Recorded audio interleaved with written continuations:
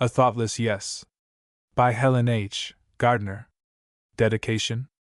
To the many strangers who, after reading such of these stories as have before been printed, have written me letters that were thoughtful or gay or sad, I dedicate this volume.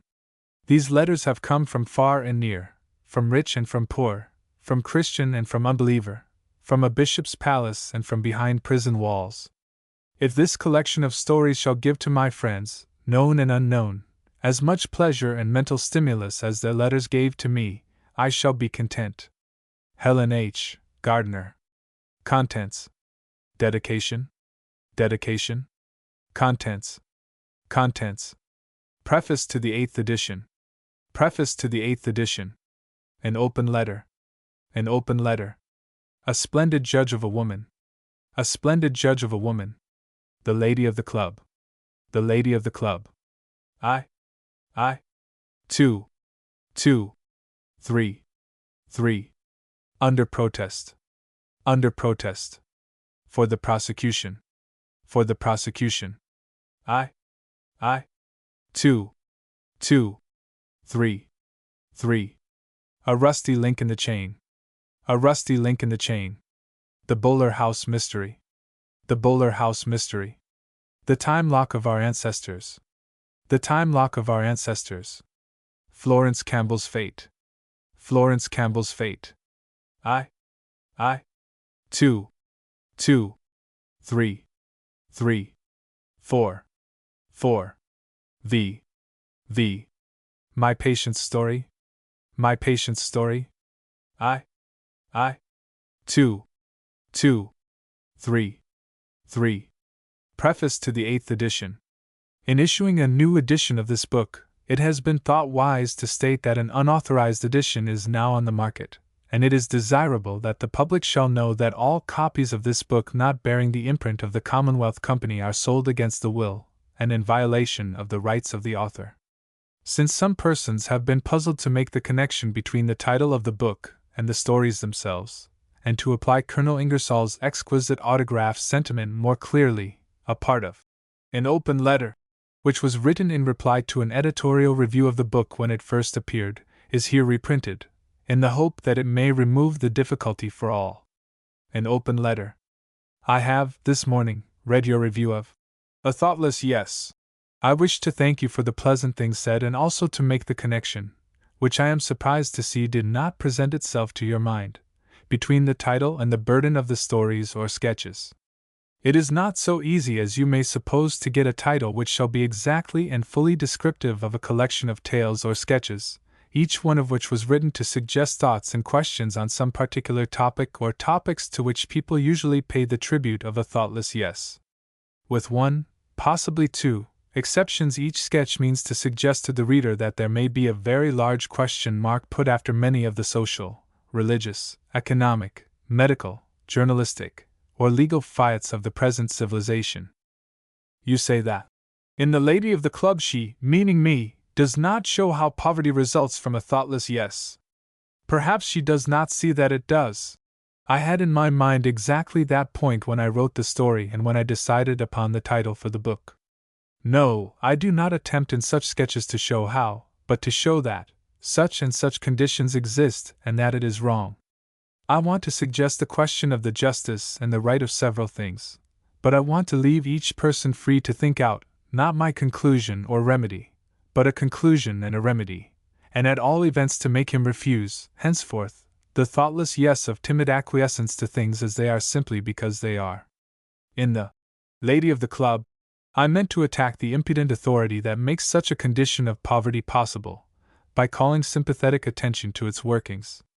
There are one or two other ideas sustained by authority, to which, to the readers of that tale, I wish to make a thoughtless yes henceforth impossible. At least I hope to arouse a question. One is taxation of church property. I wish to point out that by shirking their honest debts churches heap still farther poverty and burden upon the poor. I hope, too, to suggest that the idea of charity, to which most people give a warmly thoughtless yes, must be an indignity or impossibility where, even they would say, it was most needed. I wanted to call attention to the fact that a physician and a man of tender heart and lofty soul were compelled to make themselves criminals, before the law, to even be kind to the dead. That conditions are so savage under the present system that such a case is absolutely hopeless while the victims live and outrageous after they are dead. To all of these dictates of impudent authority, to which most story readers pay the tribute of a thoughtless yes, I wanted to call attention in such a way that henceforth a question must arise in their minds. I hope to show, too, that even so lofty a character as Roland Barker was tied hand and foot, until it made him almost a madman, by a system of economics and religion and law which so interlace as to sustain each other and combine to not only crush the poor but to prevent the rich from helping along even where they desire to do so. These were the main points upon which that particular tale was intended to arouse a mental attitude of thoughtful protest. There are other, minor ones, which I need not trouble you to recall. If you will notice, nearly all of the tales end, or stop without an end, with an open question for the reader to settle his way, not mine. Indeed, I am not yet convinced that my own ideas of the changes needed and the way to bring them about are infallible. I am still open to conviction. I have tried to grasp the socialist, communist, anarchist, single tax, free land, and other ideas and to comprehend just what each could be fairly expected to accomplish if established, to see the pros and cons of these and other schemes for social improvement. These, and the varying cults ranged between, each seems to me to have certain strong points and certain weak ones. Each seems to me to overlook some essential feature. And yet I have no system to offer that I think would be better or would work better than some of these. Indeed, I do most earnestly believe that the inspired way is yet to be struck out, and I do not believe that I am the one to do it. Meanwhile, I can do some things. I can suggest questions, and sometimes answers. But I am not a god, and I do not want all people to answer my way. I do want to help prevent, now and henceforth, the tribute of a thoughtless yes from being given to a good many established wrongs. Since such able thinkers as you are have, in the main, already refused such tribute, I am perfectly satisfied to let each of these answer the questions I have suggested or may suggest in my fiction in the way that seems most hopeful to him. Meantime, the vast majority of story readers have not yet had their emotions touched by the dramatic presentation of the other side. Fiction has, in the main, worked to make them accept without question all things as authority has presented them. Who knows but that a lofty discontent may be stirred in some soul who can solve the awful problems, and at the same time reconcile the various cults of warring philosophers so that they may combine for humanity, and cease to divide for revenue, or personal pique. I do not believe that the province of a story is to assume to give the solution of philosophical questions that have puzzled and proved too much for the best and ablest brains. I have no doubt that fiction may stir and arouse to thought many who cannot understand and will not heed essays or argument or preaching, while it may also present the same thoughts in a new light to those who do. Personally, I do not believe in tacking on to fiction a moral, or an conclusion, which shall switch all such aroused thoughts into one channel. Clear thinking and right feeling may lead someone, who is new to such protest, to solutions that I have not reached. So let us each question impudent authority, whether it be in its stupid blindness to heredity or to environment, and I shall be content that you solve the new order by an appeal to anarchism via free land, or that Matilda Jocelyn Gage solve it by the ballot for women and hereditary freedom from slavish instincts stamped upon a race bohem of superstitious and subject mothers. Personally, I do not believe that all the free land, free money, or freedom in the world, which shall leave the mothers of the race, whether in or out of marriage, a subject class, or in a position to transmit to their children the vices or weaknesses of a dominated dependent, will ever succeed in populating the world with self-reliant, self-respecting, honorable, and capable people. On the other hand, I do not see how the ballot in the hands of woman will do for her all that many believe it will. That it is her right and would go far is clear, but after that, your question of economics touches her in a way that it does not and cannot touch men, and I am free to confess that as yet I have heard of no economic or social plan that would not of necessity, in my opinion, bear heaviest upon those who are mothers. So you will see that when I suggested the desirability in, for the prosecution, of having mothers on the bench and as jurors where a case touched points no man living does or can understand in all its phases, I do not think that would right all the wrong nor solve all the questions suggested by such a trial, but I thought it would help push the car of right and justice in the direction of light which we all hope is ahead. You believe more in environment than in heredity. I believe in both, and that both are sadly and awfully awry, largely because too many people in too many ways pay to impudent authority the tribute of a thoughtless yes. It is one of the saddest things in this world to see the brave and earnest men who fight so nobly for better and fairer economic conditions for labor pay much too often the tribute of a thoughtless yes to the absolute pauper status of all womanhood. They resent with spirit the idea that men should labor for a mere subsistence, and always be dependent upon and at the financial mercy of the rich. They do not appear to see that to one half of the race even that much economic independence would be a tremendous improvement upon her present status. How would single tax or free land help this? You may reply that anarchism would solve that problem. Would it? With maternity and physical disabilities in the scale? To my mind, all the various economic schemes yet put forward lack an essential feature. They provide for a free and better manhood, but they pay the tribute of a thoughtless yes to impudent authority in the case of womanhood, in many things. And so long as motherhood is serfhood, just so long will this world be populated with a race easy to subjugate, weak to resist oppression, criminal in its instincts of cruelty toward those in its power, and humble and subservient toward authority and domination. Character rises but little above its source. The mother molds the man. If she have the status, the instincts, and the spirit of a subordinate, she will transmit these, and the more enlightened she is the surer is this, because of her consciousness of her own degradation.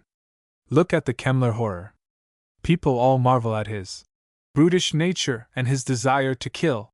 No one says anything about the fact, which was merely mentioned at his trial, that his father was a butcher and his mother helped in the business.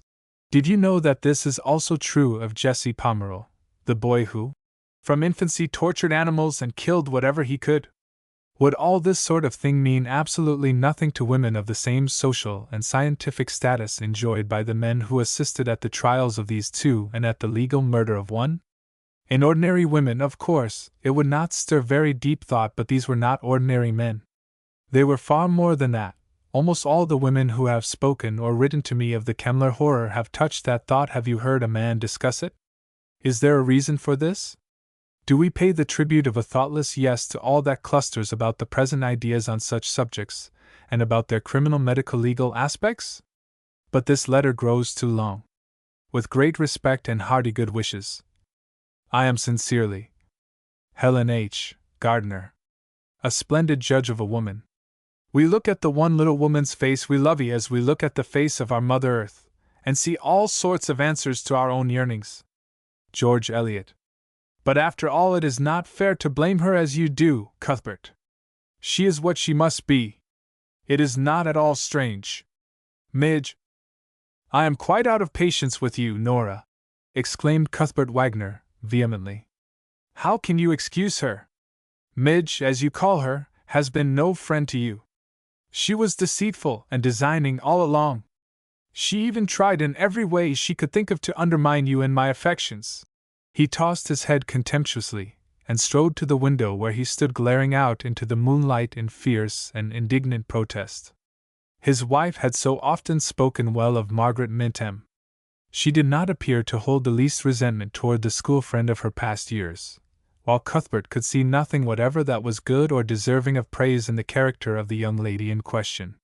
He was bitterly resentful because Margaret Mintham had spoken ill of his wife while she was only his betrothed, and Cuthbert Wagner did not forgive easily.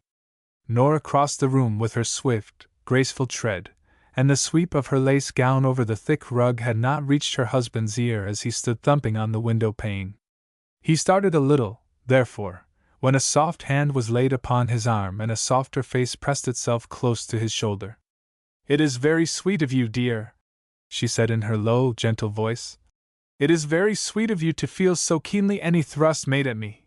But, darling, you are unfair to Midge, poor girl. My heart used often to bleed for her. It must be terribly hard for her to fight her own nature, as she does, as she must, and lose the battle so often after all. Fight fiddlesticks, said Cuthbert, and then went on grumbling in inarticulate sounds, at which his wife laughed out merrily. Oh, boo, boo, boo, she said, pretending to imitate his unuttered words. I don't believe a word of it. I know Margaret Minturn. Did I not room with her for 3 long years? And do I not know that she is a good girl, and a very noble one too, in spite of her little weakness of envy or jealousy? She can't help that. I am sure she must be terribly humiliated by it. Indeed, indeed, dear, I know that she is, but she cannot master it. It is a part of her. I do not know whether she was born with it or not, but I do know that all of her life since she was a very little girl she has been so situated that just that particular defect in her character is the inevitable result. Don't you believe, Cuthbert, that all such things are natural productions? Why, dearie, it seems to me that you might as reasonably feel angry with me because my hair is brown as toward Midge, because her envy sometimes overbears her better qualities. The real fault lies. Oh, Nora, suppose you take the stump. Lecture on whatever is right, and have done with it. Aha, my dear, laughed his wife. I have caught you napping again. I do not say that it is right, but I do say that it is natural for Margaret to be just what she is. That is just the point people always overlook, it seems to me. Nature is wrong about half of the time, even inanimate nature. Just look over there. See those splendid mountains and the lovely little valley all touched with moonlight. But oh, how the eye longs for water! A lake, a splendid river, the ocean in the distance, something that is water, anything that is water. But no, it is valley and mountain and mountain and valley, until the most beautiful spot in the world, when first you see it, grows hateful and tiresome and lacking in the most important feature. Cuthbert laughed. A lake would look well just over there by McGuire's barn, now, wouldn't it? And, come to think of it, how a few mountains would improve things over at Newport or Long Beach. He stopped to thump a bug from his wife's shoulder. How pretty you look in that black lace, little woman. I don't believe nature needed any improver once in her life anyhow, when she made you. Nora smiled. A pleased, gratified little dimple made itself visible at one corner of her mouth. Her husband stooped over and kissed it lightly, just as the portière was drawn aside and a guest announced by James, the immaculate butler. We've just been having a quarrel, Bailey, said Mr. Wagner, as he advanced to greet the visitor. And now I mean to leave it to you if— Yes, drawled Mr. Bailey. I noticed that as I came in. You were just punctuating your quarrel as James drew back the portière. That is the reason I coughed so violently as I stepped inside. Don't be alarmed about my health. It isn't consumption. It is only assumption, I do assure you. I assumed that you were alone, that there wasn't an interested spectator. But great Scott! Bert, I don't blame you, so don't apologize. And with a low bow of admiration to his friend's wife, he joined in the laugh. But what was the row? I'm consumed to hear it, he added, as they were seated. I should be charmed to umpire the matter, so long as it ended that way. Now go on, but I want to give you fair warning, old man, that I am on Mrs. Wagner's side to start with, so you fire off your biggest guns and don't attempt to roll any twisted balls. Curved balls, laughed Nora. Not twisted, and it seems to me you mix your games just a wee bit. There isn't any game with guns and balls both, is there? Oh, yes, indeed, replied Mr. Bailey, promptly. The old game in which there is brought to bear a battery of eyes. Oh, don't, said Cuthbert. I am not equal to it. But after all, I can't see that you are well out of this, Ned. Where do the balls come in? What have you against eyeballs that roll in a fine frenzy when a battery of handsome eyes is trained upon a bashful fellow like me? He asked quite gravely, and then all three laughed and Cuthbert pretended to faint. I shall really have to protest, myself, if you go any farther, Mr. Bailey, said Nora. You are getting into deep water, and if you are to be on my side in the coming contest, I want you to have a cool head and a clean heart, put in Cuthbert. Mrs. Wagner never asked for impossibilities, I am sure, said Mr. Bailey dryly. But she does. That is just it. She wants to make me believe that a girl who traduced her and acted like a little fiend generally is an adorable creature, a natural production which couldn't help itself, had to behave that way. I believe I started in by saying that I should be on your side, Mrs. Wagner, said their guest, assuming a judicial attitude and bracing himself behind an imaginary pile of accumulated evidence. But I'm beginning to wobble already. If Bert makes another home run like that, I warn you, madam, that while I shall endeavor to be a fair and impartial judge, I shall decide against you. Nora's eyes had a twinkle in their depths for an instant, but her face had grown grave. Wait. Let me tell you, she said. Even Cuthbert does not know just how it was, what went to make my old school friend's character precisely what it became. It was like this. When she was a very little girl, her father died, and the poor little mother went back home with her 4 young children, and her crushed pride, to be an additional burden to the already overburdened father, who was growing old and who had small children of his own still to educate and pilot through society. He had lost his hold on business when he went into the army, and although he came home a general, quite covered with glory, a large family cannot live on glory, you know, and fame will not buy party dresses for 3 daughters and a grandchild. I've noticed that, remarked Mr. Bailey dryly.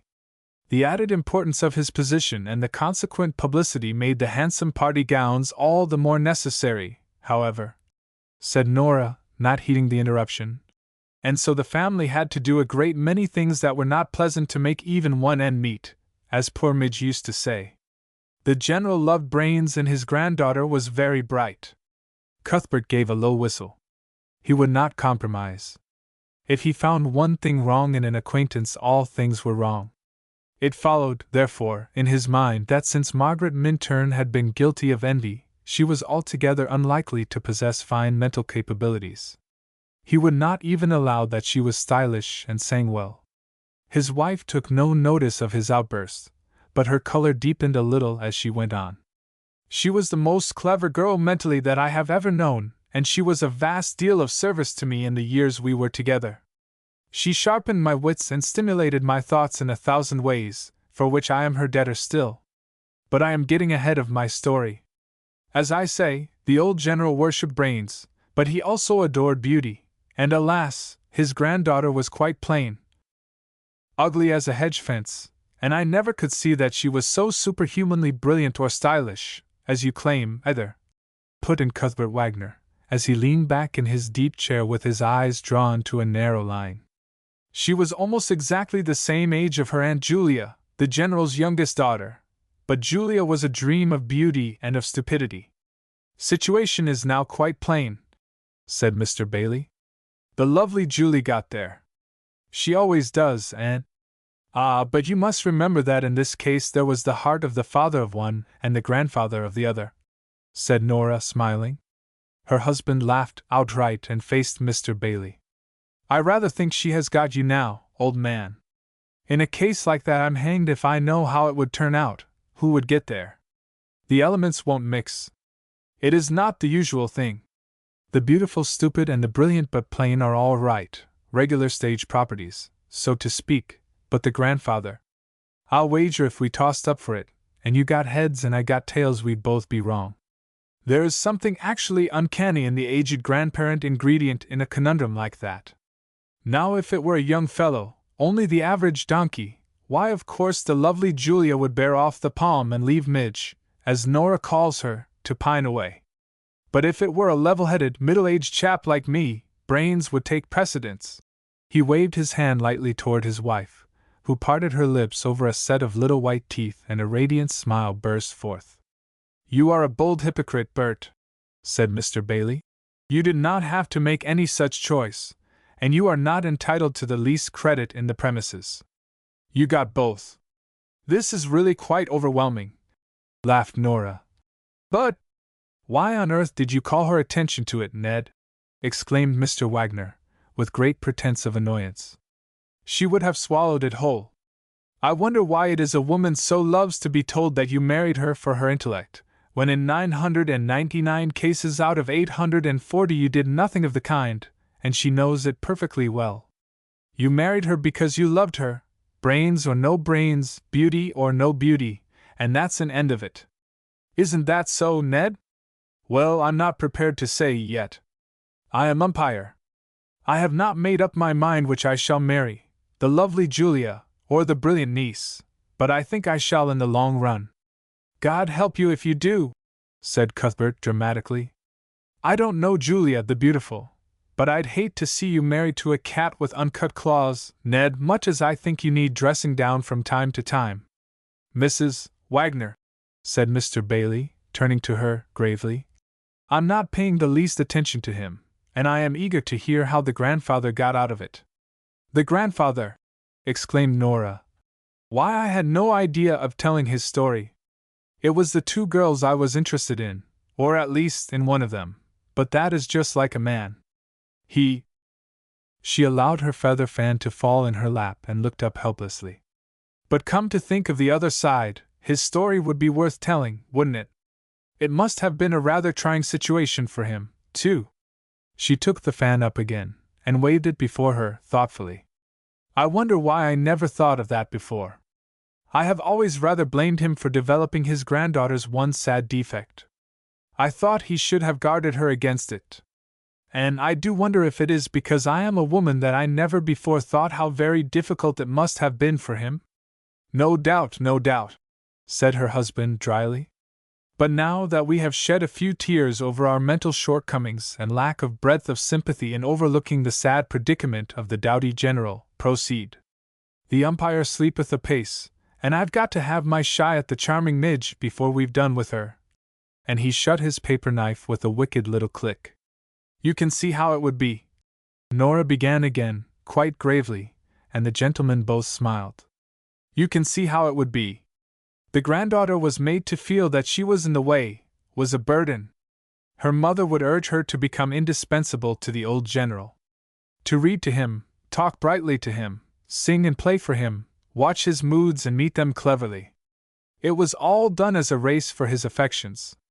Julia raced with her, setting her beauty and the other great fact that she was the child of his old age over against the entertaining qualities of her rival. Mr. Bailey drew his handkerchief across his brow and looked helplessly perplexed, while Cuthbert responded with a dreary shake of the head. It is a clear case of the lady or the tiger yet, so far as I can see, said he. Who got there, Bailey? Mr. Bailey smiled despairingly, and shook his head, but said nothing. It went on like that day after day, week after week, month after month, year after year, continued Nora, looking steadily in front of her and shivering a little, until they were both young ladies. The general gave a party to present them both to society at the same time. His granddaughter tried to make him feel that he was repaid for the expense and trouble by the display of her exceptional powers as a conversationalist, Julia, by the display of her neck and shoulders, her exquisite rose-leaf face, and her childishly pretty manners. This sort of rivalry would have been well enough, no doubt, if it had not been for the fact that from childhood up to this culmination there had been a dash of bitterness in it, an undercurrent of antagonism, and poor Midge had always been the main sufferer, because she was very sensitive, and she was made to feel that all she received was taken from her Aunt Julia. To stand first with her father, Julia would do almost anything, and the ingenuity with which she devised cruel little stabs at Midge was simply phenomenal. To be absolutely necessary to him became almost a mania with his granddaughter. If this thing goes on much longer, I am going to have a fit, Cuthbert announced placidly. The girl you judge so harshly, poor child, had a great many of them, said Nora, with an inflection in her voice that checked a laugh on Mr. Bailey's lips. Fits of depression, fits of anger, fits of sorrow, fits of shame and of indignation with herself and with others. For there were times when she stooped to little meannesses which her sensitive soul abhorred. If intense effort resulted, after all, in failure, envy of her successful rival grew up in her heart, and sometimes, if it were carefully cultivated by the pruning hook of sarcasm or an unkind look of triumph, she would say or do a mean or underhand thing, and then regret it passionately when it was too late. Cuthbert gave a grunt of utter incredulity. Regretted it so little she'd do it again next day, he grumbled. Nora went steadily on. It grew to be the one spring and impulse of her whole nature, the necessity of her existence, to stand first with the ruling spirit wherever she was, whoever it might be. At school I have known her to sit up all night to make sure that she would be letter perfect in her lessons the following morning. Not because she cared for her studies so much as because she must feel that she stood first in the estimation of her teachers. And then, too, her grandfather would know and be proud of her. It got to be nature with her. I do not know how much of the tendency may have been born in her, to need to stand on the top wherever she was. It has always seemed to me that the conditions surrounding her were quite enough to explain this characteristic without an appeal to a possible heredity of which I can know nothing. Even where we boarded, although she disliked the women and looked down upon the young men, she made them all like her, and even went the length of allowing one young fellow to ask her to marry him simply because she saw that he was interested in me. Humph! began Cuthbert, but his wife held up her hand to check him, and did not pause in her story. Up to that time she had not given him a thought, and she was very angry when he finally asked the great question. She thought that he should have known that such a girl as she was could not be for a man of his limitations. She felt insulted. She flew upstairs and cried with indignation. The mere idea, she said to me. How dared he? The common little biped. I told her that she had encouraged him, and had brought unnecessary pain upon him as well as regret upon herself. Then she was angry with me. By and by she put her hand out in the darkness and took mine and pressed it. Then she said, Nora, it was my fault, but, and then she began to sob again. But Nora, I don't know why I did it, and there was a long pause, and beside I thought he was in love with you. She sobbed out. That was the whole story, said Cuthbert resentfully. She simply wanted to supplant you and… Yes, that was the whole story, as you say, dear, said his wife gently. But the poor girl could not help it. And she did not understand it herself at all. You make me provoked, Nora, said Cuthbert, almost sharply.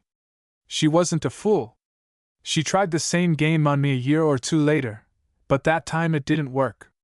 She even went the length of talking ill of you to me, saying little cutting things, when she found I had utterly succumbed to your attractions. I have to laugh yet when I think of it, that is, when it don't make me too angry to laugh, how I gave her a good round talking to.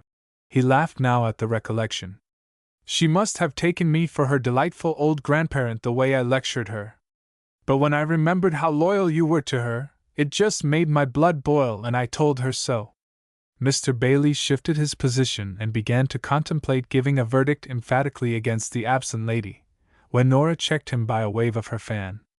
Yes, I know she did, Cuthbert, and I know everything you said to her. You were very cruel, if you had understood, as you did not and do not yet. She came and told me all about it. Cuthbert Wagner gave a low, incredulous whistle, and even Mr. Bailey looked skeptical. She came back from that drive with you the most wretched girl you ever saw. Her humiliation was pitiful to see. Her self-reproach was touching and real. I believe she would have killed herself if I had seemed to blame her. Cuthbert snapped out. Humph! Very likely, and gone and done the same thing again the next day. Possibly that is true, if there had been a next day with a new temptation that was too strong for her on the shore where she landed after death, if the Almighty had shown a preference for someone else, hey? Asked Mr. Bailey, flippantly. No doubt, acquiesced Nora. But suppose you had a weak leg and it gave way at a critical moment, say just when you were entering an opera box to greet a lady. Suppose it dropped you in a ridiculous or humiliating manner. You would rage and be distressed, and make up your mind not to let it occur again, except in the seclusion of your own apartments. But well, it would be quite as likely to serve you the same trick the following week, in church. The illustration does not strike me as quite fair, said Mr. Bailey, judicially. Good, Ned.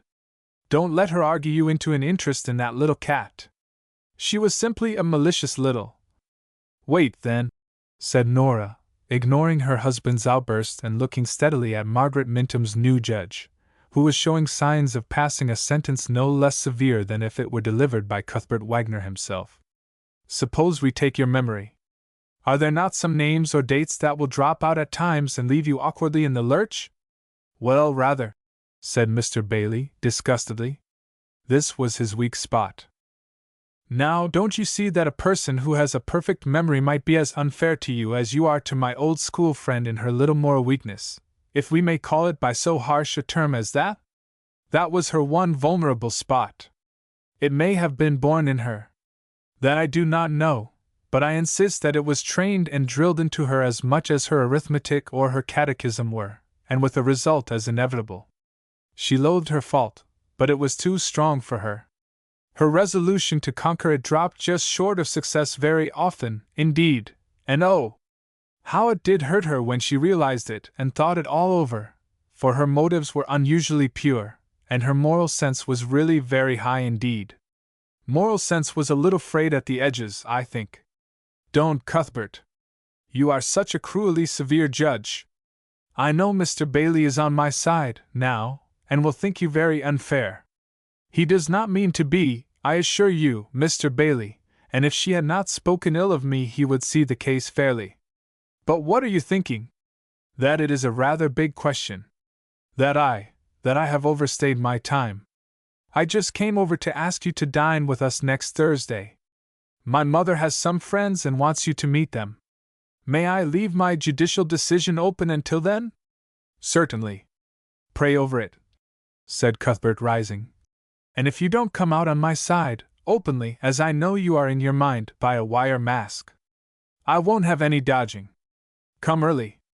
There is a secret to tell, laughed Mr. Bailey as he withdrew, and then he blushed furiously. Mother's secret, he added, as he closed the door behind him. The evening of the dinner the Wagners were later than they had intended to be, and Mrs. Bailey took Nora aside and said quite abruptly, I've got to pop it at you rather suddenly. Why didn't you come earlier? The lady whom Ned is to marry is here, and it is for her I have given the dinner. Ned went to your house to tell you last week, but his heart failed him. He said you were all in such a gale of nonsense that he concluded to wait. It is a very tender subject with him, I assure you. His case is quite hopeless. He is madly in love, and I am very much pleased with his choice. She seems as nearly perfect as they ever are, and she is unusually talented. But here is Ned now. I have told her all about it, my son, come and be congratulated. He came forward shyly enough for a man of his years and experience, and took Nora's hand in a helpless way. But Cuthbert relieved matters at once by a hearty, Well, it is splendid, old fellow. I'm delighted. But before the others come down, broke in Mr. Bailey, as if to get away from the subject, I want to get my discharge papers in that case you plead before me last week. It lies heavy on my soul, for I am very sorry to say, Mrs. Wagner, that I am compelled to give judgment against you and your client. I think she was, I'm with Cuthbert this time. She impresses me as almost without redeeming qualities. I do not wish to make her acquaintance. I am sure that I could never force myself to take even a passing interest in that sort of a moral acrobat. Really, the lovely but selfish Julia would be my choice in a team of vicious little pacers like that. I'm sure I should detect your friend's fatal weakness in her every action. I should be unable to see anything but the hideous green-eyed monster even in the folds of her lace gowns or the coils of her shining hair. He would appear to me, ghost-like, peering over her shoulder in the midst of her most fascinating conversation. I should feel his fangs and see the glitter of his wicked eyes while I tried to say small nothings to her, and— Oh, not at all, protested Nora. You would never detect it at all unless she happened to be fighting for your esteem or admiration where she felt that odds were against her. I beg your pardon, Mrs. Wagner, but I am quite sure that I should. Envy is to me the very worst trait in the human character. I could more easily excuse or be blinded to anything else. I know that I should detect it at once. I always do, especially in a woman. Certainly. Anybody could. You know very well, Nora, that I saw, began Cuthbert quite gleefully, but as a salve to her wounded feelings Mr. Bailey added in a tone of conciliation to Nora. However, I shall agree to let you test me some day. Present your friend to me, incognito, and I'll wager, anything that I shall read her like a book on sight. I'm a splendid judge of a woman. Always was from childhood. I'm sure that I should feel creepy the moment I saw the brilliant but envious granddaughter of the unfortunate old warrior. And by the way, he continues to be the one for whom you have enlisted my sympathy. I wonder that he was able to live 2 weeks in the same house with such a cat," said Cuthbert, with a vicious jab at a paperweight which represented a solemn-looking Chinese god in brocade trousers. He was just turning to enter into a cheerful and elaborate statement of his side of the controversy, as Mrs. Bailey swept down the room with her son's betrothed upon her arm, smiling and happy. "Margaret Minturn!" exclaimed Nora, in dismay, and then, "I am so glad to see you again, dear, and to be able to congratulate you, instead of some fair unknown, upon the fact that you are to have so dear a friend of ours for a husband. We think everything of Mr. Bailey. He is Bert's best friend and—" Cuthbert had turned half away in utter confusion when he saw the ladies coming down the room, and feigned an absorption in the rotund Chinese deity which he had never displayed for the one of his own nation. But he bowed now, and mumbled some inarticulate sounds as he looked, not at the future Mrs.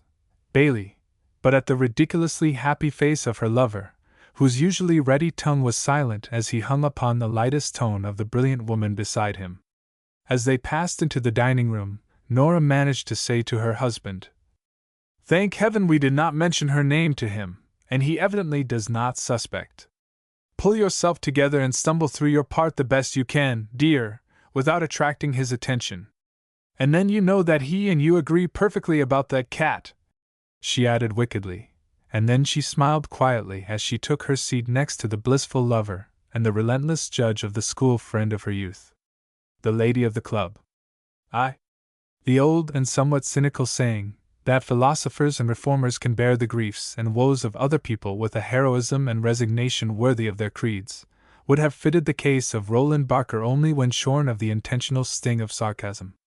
It is, nevertheless, true that even his nobly gifted nature, his tender heart, and his alert brain sometimes failed to grasp the very pith and point of his own arguments.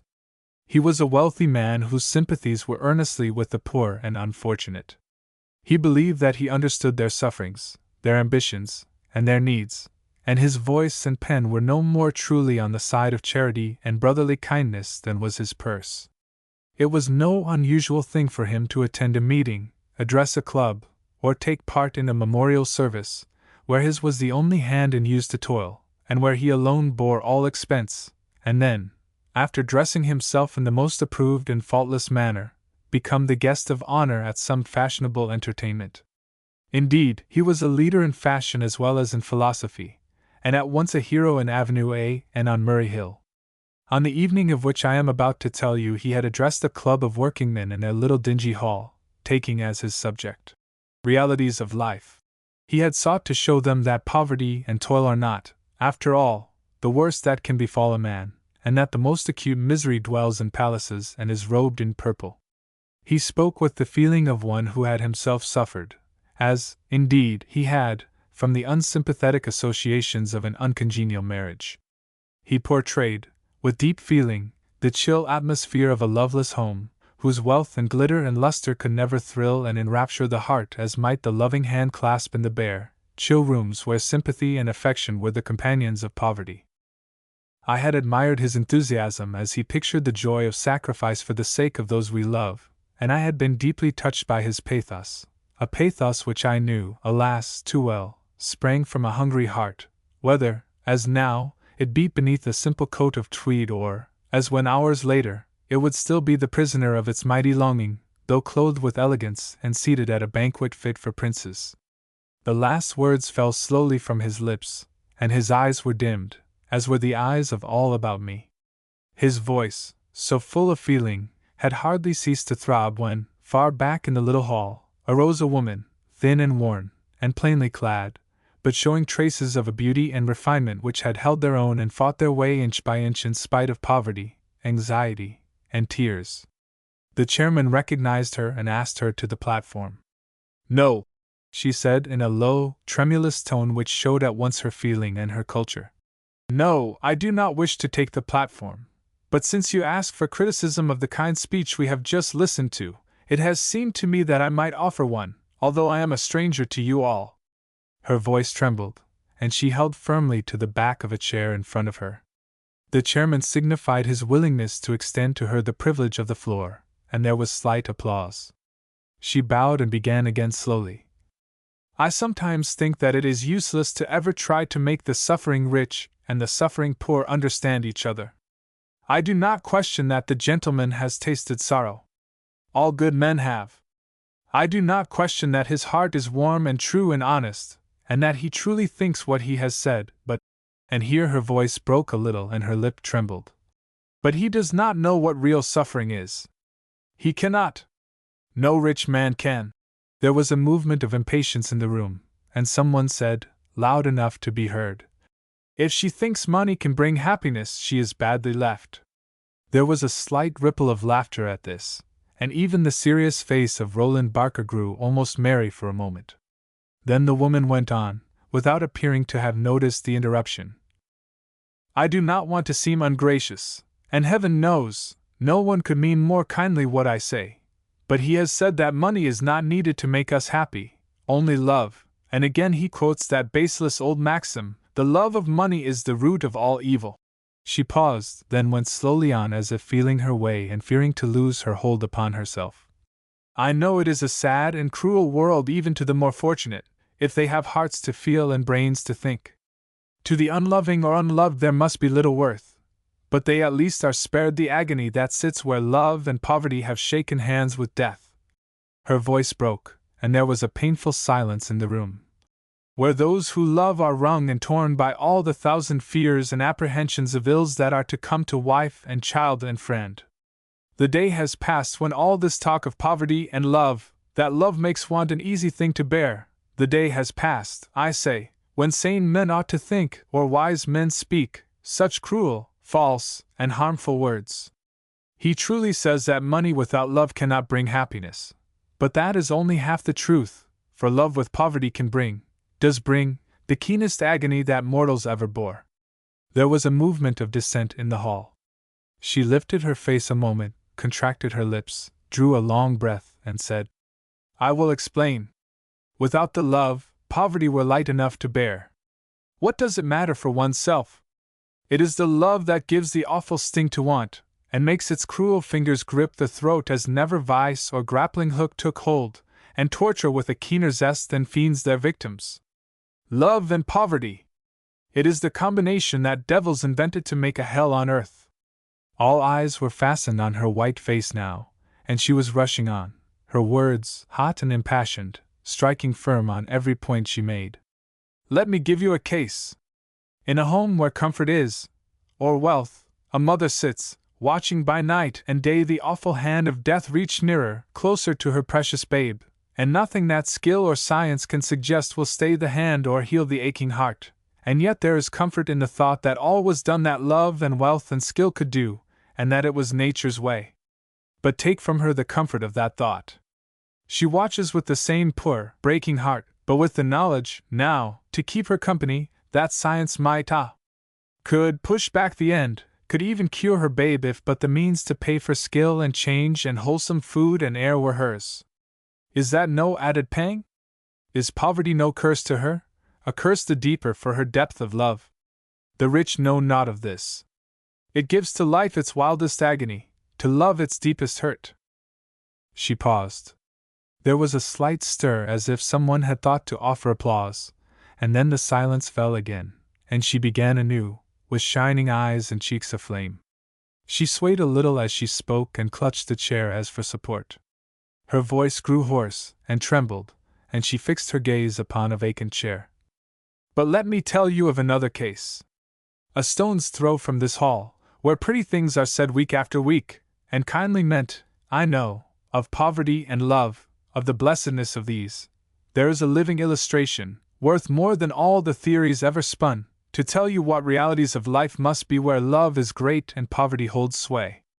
Picture, with me, the torture and despair of a refined and cultured woman who watches hour by hour the long months through, and sees the creeping feet of mental wreck and physical decay, and knows the mortal need of care and calm for him who is the whole of life to her, and for the want of that which others waste and hold as dross he must work on and on, hastening each day the end he does not see, which shall deprive him of all of life except the power for ill.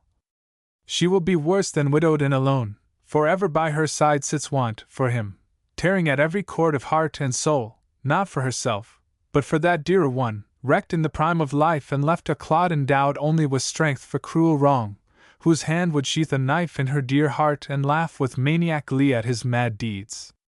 She saw the end. She knew long months ago what was to be, if he must toil and strain his nerve and brain for need of that which goes from nave to nave, and hoards itself within cathedral walls, where wise men meet to teach the poor contentment with their lot. She knew he must not know, the knowledge of the shadow must be kept from his dear brain until the very end, by smiles, and cheer, and merry jests from her. Who dare tell her that riches are a curse? And prate of dross and call on heaven to witness that its loss is only gain of joy and harbinger of higher, holier things? Who dare call her as witness for the bliss of poverty with love? She slowly raised her hand and, with a quick-drawn breath, pressed it against her side, and with her eyes still fastened on the vacant chair, and tears upon her cheeks, falling unchecked upon her heaving bosom, she held each listener silent and intent on every word she spoke. The time allotted anyone was long since overrun, but no one thought of that, and she went on. With love, there is where the iron can burn and scar and open every wound afresh each day, make poverty a curse, a blight, a scourge, a vulture, iron-beaked, with claws of burning steel, that leave no nerve untouched, no drop of blood unshed. With love, 'tis there the hand of poverty can deal the deadliest blows, and show, as nowhere else on earth, the value of that slandered, hoarded thing called wealth. There blazed into her face a fierce, indignant light, her voice swelled out and struck upon the ear like fire bells in the dead of night. The root of evil! Poverty with love, hypocrisy, in purple velvet robed behind stained glass, with strains of music falling on its ears, with tables spread in banquet hall below, bethought itself to argue thus to those itself had robbed, while, thoughtless of its meaning and its birth, the echo of its lying, treacherous words comes from the pallid lips of many a wretch whose life has been a failure and an agony because of that which he himself extols. A lie once born contains 1,000 lives, and holds at bay the struggling, feeble truth, if but that lie be fathered by a priest and mothered by a throne, as this one was. The root of evil is the spring of joy. Decry it those who will. And those who do not love, perchance, may laugh at all its need can mean, but to the loving, suffering poor bring no more cant, and cease to voice the hollow words of ignorance and hypocrisy. It is too cruel, and its deadly breath has long enough polluted sympathy and frozen up the springs of healthy thought, while sheathing venomed fangs and breaking hearts. Recast your heartless creeds! Your theories for the poor are built on these. She sank back into her chair white and exhausted. There was a wild burst of applause. A part of the audience, with that ear for sound and that lack of sense to be found in all such gatherings, had forgotten that it was not listening to a burst of eloquence which had been duly written out and committed to memory for the occasion. But Roland Barker sprang to his feet, held both his hands up to command silence, and said, in a scarcely audible voice, as he trembled from head to foot, "Hush, hush! She has told the truth! She has told the awful truth! I never saw it all before. Heaven help you to bear it! It seems to me I cannot!" Several were pale and weeping. I turned to speak to the woman who had changed an evening's entertainment into a tragic scene, but she had slipped out during the excitement. I took Barker's arm and we walked towards the avenue together. Neither of us spoke until we reached Madison Square. Here the poor fellow sank into a seat and pulled me down beside him. "Don't talk to me about theories after that," he said. "Great God! I am more dead than alive. I feel 50 years older than when I went to that little hall to teach those people how to live by my fine philosophy, and I truly thought that I had tasted sorrow and found the key to resignation." "Ye gods! Perhaps you have," I said. "Yes, yes," he replied impatiently. "But suppose I had to face life day by day, hour by hour, as that woman pictured it, and she was a lady with as keen a sense of pain as I. What do you suppose my philosophy would do for me then? Do you think I could endure it? And I went there to teach those people how to suffer and be strong. Look here, Barker, I said. You'd better go home now and go to bed. You are cold and tired, and this won't help matters any. What will? He asked. I made no reply. When we reached his door, he asked again. What will? I shook my head and left him standing in the brilliant hall of his beautiful home, dazed and puzzled and alone. 2.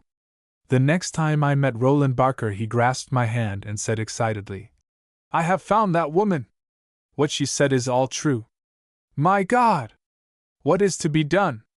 I feel like a strong man tied hand and foot, while devilish vultures feed on the flesh of living babes before my eyes. Stop, Barker, I said. Stop, and go away for a while, or you will go mad. What have you been doing? Look at your hands. They tremble like the hands of a palsied man, and your face. Why, Barker, your face is haggard and set, and your hair is actually turning gray. What in the name of all that's holy have you been doing? Nothing, absolutely nothing, he exclaimed. That is the trouble. What can I do? I tell you something is wrong, Gordon. Something is desperately wrong in this world. Look at that pile of stone over there. Millions of dollars are built into that. It is opened once each week, aired, cleaned, and put in order for a fashionable audience dressed in silk and broadcloth. They call it a church, but it is simply a popular clubhouse, which, unlike other clubhouses, hasn't the grace to pay its own taxes. They use that clubhouse, let us say 3 hours in all each week, for what? To listen to elaborate music and fine-spun theories about another world. They are asked to, and they give money to send these same theories to nations far away, who, to put it mildly, are quite as well off without them. Then that house is closed for a week, and those who sat there really believe that they have done what is right by their fellow men. Their natural consciences, their sense of right and justice, have been given an anesthetic.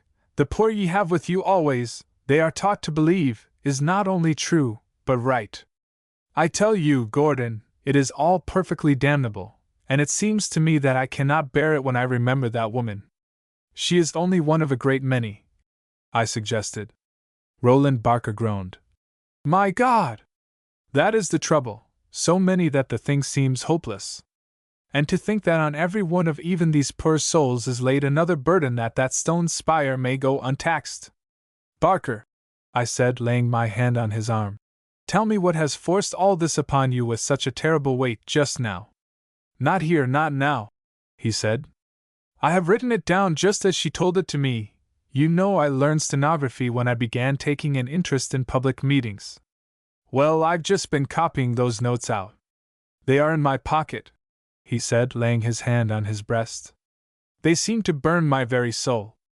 I would not dare to trust myself to read them to you here. Come home with me.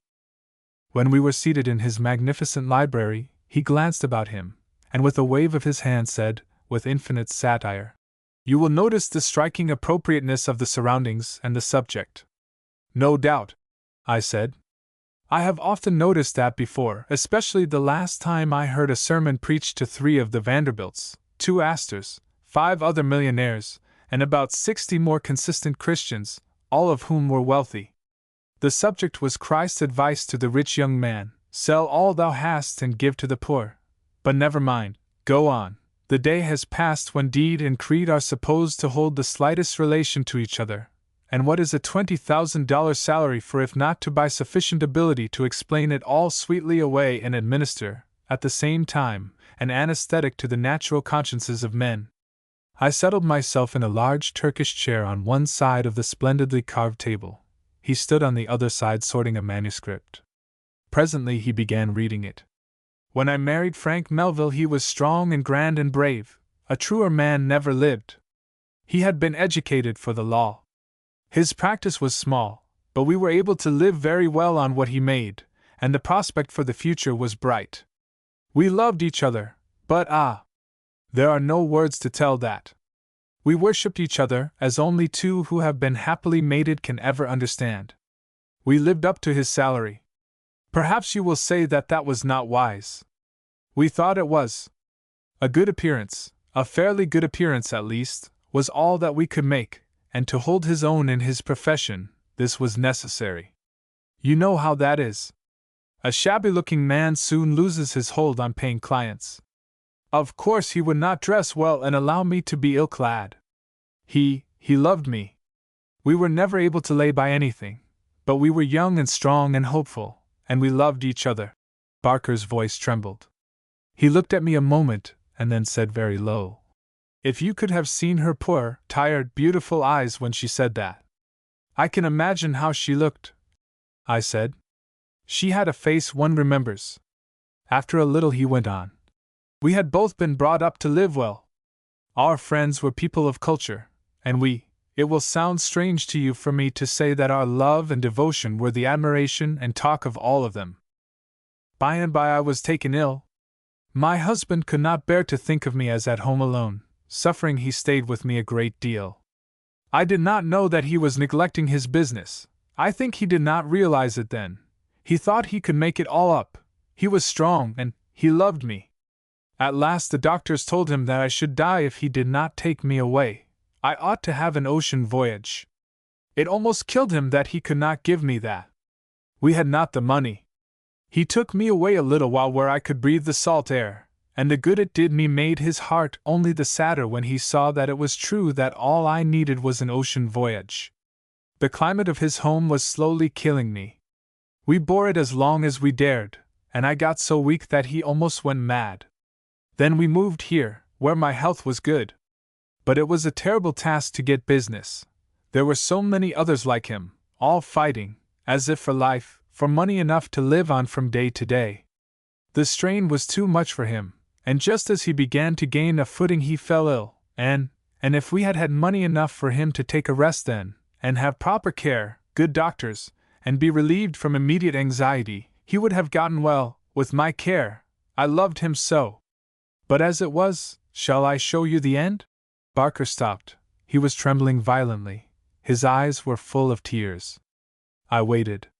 Presently he said huskily, "Shall I tell you, Gordon, what I saw? I have not gotten over it yet." She laid her finger on her lips and motioned me to follow. The room where we had been was poor and bare. She took a key from her bosom, opened a door, and went in. I followed. Sitting in the only comfortable chair, which had been handsome once, was a magnificent-looking man, so far as mere physical proportions can make one that. "Darling," she said tenderly, as if talking to a little child, "darling, I have brought you a present. Are you glad?" She handed him a withered rose that I had carelessly dropped as I went in. He arose, bowed to me when she presented me, waved me to his chair, took the flower, looked at her with infinite love, and said, "Tomorrow, little wife, wait till tomorrow." Then he sat down, evidently unconscious of my presence, and gazed steadily at her for a moment, seeming to forget all else and to struggle with some thought that constantly eluded him. She patted his hand as if he were a child, smiling through her heartbreak all the while, kissed him, and motioned me to precede her from the room. When she came out she locked the door carefully behind her, sank into a chair, covered her face with her hands, and sobbed as if her heart would break. After a while she said, "A little money would have saved him, and now it is too late, too late. Sometimes he is violent, sometimes like that. The doctors say the end is not far off, and that any moment he may kill me, and afterwards awake to know it. It is all the result of poverty with love," she said. Then, passionately, "If I did not love him so I could bear it, but I cannot. And how will he bear it if he ever harms me, and I not there to help him?" Barker stepped to the window to hide his emotion. Presently he said, in a voice that trembled, "If she did not love him so she could let him go to some asylum, but she knows the end is sure, and not far off, and that the gleams of light he has are when he sees her face. She has parted with everything that made life attractive to keep food and warmth for him. She is simply existing now from day to day, one constant agony of soul and sense, waiting for the end. She allowed me to take a doctor to see him. I would have come for you, but you were out of town. He only confirmed what others had told her a year ago. He advised her to have him put in a safe place before he did some violence, but she refused, and made us promise not to interfere. She said he would be able to harm no one but her, if he became violent at the last, and she was ready for that. It was easier far to live that way and wait for that each day than to have him taken away where he would be unhappy and perhaps ill-treated. He needed her care and love beside him every hour, and she needed nothing. Here Barker flung himself into a chair and let his head fall on his folded arms on the table. "That is the way love makes poverty easy to bear," he said bitterly after a time, and his trembling hands clenched tight together. "Did you give her any money?" I asked. He groaned. Yes, I left some on the table under her sewing. She isn't the kind of woman one can offer charity." "No," I said. "She isn't, and beside, for the pain that tortures her it is too late now for money to help. Only it may relieve her somewhat to feel sure that she can get what he needs to eat and wear and to keep him warm and allow her to be free from the necessity of outside work. I am glad you left the money. But Barker, do you think she will use it, coming that way and from a stranger?" He looked up forlornly. "No, I don't," he said. "And yet she may. I will hope so, but if she does, what then? The terrible question will still remain just where it was. That is no way to solve it. We can't bail out the ocean with a thimble. And what an infamous imposition all this talk is of resignation to such as she, for her terrible calm, as she talked to me, had no hint of resignation in it. She is simply, calmly, quietly desperate now, and she is one of many." He groaned aloud. "Will you take me there the next time you go?" I asked. "She said I must not come back. She could not be an object of curiosity, nor allow him to be. She said that she allowed me to come this time because on the night we first saw her she had stepped into that little hall to keep herself from freezing in her thin clothes as she was making her way home, and she saw that I was earnest in what I said, and she stayed to listen." His voice broke again. Just then the drapery was drawn back, and his wife, superbly robed, swept in, bringing a bevy of girls. "Oh, Mr. Barker," said one gaily, "you don't know what you missed tonight by deserting our theater party. It was all so real, love in rags, you know, and all that sort of thing. Only I really don't like to see quite so much attention paid to the suffering poor, with a big S, and the lower classes generally. I think the stage can do far better than that, don't you? But it is the new fad, I suppose, and after all I fancy it doesn't do much harm, only as it makes that sort of people more insufferably obtrusive about putting their ill-clad, bad-smelling woes before the rest of us. What a beautiful vase this is, Mrs. Barker! May I take it to the light?" "Certainly, my dear," laughed Mrs. Barker. "And I agree with you, as usual. I think it is an exquisite vase, and that the stage is becoming demoralized. It is pandering to the low taste for representations of low life. I confess I don't like it. That sort of people do not have the feelings to be hurt, the fine sensibilities and emotions attributed to them. Those grow up in refined and delicate surroundings. That is what I often tell Roland when he insists upon making himself unhappy over some new case of destitution. I tell him to send them $5 by mail and not to worry himself, and I won't allow him to worry me with his Christie Street emotions." Barker winced, and I excused myself and withdrew, speculating on certain phases of delicacy of feeling and fine sensibility. 3. I did not see Barker again for nearly 3 weeks, when one night my bell was rung with unusual violence, and I heard an excited voice in my hall. "Be quick, John, hurry," it said, "and tell the doctor I must see him at once. Tell him it is Roland Barker." John had evidently demurred at calling me at so late an hour. "All right, Barker, I'll be down in a moment," I called from above. "No, come up. You can tell me what is the matter while I dress. Is it for yourself? There, go in that side room, I can hear you, and I'll be dressed in a moment. Hurry, he said excitedly. I'll tell you on the way. I have my carriage. Don't wait to order yours, only hurry. Once in the carriage, I said, "Barker, you are going to use yourself up this way. You can't keep this sort of thing up much longer. You'd better go abroad." Drive faster, he called to the man on top. Then to me, if you are not the first doctor there will be a dreadful scene. They will most likely arrest her for murder. Whom? Said I. You have told me nothing, and how can I prevent that if a murder has been committed? By giving her a regular death certificate, said he coolly, saying that you attended the case, and that it was a natural death. I depend upon you, Gordon. It would be simply infamous to make her suffer any more. I cannot help her now, but you can, you must. No one will know the truth but us, and afterwards we can help her to forget. She is not an old woman. There may be something in life for her yet. Is it the lady of the club? I asked. We had always called her that. What has she done? Yes, he said. It is the lady of the club, and she has poisoned her husband. Good God! Exclaimed I. And you want me to give her a regular death certificate and say I attended the case? You must, he said. It would be infamous not to. She could not bear it any longer. She found herself breaking down, and she would not leave him alive without her care and love. He had become almost helpless, except when short violent spells came on. These left him exhausted. He almost killed her in the last one. Her terror was that he would do so and then regain his reason, that he would know it afterwards and perhaps be dragged through the courts. She had been working in a chemist's office, it seems, when she was able to do anything. She took some aconitine, and tonight she put everything in perfect order, gave him the best supper she could, got him to bed, and then gave him that. She sent for me and told me as calmly as God. It was the calm of absolute desperation. She sat there when I went in, holding his poor dead hand and kissing it reverently. She laid it down and told me what I tell you.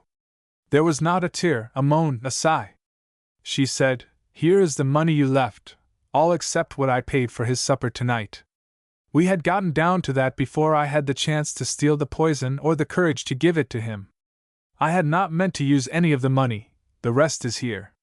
I would like it used, if you are willing, to bury him decently, not in the potter's field, and I would like, if you will take the trouble, to have it done absolutely privately. We have borne enough. I cannot bear for even his ashes to be subjected to any further humiliation. Roland Barker paused to command himself. Of course I promised her, he went on after a time. She does not realize that she may be arrested and have his poor body desecrated to find the cause of death. That would make her insane, even if, drive faster, he called out again to the man outside. When we reached the house he said, Be prepared to see her perfectly calm. It is frightful to witness, and I tremble for the result later on. When we knocked on her door there was no response. I pushed it open and entered first. The room was empty. We went to the inner door and rapped gently, then louder. There was no sound. Barker opened the door, and then stepped quickly back and closed it. She is kneeling there by his bed, he said. Write the certificate here and give it to me. Then I will bring an undertaker and he and I can attend to everything else. I did want you to see her. I think you should give her something to make her sleep. That forced calm will make her lose her mind. She is so shattered you would not recognize her. Stay here, Barker, I said. I want to see her alone for a moment. I will tell her who I am and that you brought me, if I need to. He eyed me sharply, but I stepped hastily into the inner room. I touched the shoulder and then the forehead of the kneeling form. It did not move. Just as I expected, I muttered, and lifting the lifeless body in my arms I laid it gently beside her husband. In one hand she held the vial from which she had taken the last drop of the deadly drug, and clasped in the other her husband's fingers. She had been dead but a few moments, and both she and her husband were robed for the grave. When I returned to the outer room I found Barker with a note in his hand, and a shocked and horrified look on his face. He glanced up at me through his tears. We were too late, he said. She left this note for me. I found it here on the table. She meant to do it all along, and that is why she was so calm and had no fears for herself. I thought so when you told me what she had done, said I. Did you? I did not for a moment, or I would have stayed and tried to reason her out of it. It is best as it is, said I. And you could not have reasoned her out of it. It was inevitable, after the rest. Take this certificate too, you will need both. When all was safely over, as we drove home from the new graves 2 days later, Barker said, "Is this the solution?" I did not reply. Presently he said, "To the dead, who cannot suffer, we can be kind and shield them even from themselves. Is there no way to help the living? A few $100, 2 short years ago, would have saved all this, and there was no way for her to get it. She knew it all then, and there was no help. Why did she not, in such a case as that, push back her pride and go to someone? There must be thousands who would have gladly responded to such a call as that," I argued. He buried his face in his hands for a moment, and shuddered. At last he said, "She did. She went to 3 good men, men who had known, been friendly with, admired her and her husband. 2 of them are worth their millions, the other one is rich. She only asked to borrow, and promised to repay it herself if she had to live and work after he were dead to do it." He paused. "You do not mean to tell me that they refused, and they old friends and rich?" I asked, amazed. "I mean to say just this. They one and all made some excuse. They did not let her have it. She told them what the doctors said, and of her fears." "She did," he answered sadly. "And yet you say they are good men!" I exclaimed, indignantly. "Good, benevolent, charitable, every one of them," he answered. "Were you one of them, Barker?" I asked, after a moment's pause. "Thank God, no," he replied. "But perhaps in some other case I have done the same, if I only knew the whole story. Those men do not know this last, you must remember. And the worst of it is, we dare not tell them," said I as we parted. "No, we dare not," he replied, and left me standing with the copy of the burial certificate in my hand. "Natural causes?" I said to myself, looking at it. "Died of natural causes, the brutality and selfishness of man, and poverty with love. Natural causes! Yes." And I closed my office door and turned out the light. Under protest. "This is my story, sir, a trifle, indeed, I assure you." Much more, perchance, might be said, but I hold him, of all men, most lightly who swerves from the truth in his tale. Bret Harte. When the new family moved into, and we were told had bought, the cottage nearest our own, we were naturally interested in finding out what kind of people they were, and whether we had gained or lost by the change of neighbors. In a summer place like this, it makes a good deal of difference just what kind of people live so near to you that when you are sitting on your veranda and they are swinging in hammocks on theirs, the most of the conversation is common property, unless you whisper, and one does not want to spend 3 or 4 months of each year mentally and verbally tiptoeing about one's own premises. Then, on the other hand, there are few less agreeable situations to be placed in than to be forced to listen to confidences or quarrels with which you have nothing whatever to do, or else be deprived of the comforts and pleasures of outdoor life, to secure which you endure so many other annoyances. Our new neighbors were, therefore, as you will admit, of the utmost interest and importance to us, and I was naturally very much pleased, at the end of the first week, when I returned one day from a fishing party, from which my wife's headache had detained her, by the report she gave me of their attitude toward each other. From her glowing estimate, I drew rose-colored pictures of their probable kindliness and generosity toward others. Up to this time they had been but seldom outside of their house, and we had not gathered much information of their doings, except the fact that a good deal of nice furniture had come, and they appeared to be greatly taken up in beautifying and arranging their cottage. This much promised well, so far as it went, but we had not lived to our time of life not to find out, long ago, that the most exquisitely appointed houses sometimes lack the one essential feature, that is, ladies and gentlemen to occupy them. "They are lovely," said my wife, the moment I entered the door, before I had been able to deposit my fishing tackle and ask after her headache. "They are lovely, at least he is," she amended. "I am sure we shall be pleased with them, or, at least, with him. A man as careful of, and attentive to, his wife as he is can't help being an agreeable neighbor." "Good," said I. "How did you find out?" And how is your headache? Had a disgusting time fishing. Glad you did not go. Sun was hot, breeze was hot, boatman's temper was 120 in the shade, bait wouldn't stay on the hooks, and there weren't any fish anyway. But how did you say your head is? My head? Said my wife, with that retrospective tone women have, which seemed to indicate that if she had ever had a head, and if her head had ever ached, and if headache was a matter of sufficient importance to remember, in all human probability it had recovered in due time. My head? Oh, yes, oh, it is all right, but you really never did see any one so tractable as that man. And adaptable. Why, it is a perfect wonder. Of course I had no business to look or listen, but I did. I just couldn't help it. The fact is, I thought they were quarreling at first, and I almost fainted. I said to myself, if they are that kind of people we will sell out. I will not live under the constant drippings of ill temper. Quarreling ought to be a penitentiary offense. That is, I mean the bickerings and naggings most people dignify by that name. I could endure a good, square, stand up and knock down quarrel, that had some character to it, but the eternal differences, often expressed by the tones of voice only, I can't stand. I smiled in emphatic assent, and my wife went on. Well, I must confess his tones of voice are, at times, against him, but I'm not sure that it is not due to the distance. All of his tones may not carry this far. I'm sure they don't, for when I first heard him, and made up my mind that it was a horrid, common, plebeian little row, I went to the west bedroom window. You know it looks directly into their kitchen, and what do you suppose I saw? The question was so sudden and wholly unexpected, and my mental apparatus was so taken up with the story that I found myself with no ideas whatever on the subject. Indeed, I do not believe that my wife wanted me to guess what she saw, half so much as she wanted breath.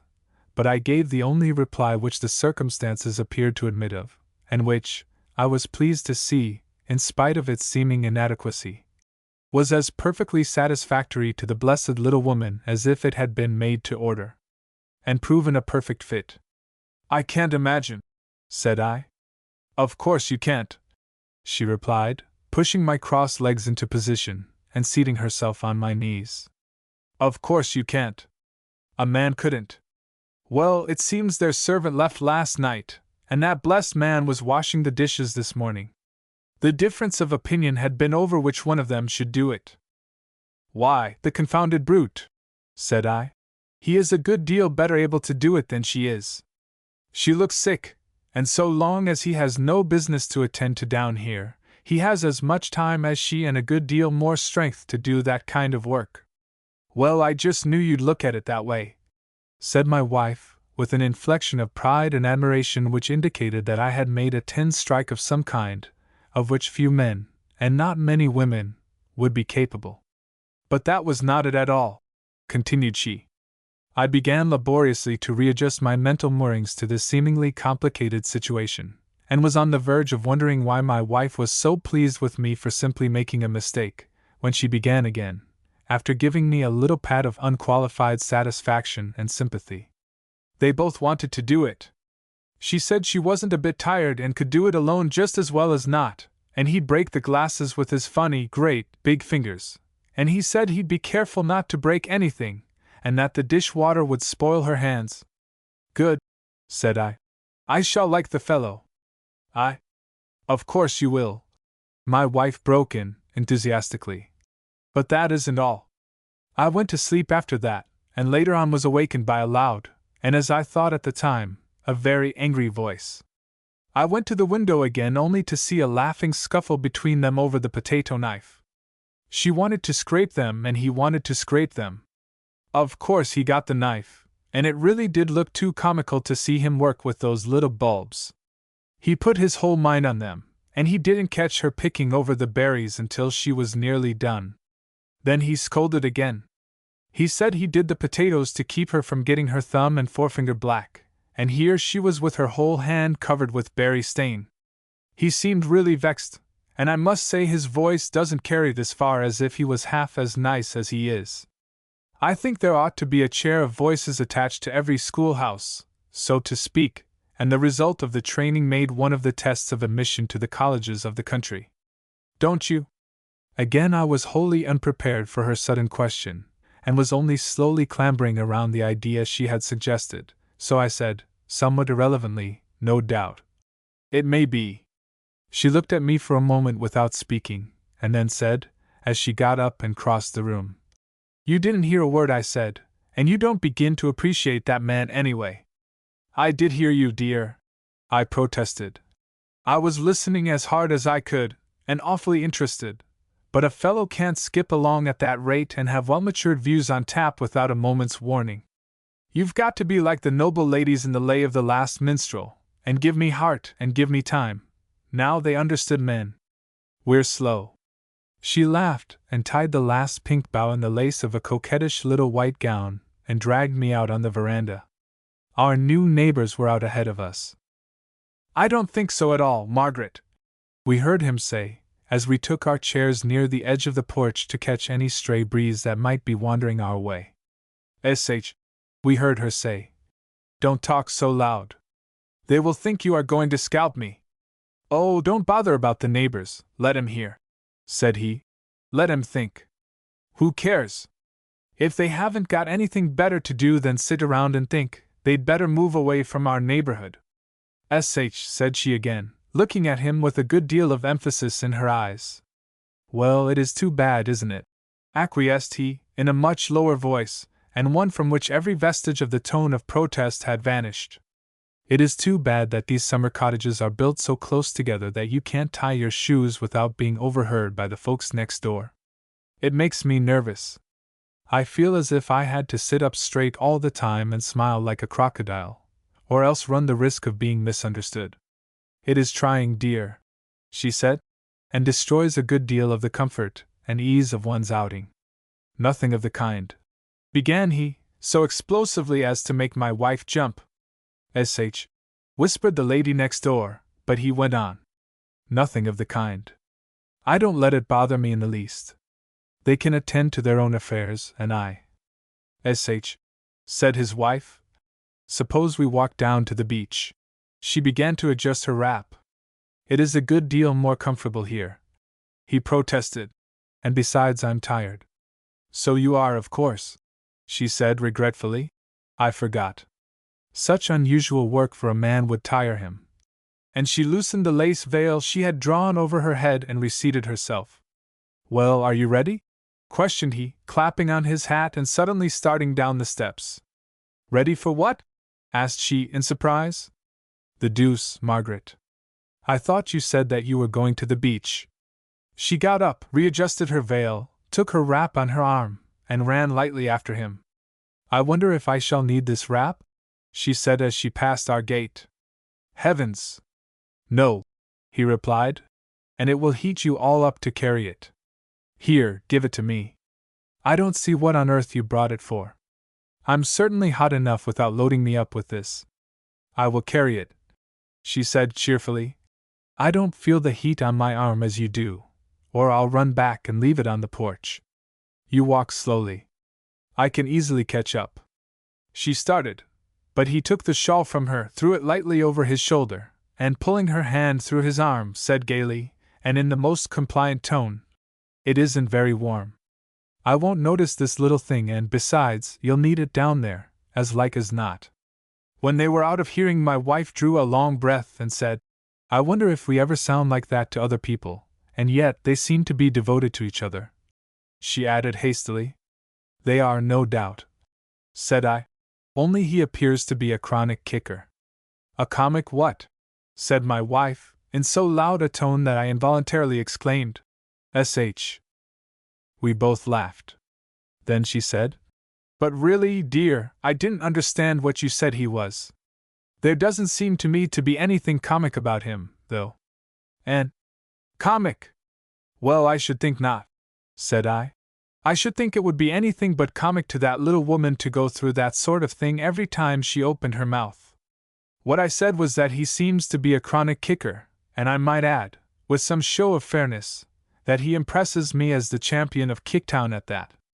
"Sh," laughed my wife. "They're coming back." "I don't agree with you at all. There is no need to do anything of the kind," were the first words we heard from a somewhat distant couple, and my wife concluded that our new neighbors were not very far off. It would be no end of trouble for you. You'd get all tired out, and besides, what do we owe to the Joneses that makes it necessary for you to disturb all our little comforts to ask them down here? He continued. We could not hear her reply, but his protest and evident deep dissatisfaction with the whole scheme went bravely on. She passed into the house and left him on the steps. When she came out a few moments later, he said sweetly, As I was just saying, it will be quite a diversion for you to see the girls, and I'd enjoy the old man hugely. He's a jolly old coon, and then we owe it to them after all they did for you. What girls? What old man is a jolly coon? Asked she, in an utterly bewildered tone. Margaret! The Joneses, of course. Whom have we been talking about for the last half hour? Exploded he. Oh, said she, having evidently quite given over asking the Joneses, and become occupied with other thoughts. I thought the idea did not please you. But I'm so glad. It will do you good to have him here, and I shall be delighted. Do me good! Exploded he. Do me good! Tiresome old bore, if there ever was one. Women are queer fish to deal with, but I'm sure I don't care whom you invite here. Our neighbors withdrew for the night, and we sighed with relief. About 2 o'clock my wife touched me to find if I was asleep. The movement was so stealthy that I inferred at once that there were burglars in the house. I was wide awake in an instant. What is it? I whispered. Well, I'm glad you're awake. I want to know what that was you called the man next door. I forgot what it was, and I couldn't sleep for trying to remember. I laughed. I believe I said that he impressed me as one so addicted to the reprehensible habit of protest, on general principles, as it were, that it had now become the normal condition of his mental constitution. You didn't say any such thing, said she. You. I believe that at the time of which you speak I allowed myself to be guilty of a habit you do not wholly admire, but I really had no idea it would keep you awake. I used slang. I said that he was a chronic kicker and… That's it! That's it! Exclaimed she, with deep satisfaction. He's a chronic kicker. Well, if you'll believe me, he hasn't stopped kicking long enough to say his prayers decently since we went to bed. First about what time it was, then about which room they'd sleep in, then there was too much cover, then the windows were wrong, then, oh heavens, I wonder if he kicks in his sleep? He always comes around to reason in time. But if there was ever anything more maddening to meet than that constant wall of protest, for the sake of protest, I don't know what it could be. Nor I, said I, half asleep. Presently her hand grasped mine vigorously, and I sprang up startled, for I had been sound asleep again. What's the matter? I said in a loud tone. Sh, whispered my wife. Don't speak in that tone. I'd rather people would think you stayed out nights than to suppose you stayed at home and nagged me. He's at it again. I'd most gone to sleep and his voice nearly scared the life out of me. She wanted to close the window. He objected, of course, said he'd smother, sh. Just then we heard our neighbor's wife ask sleepily, What are you doing, dear? Closing this detestable window. Let's in too much salt air, 'fraid you'll get chilled. I am. Where's another blanket? The window went down with a bang, and we heard no more of our neighbors that night. But the next morning the same thing began again, and I do not believe that during that entire summer he ever agreed with his wife the first time she spoke, nor failed to come around to her view after he took time to think it over. I remember when I was introduced to him, a week later, his wife said, This is our nearest neighbor, you know, Thomas, and… No, he isn't, Margaret. The people back of us are nearer, he said. Then to me, Pleased to meet you. I believe our wives have become quite good friends. I'm very glad for Margaret's sake, too. It's dull for her with only an old fellow like me to entertain her, and she not very well. And then, as she says, you are our nearest neighbor, and we really ought not to be too ceremonious at such a place as this. I thought, Thomas, suggested his wife, that you said one could not be too particular. Why, you quite blustered when I first told you I had made advances to some of the other. Nonsense! I did nothing of the kind, broke in he. What on earth ever put such an idea into your head, Margaret? You know I always say that without pleasant neighbors, and friendly relations with them, a summer cottage is no place for a white man to live. My wife hastened to change the subject. Nothing on earth is more distasteful to her than a family contest, of even a very mild type, especially when the tones of voice seem to express more of indignation and a desire to override than a mere difference of opinion. She thought the surf a safe subject. Was not the water lovely today? You were in, I suppose? She inquired of our neighbor's wife. Yes, we were in, she began, enthusiastically. It was perfect and— I don't know what you call perfect, broke in he. I called it beastly. It was so cold I felt like a frog when I got out, and you looked half frozen. The fact is, this is too far north to bathe for pleasure in the surf. It may be good for one's health, but it is anything but pleasant. Now at Old Point Comfort it is different. I like it there. Why, James? Said his wife. I thought you preferred this because of the more bracing and exhilarating effect. After a little more objection, which he seemed to think firmly established his independence, he ended his remarks thus. Of course, as you say, it is more bracing. Yes, that's a fact, Margaret. I couldn't help noticing when I came out this morning that I felt like a new man, and you, why, upon my word, you looked as bright and rosy as a girl of 16. Oh, the surf here is great. It really is. I like it, don't you? This last he had addressed to me. I was so occupied in a study of, and so astonished by, the facility with which he took his mental flops, after enjoying his little kick, that I was taken off my feet by his sudden appeal to me, and was quite at a loss for a reply which would do justice to the occasion, and at the same time put a stop to the contest between husband and wife. But, as usual, my wife hastened to my rescue and covered my confusion by her gay little laugh and explanation. Ha ha ha! She laughed. You have caught my husband napping already. I know exactly where he was. He was lumbering along through an elaborate speculation on, and a comparison of, the relative merits of— Here she began telling them off on her fingers to the great amusement of our neighbors. First, fresh and salt water bathing. Second, the method, time, place, and condition of each as affected by the moon, stars, and Gulf Stream. He was, most likely, climbing over Norway with a thermometer, or poking a test tube of some kind into the semi-liquefaction which passes itself off as water to those unfortunates who are stranded along the shores of the Mississippi. Just wait. One of these days he will get down to our discussion and he'll agree with us when he gets there. But don't hurry him. We all joined in the laugh at my expense, and I remarked that I had served so long as a target for my wife's fun that even if I could skip around, mentally, at as lively a rate as she seemed to expect, I would pretend that I couldn't, in order not to deprive her of her chief source of amusement. At this point our neighbor's new cook came to the edge of their porch, and asked her mistress if she might speak to her for a moment. She arose to go. Oh, thunder, Margaret, I hope you don't intend to allow that worthless girl to call you home every time you go any place. Tell her to wait. It can't be much she wants, said our neighbor. Jane, said his wife sweetly, reseating herself. You can wait until I come home. It won't be long. I wonder if you'd better do that, Margaret, said he, just as our wives had begun to discuss something relative to housekeeping. Jane is a good girl, and she wouldn't call you if it were not something important. Don't you think we had better go at once? I did think so, said she, and bidding us good night our neighbors crossed the lawn and re-entered their own door and closed it for the night.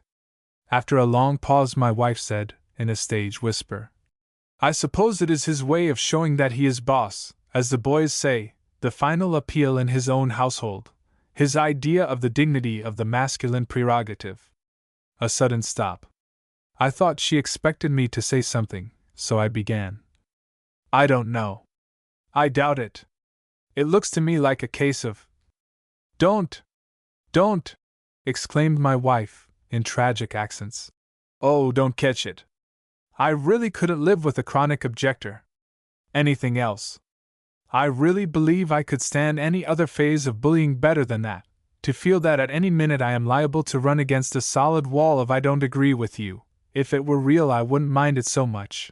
But to hear that man kick, as you say, just for the sake of asserting himself, and then come around as he does, is perfectly maddening.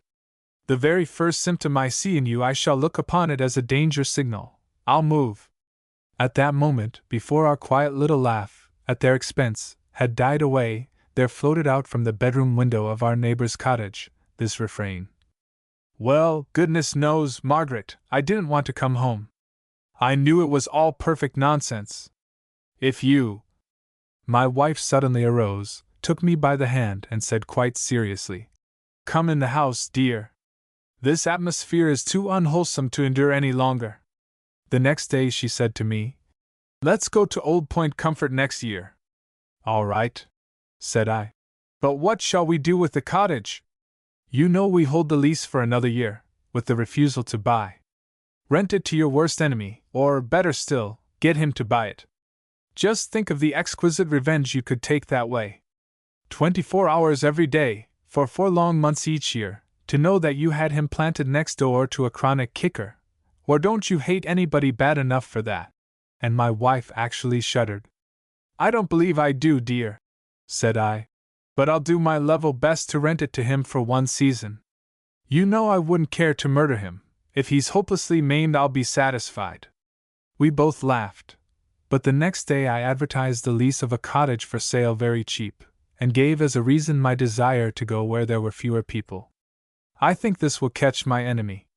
He likes a crowd, and he'd enjoy nothing better than to feel that I was forced to pay half of his rent. So I marked the paper and sent it to him, and confidently await the result. For the prosecution. So deeply inherent is it in this life of ours that men have to suffer for each other's sins, so inevitably diffusive is human sufferings that even justice makes its victims, and we can conceive no retribution that does not spread beyond its mark in pulsations of unmerited pain. George Eliot. Shortly after Fred Matthews began the practice of law, he was elected to the office of prosecuting attorney in the western town to which he had gone when first admitted to the bar. Of course, every law student becomes familiar with the jests and jibes cast at the members of the profession as men who are peculiarly economical of the truth. He smiles with those who hint that a lawyer is always lavish of advice that leads to litigation. That students of Blackstone and Coke hear much merrymaking over and some serious criticism of the quibbles to which the best of them are supposed to resort, of making little of real evidence and much of trivialities, goes without saying. Nor are they unaware of the fact, alas! Sometimes too well founded upon strong evidence, that the general public appears to be convinced that laws are made for the purpose of shielding the rich and oppressing the poor or unfortunate. No student of average ability enters practice uninformed that there is a widespread belief that a man of social position or financial power has little to fear as a result of his misdeeds, while his less fortunate neighbor could not hope to escape the worst legal consequences of his most trivial lapse from rectitude.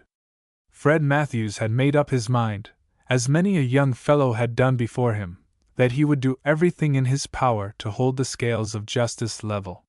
He determined that such ability as he possessed should be used for the benefit of society, and that neither bribe nor threat should ever entice him from the strict performance of his duty to the profession which he had entered. He would never accept a case in which he did not honestly believe. No man's money should buy him, and no man's wrath intimidate.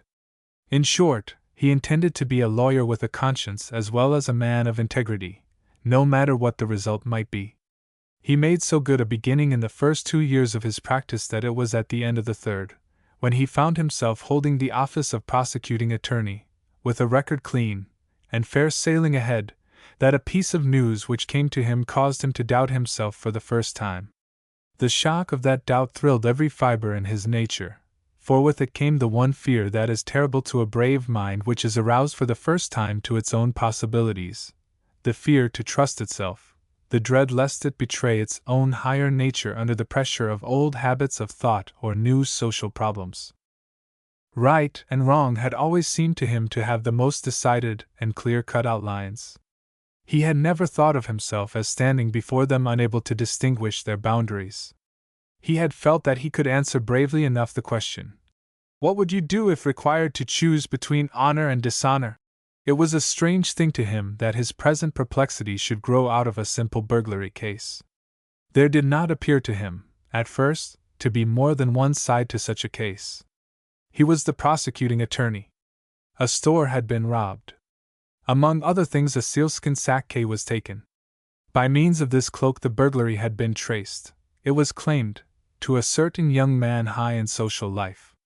The duties of his office had led the state's attorney to prosecute the investigation with his usual vigor and impartiality until he had succeeded beyond his fairest hopes.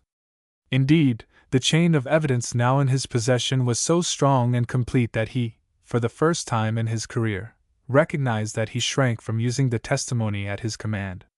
He felt that it was his duty to cause to be apprehended a young man who had up to the present time borne a spotless reputation, who had been a fellow student at college, whose social position was that of a leader, and who was soon to marry one of the most charming girls in the town. The situation was painful, but Fred Matthews felt that his own honor was at stake quite as truly as was that of his old schoolfellow. Here was his first opportunity to show that he held his duty above his desires. Here was the first case in which social influence and financial power were on the side of a criminal whom it was his duty to prosecute to the end. His professional pride, as well as his honor, was enlisted, for this was the third burglary which had been committed recently, and so far the gang, as the newspapers assumed and the police believed the offenders to be, had not been caught. Fred Matthews now thought he had every reason to believe that the same hand had executed all three crimes and that the recklessness of the last, the almost wanton defiance of perfectly natural means of precaution and concealment, had led to the discovery of this burglar in high life. After long deliberation, however, the young prosecutor made up his mind that he would so far compromise with his conscience as to make a personal, private call upon the young man who was under suspicion and boldly accuse him of the theft of the telltale cloak that had been traced to him, and take the consequences. He was well aware that in case this course should lead to the escape of the criminal he would be compelled to bear the abuse and suspicion which would surely follow, for the evidence had passed through other hands than his own. He knew that he was taking a method which would be called in question, and that he would not take it if the suspected man lived in a less fashionable street, or had the misfortune to be low-born. All this he knew quite well, and still he argued to himself that it was the right thing for him to do, or at least that it was the best possible under the circumstances, and that after giving Walter Banks a private chance to clear himself, if such a thing were possible, he would still be in a position to go on with the case, if that should be necessary. That night, for the first time in his career, he allowed himself to be kept awake, not by the fear that he should fail through inexperience in his duty to his client, as had happened sometimes to trouble him earlier in his professional life, but by a dread that he should wilfully betray his trust to the public. At 2 o'clock he lay staring at the wall, asking himself if he was becoming corrupt, if he, too, believed in shielding guilt, if only that guilt were dressed in purple and spoke with a soft and cultured accent. 2. Mr. Banks will be down in a moment, the trim maid had said, and left the library door open as she withdrew. The young prosecutor walked about the room uneasily. He had hoped at the last moment that the object of his call would be from home, that he would take fright and refuse to be seen, that action had been taken by the police which would put it out of his power to give the warning that he now felt he was here to give. But no. Mr. Banks will be down in a moment, he had heard quite distinctly, and there had not been the slightest accent of fear or annoyance in the voice that spoke. In his agitation he had taken up a curiously wrought paper knife which lay upon the table and had dropped it as if it had burned his fingers. "Good God!" he exclaimed. "He was the college thief.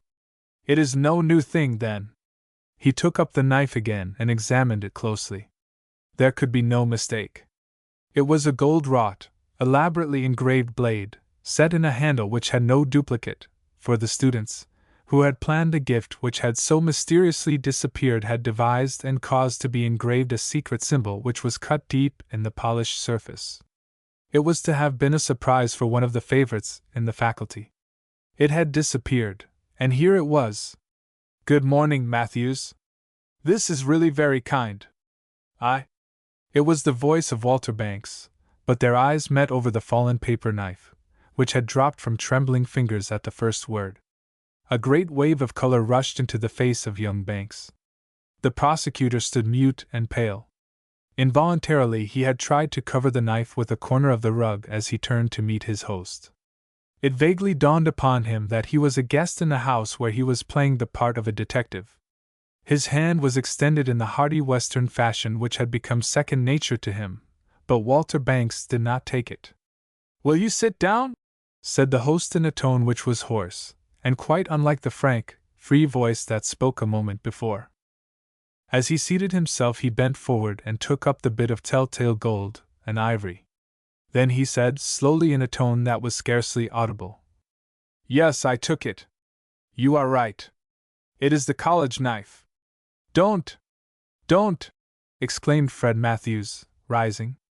You forget I am my office. Think. I am for the prosecution." His face was livid. Young Banks leaned heavily against the table. The color began to die out of his lips. His hand trembled as he laid the knife upon the table. Neither spoke. The brain of the young prosecutor found only scraps and shreds of thought, in which such words as duty, honor, pity, hospitality, wealth, social order, floated vaguely here and there, buffeted by the one insistent idea that he should go quickly, and leave this man alone with his shame and humiliation. Walter Banks was the first to speak. "Come up to my room. Mother might come in here, and I suppose you have come about, You say you are for the prosecution. Have they traced the cloak to me?" The lawyer stepped back again and looked at the man before him. What could he mean by saying such a thing as that, to him?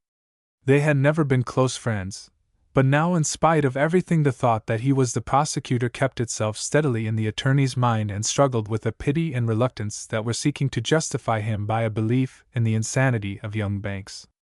No one but a lunatic would have made that last remark. The thought was a relief. He grasped at it eagerly and began to fashion his mental outlook to fit the idea. Then suddenly came to him with overwhelming force all he had ever heard or read of the failure of justice where criminals of high degree were concerned. He had followed his host to the stairs. Suddenly he turned, caught up his hat from the stand where he had left it, and passed out of the street door without a word. Once in the street he glanced involuntarily up at the house. At the window of the room he had just left stood Walter Banks. His arm was about his mother's shoulders, and both were very pale. There was a strange likeness between them. 3. Every conceivable form of pressure to prevent the trial of Walter Banks was brought to bear in the next few weeks, but Prosecutor Matthews had pushed the case vigorously in spite of it all. He felt not only that justice was at stake, but that his own moral fiber was in pawn, as well. He held aloof from his social friends, who were in many cases the friends of the accused, also, lest he lose sight of his duty through some fresh or new form of attack upon his integrity of purpose. It had come to his knowledge that even the judge who was to sit in the case had been approached by the friends of the defendant, and it was felt that it would be difficult to impanel a jury that would or could be fair and impartial. If but one man was drawn from the upper class, the jury would be sure to hang. On the other hand, if all of the talesmen were chosen from that social caste which feels that it is usually the victim, it would go hard with Walter Banks even if he were able, as seemed wholly unlikely, to show a reasonably clear case in his favor. The day came. The courtroom held an unusual audience. There were many ladies present who had never before seen the inside of such a room. They held their breath and were filled with awe and fear, of they knew not what. Perhaps few men can realize what it is to a woman to face for the first time the embodiment of all that her strong faith and utter ignorance has carried to mature years as an ideal of justice and dignity, of solemn obligation and fearful responsibility. To her there has been no reverse side to the picture. She believes in courts as courts of justice. She knows nothing of quibble, of technicality, of precedent. Nothing here is light or humorous to her. Next to a death chamber, the criminal courtroom is fullest of the thoughts which reach beyond mere human responsibility and import, and all that passes there is freighted for her with a sense of finality that few men can comprehend. They think of reversal of judgment. The fiat of the court is the closing knell to a woman, and although she may know the judge in private life to be a fallible or, more incongruous still, a jovial man, his presence here is overpowering. Of the jury she feels vaguely dread. Of the judge, awe. The mother of the prisoner sat near him. Her sad, pale, refined face troubled the young prosecutor sorely, and he tugged at his conscience and spurred on his resolution after each glance at her. The case was so plain, the evidence so clear, the defense so weak that the whole tide of public sentiment swung rapidly from the side of the prisoner to that of the people. The indignation for him which had been felt by the society women who had come to show themselves as his friends changed into scorn and contempt. The whole mental atmosphere of the room underwent a revolution. When court opened, few besides the officers believed him guilty. As the case drew near its close, no one believed him innocent. He had not been allowed by his counsel to take the stand in his own behalf, and this had told strongly against him in the minds of both jury and spectators. The prosecuting attorney had made a telling speech, and the charge of the judge was plainly indicative of his opinion that there was but one verdict to give. The jury had taken but one ballot. They had needed no charge from the judge at all. "Guilty," came from the foreman's lips with a decided accent that indicated a certain satisfaction in pronouncing it. The prisoner's face grew a shade paler, but the puzzled light in his eyes lost nothing of that weary, insistent questioning that had marked their depths all day. Indeed, he seemed to be as much surprised, as the evidence had been unfolded, as were the friends who were there to see him vindicated. During the speech of the prosecutor, and the charge of the judge, young Banks, mother had held her son's hand and tears had dropped unheeded from her eyes. The judge had spoken again, but no one moved. The attorney for the prisoner bent forward and touched him on the shoulder. "Stand up for sentence," he said. The judge. "Sit still." It was the woman beside him who spoke. She had dried her tears. Every face in the room was turned toward her now. She staggered to her feet. Her voice penetrated every corner of the room. "I am the thief, Judge. Sentence me. I stole the cloak. Mother, mother! Great God, it is not true! Mother, sit down! She never saw the coat. Mother! Mother! Great God, what does it mean?" The young fellow had sprung to his feet, but she eluded his grasp, and before any one knew what she intended to do, she passed onto the witness stand. There was a tense silence in the room. No one was prepared for the scene. It had been so swiftly done, so wholly without warning, that everyone sat dumb. She had caught up the Bible as she reached the stand and pressed it to her lips.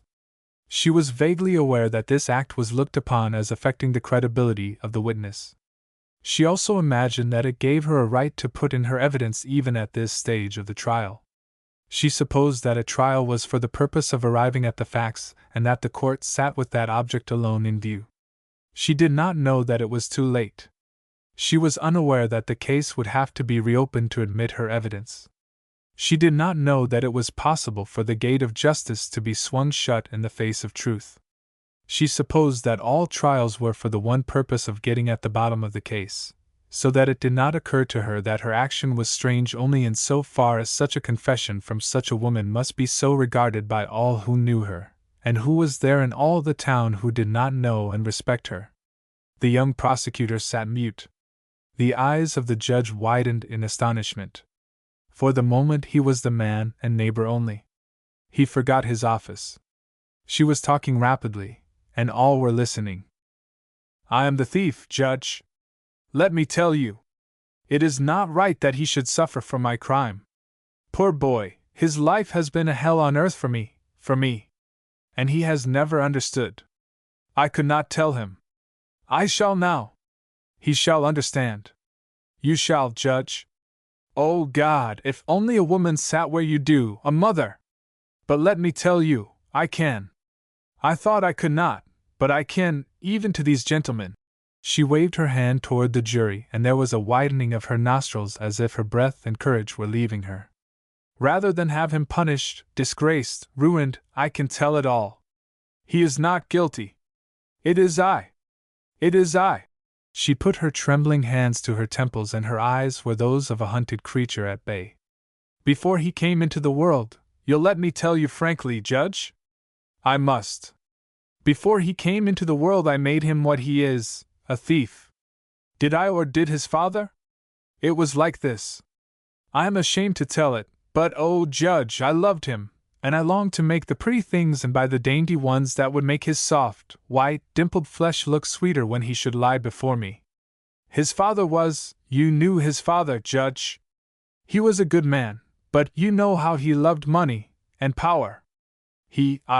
I was the pauper most young wives are. I was too proud to ask for money, and if I had asked often, but I was too proud, so, perhaps, I need not tell about the if. Most women know it, and you could not understand. She paused. A panic had overtaken her nerves. She was becoming vaguely conscious of her position. Her eyes wandered over the room, but when they fell upon her son, sitting with his wretched face pinched and startled, with his deep eyes staring at her, her courage came again. At first I had no thought of theft. I used to go each night after my husband fell asleep and take a little money from his pocket. Only a little. He never missed it, never.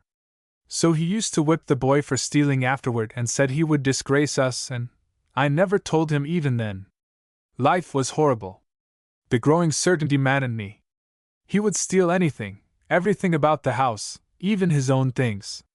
He did not understand himself and he could not help it, but I did not think it would ever come to this, through me.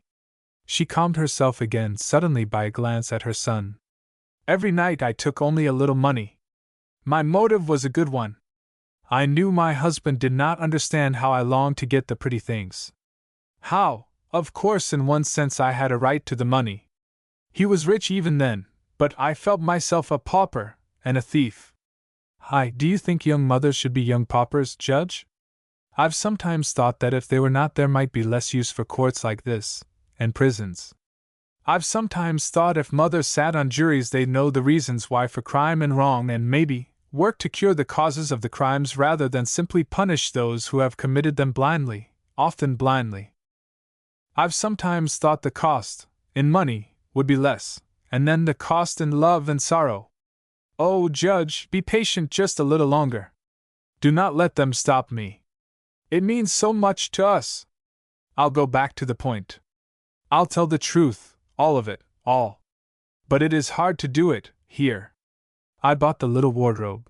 But remember, Judge, the months and months of daily building, bone on bone, fiber within fiber, thought on thought that is molded into shape for human beings. I knew your father, Judge. Your eyes are like his, but all your mental life, your temperament, you got from other blood than filled his veins. Your father's mother gave you your character. Your gentle heart is hers, your patient thoughtfulness. I knew her well. I knew your mother too. She was the teacher of my motherhood. It was to her I told the truth in my boy's childhood, when I first began to realize or fear what I had done. You owe it all to her that you are strong and true. She understood in time, and now you sit in judgment on my boy, whose mother learned from yours too late the meaning and the danger of it all. She saved my other children. I killed my pride for them. I asked for money. The others may be beggars some day, they never will be thieves. That boy has never asked a favor. He simply cannot. His pride was always stronger than anything except his love for me. I knit that in his blood too. I loved him, so I made myself a thief for him. Of course I did not know, I did not understand the awful danger then, but a young mother, it is hard to tell it here. You will not understand, you cannot. Oh God, for a mother on the jury! A mother on the bench! She caught at her escaping courage again. The officer whose duty it was to take her away moved forward a second time, and a second time the judge motioned him back. She had been his mother's friend ever since he could remember, and the ordinary discipline of the court was not for her. He would do his duty, he said to himself, but surely there was no haste. All this was irregular, of course, but if something should come of it that gave excuse for a new trial, no one would be more thankful than he. Young mothers are so ignorant. They know so little of all the things of which they should know much. They are so helpless. Judge, There will be criminal courts and prisons. Oh, so many of both, just as long as motherhood is ignorant and helpless and swayed by feeling only. Don't you know it is ignorance and feeling that leads to crime? If people only understood. If only they were able to think it out to what it means, crimes would not be. But they cannot. Those trembling lips you see before you are no more truly a copy of mine. The boy is as responsible for the set and curve of those lips as he is for his hopeless fault. He has stolen from his infancy, but I, not he, am the thief. Now sentence the real criminal, Judge. Courts are to punish the guilty, not to further curse the helpless victims. I am the criminal here. Sentence me. Mother! Mother! I never understood myself before. Oh, mother, mother! It was a wild cry from Walter Banks, as his mother had risen asking for sentence on herself. He sprang forward, forgetting everything, and took her in his arms. There was a great stir in the room. Silence in the court! Mrs. Banks had fainted. Her son helped to carry her into another room. No one attempted to prevent him. The young prosecutor returned with him, and stood dumb before the court. I am ready for sentence, Your Honor. I committed the burglary. It was the voice of the prisoner. He was standing with his arms folded and his eyes cast down. Silence fell in the room. The women ceased to sob. There was an uneasy movement in the jury box. In view of the new evidence, began the foreman, but the voice of the judge, slow and steady, filled the room. It is the sentence of this court that you, Walter Banks, be confined at hard labor in the state penitentiary for the term of 4 years. The prisoner bowed and turned a shade paler. Do not tell mother that until she is better, he said to his attorney, and passed out in the custody of the sheriff. And at the end of 4 years, what? A lady was saying to the young prosecutor, as the room slowly emptied. The brute! Was hurled after the judge by another, as his form vanished through the door. Shows that law is not for the poor alone. Good things for social order and... Well, yes, I'm rather disappointed, but of course a judge can't go behind the returns. Evidence all one way if... Heavens, what a scene! My opinion, no woman should ever be admitted to a courtroom except as a prisoner. It... Feather in the cap of the prosecutor. Re-election sure enough now. Whole thing in a nutshell. Simple question. Did he commit the burglary? If so...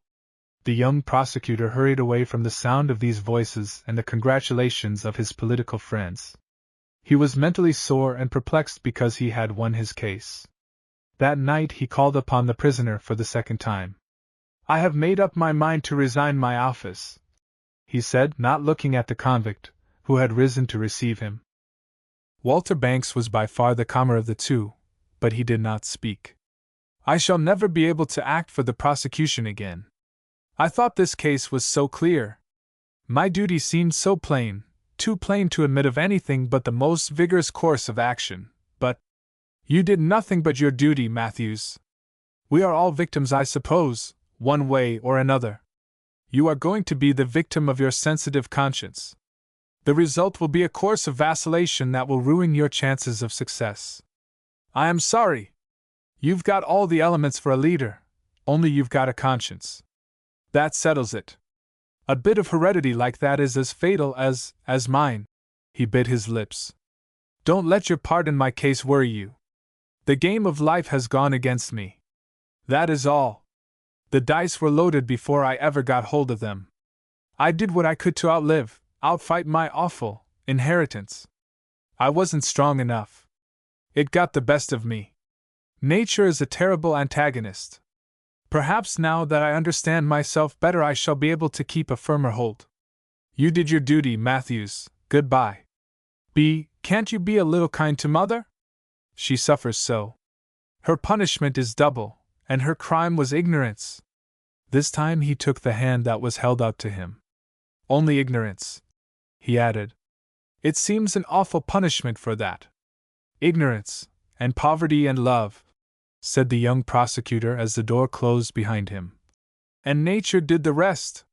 What a grip is at our throats! And how we help blind nature in her cruel work by laws and customs and conditions! What a little way we've come from barbarism yet! How slow we travel! But we are moving, he added with a deep sigh. Moving a little. There is light ahead. If not for us, then for those who come after. He heard the bolt slip behind him and shuddered. It might as easily have been I. He mused as he went down the steps, and shuddered again. I doubt if it was fault of his or virtue of mine that determined which of us two should be the prosecutor. A rusty link in the chain. In the brainy, that wondrous world with one inhabitant, there are recesses dim and dark, treacherous sands and dangerous shores, where seeming sirens tempt and fade, streams that rise in unknown lands from hidden springs, strange seas with ebb and flow of tides, resistless billows urged by storms of flame, profound and awful depths hidden by mist of dreams, obscure and phantom realms where vague and fearful things are half revealed, jungles where passion's tigers crouch, and skies of cloud and hue where fancies fly with painted wings that dazzle and mislead, and the poor sovereign of this pictured world is led by old desires and ancient hates, and stained by crimes of many vanished years, and pushed by hands that long ago were dust, until he feels like some bewildered slave that mockery has throned and crowned. Ingersoll. When I called, last Sunday afternoon, as was my habit, upon my old college friend, now a distinguished physician, I found him sitting in his office holding in his hand a letter. His manner was unusually grave and, I thought, troubled. I asked him, laughingly, if he had had bad news from beyond the seas, from his castle in Spain. No, it is worse than that, I fear, he said gravely.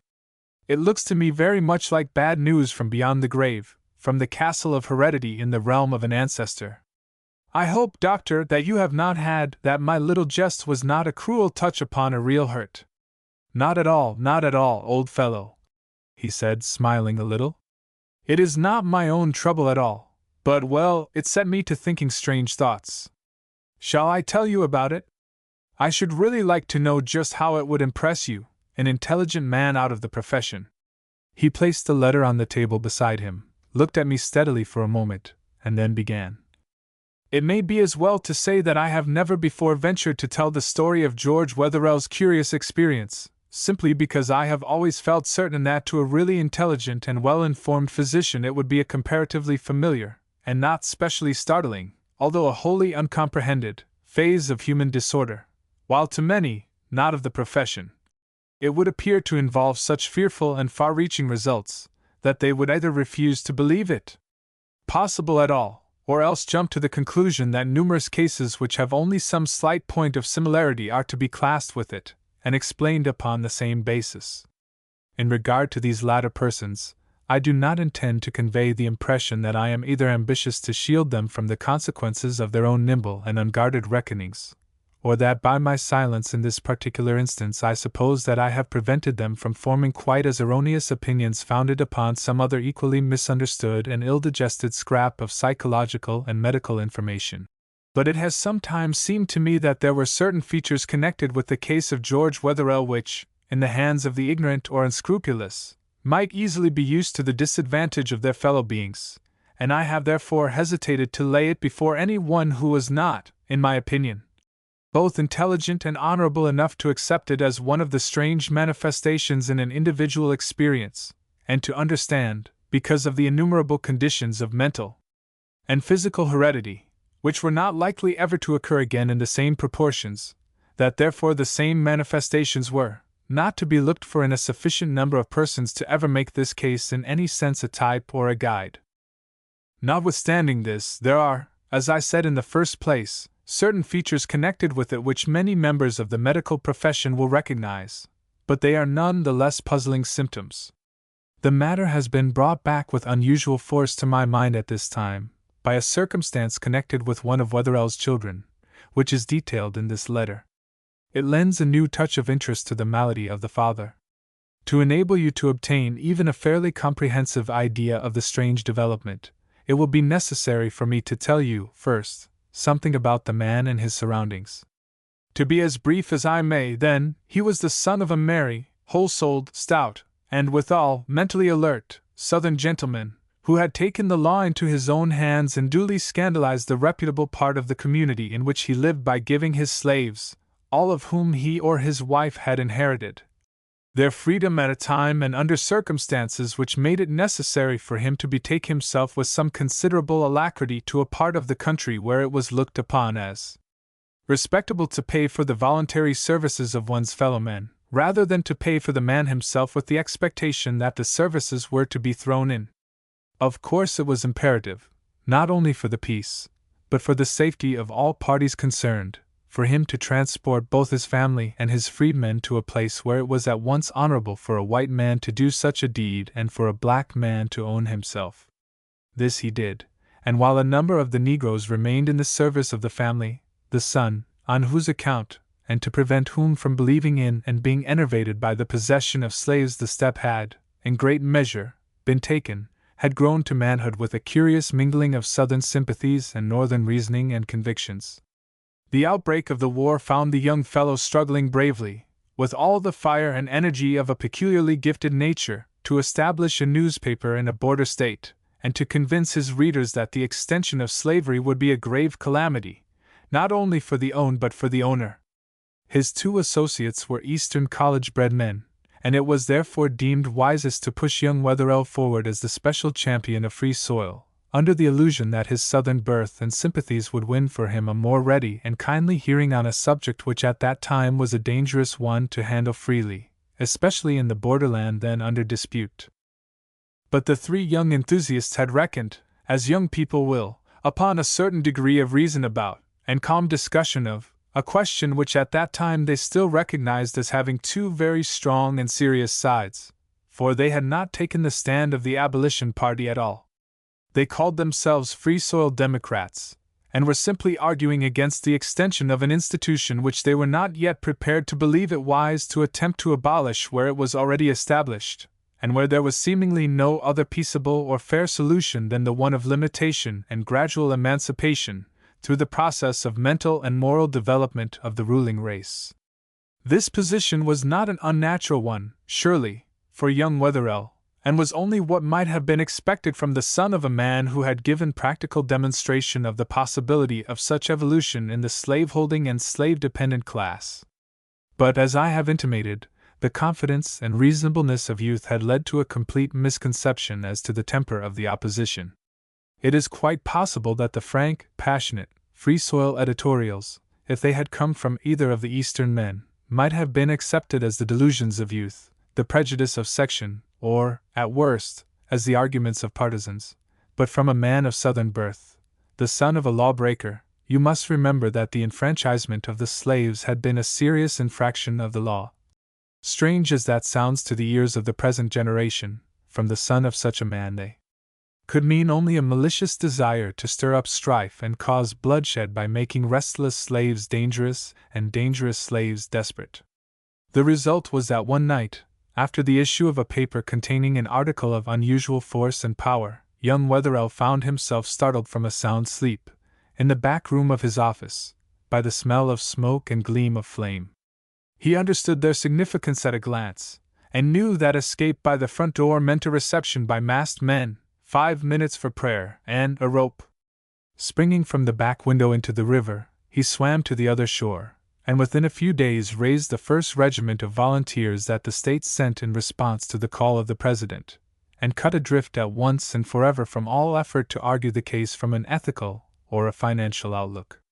It is more than likely that anger may have had something to do with his sudden conversion from a peace and argument to first a war Democrat, and shortly thereafter to a Republican.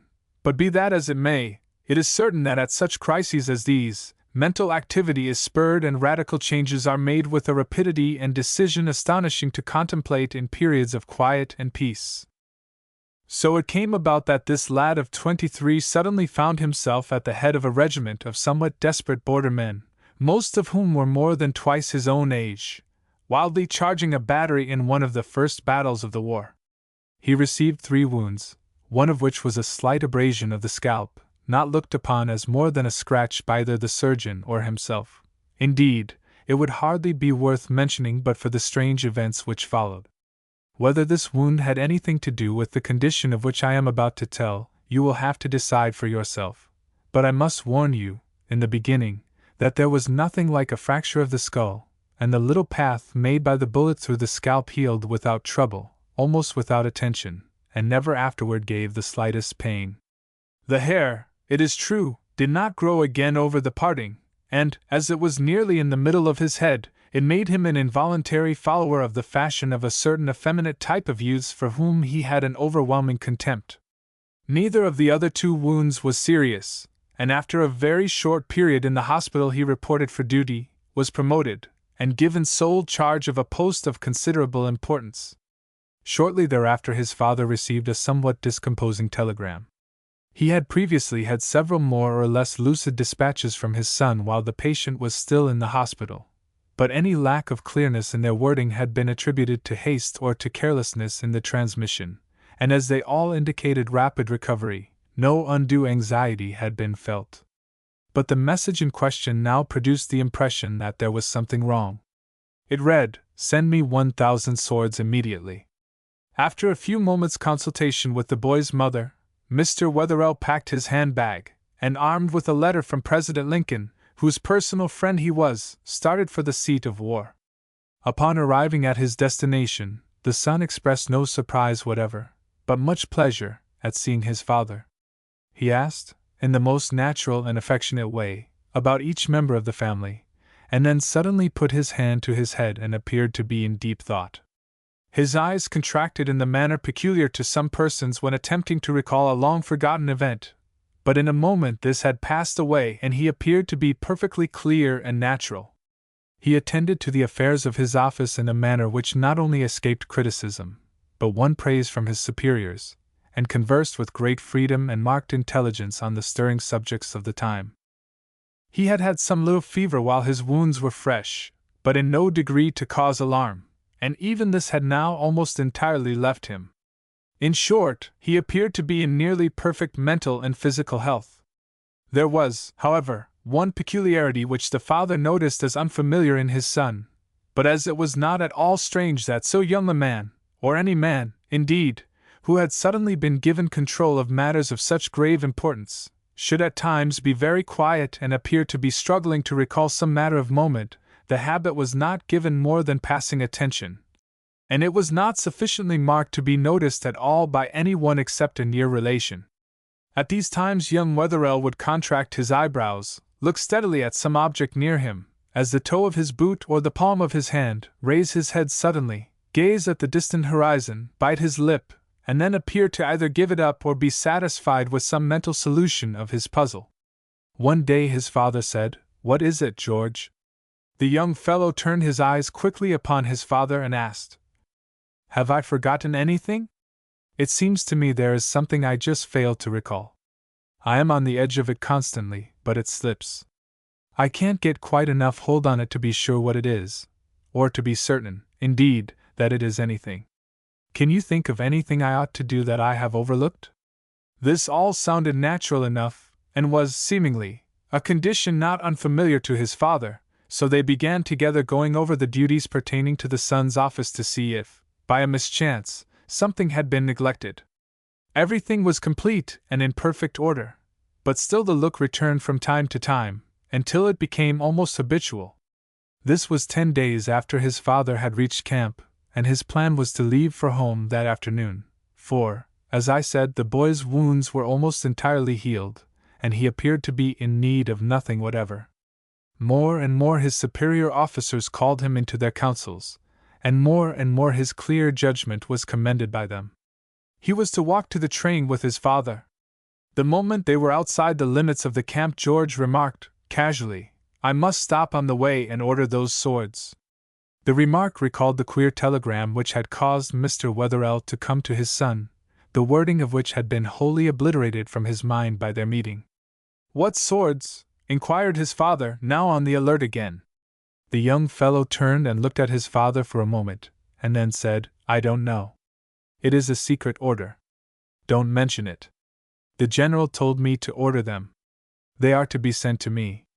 This all seemed probable enough to Mr. Wetherell, and yet he somehow felt, rather than saw, a queer change in his son's eyes, which he thought he had noticed once or twice before. He decided not to return home for the present. When he told his son this, the boy took it quite as a matter of course, and made no comment whatever on the sudden alteration of purpose. On the way back to camp, George stepped into a military supply station and ordered 1,400 swords to be delivered to him immediately. By this time his father had made up his mind that there were short intervals in which the young colonel did not know exactly what he was doing, or rather, that while he did know and act intelligently, from the outlook of the moment, it was a time wholly disconnected from the rest of his life, and when the moment was past he had no farther recollection of it. However, Mr. Wetherell was not sure enough of this to risk compromising a probably brilliant future by a premature or unnecessarily public announcement, and he therefore allowed the order to be made, and taken in good faith, and walked back to camp with his son, who immediately went about his duties in the most intelligent and scrupulously careful manner. Mr. Wetherell, however, made a call upon the officer in command the moment he could do so without attracting attention, and after a long talk, in which the secret sword order was discovered to be a delusion, it was decided that the recently recovered invalid should retire from the field on the sick leave, which he had previously refused to consider. When he was told of this arrangement, he agreed to it without a murmur, and began, for the first time for many days, to have his wounds, which were now past the need of it, dressed with much care. This he continued every morning, but by the time they reached home he had become possessed with the belief that his chief wound was in his side, where there had not been a scratch. To humor him, the family physician applied bandages to the imaginary injury every day regularly. All this time there was no clearer talker, no more acute reasoner, no more simple, earnest, gentlemanly fellow to be found than Colonel George Wetherell, whom his townsmen were honoring and inducing to make public speeches and write clear, firm, inspiring editorials for one of the leading papers. No one except his own family and physicians suspected for a moment that he was not mentally as bright as he always had been, and even the younger members of the family were without the least hint of it.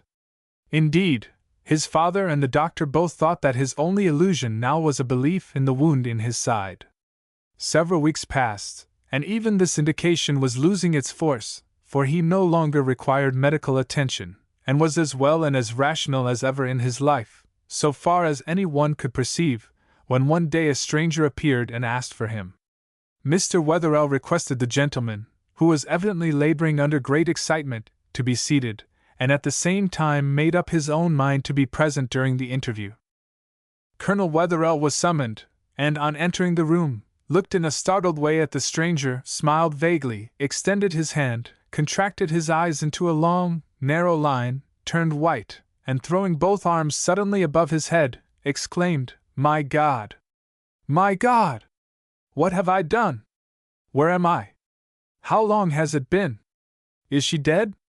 Is she dead?" and staggered back into his father's arms. His distress was so manifest that the visitor lost his severity at once, and said quite gently, "No, she is not dead, but she is almost insane with fright, and has been so exhausted with anxiety and tears, that we had lost all hope for her reason, or even for her life, unless I could find you. I have been through the lines, was delayed by the loss of my passport, and it is now 5 weeks since I saw her. She is alive, but—" Young Wetherell sprang to his feet, and turned on his father like a madman. "How dared you," he demanded, "how dared you keep back my letters? You have killed her! You have murdered her, poor, delicate girl!" With anxiety and doubt of me, and then with set teeth and white lips he advanced upon his father, his arm uplifted, as if he held a sword, and with a sweep which would have severed cords of steel, if the weapon had really been within his grasp, he brought his arm across his father's breast and sank upon the floor, senseless and still. Afterward, when he revived, he had no recollection of what had occurred, except alone the fact that for many weeks previous he had forgotten utterly the girl who was to be his wife, whose life and love were all his world. While he had remembered everything else, had carefully attended to the smallest details of daily life, the link of memory that held the fact of her existence had been coated with a rust of absolute oblivion. The single link in all the chain of memory that had failed him had been the one the nearest to his heart, the dearest one of all. They were married 2 months later, and he resumed command of his regiment. Through an honorable and eventful life no sign of mental lapse ever returned, but every day he dreaded it, and watched his wife and children as a man might do who saw a creeping monster back of those he loved while he stood paralyzed and dumb. He never seemed to fear that other things might lose their hold upon his consciousness, but the apprehension that his mind would slip the link which held his wife, and leave her sick and faint with anxious fears, which he alone could still, constantly haunted him. His wounds never troubled him again. He died not long ago. His career was an exceptionally brilliant one.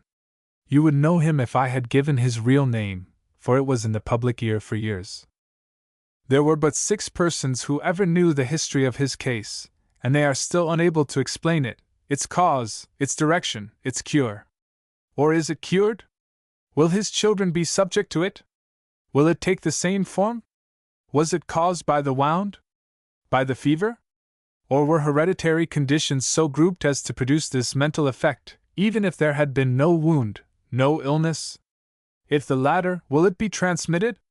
These questions come to me with renewed force, today, as I hold in my hand this letter, asking me to give the family history of Colonel George Wetherell for the use of physicians in a distant city who are now treating his son.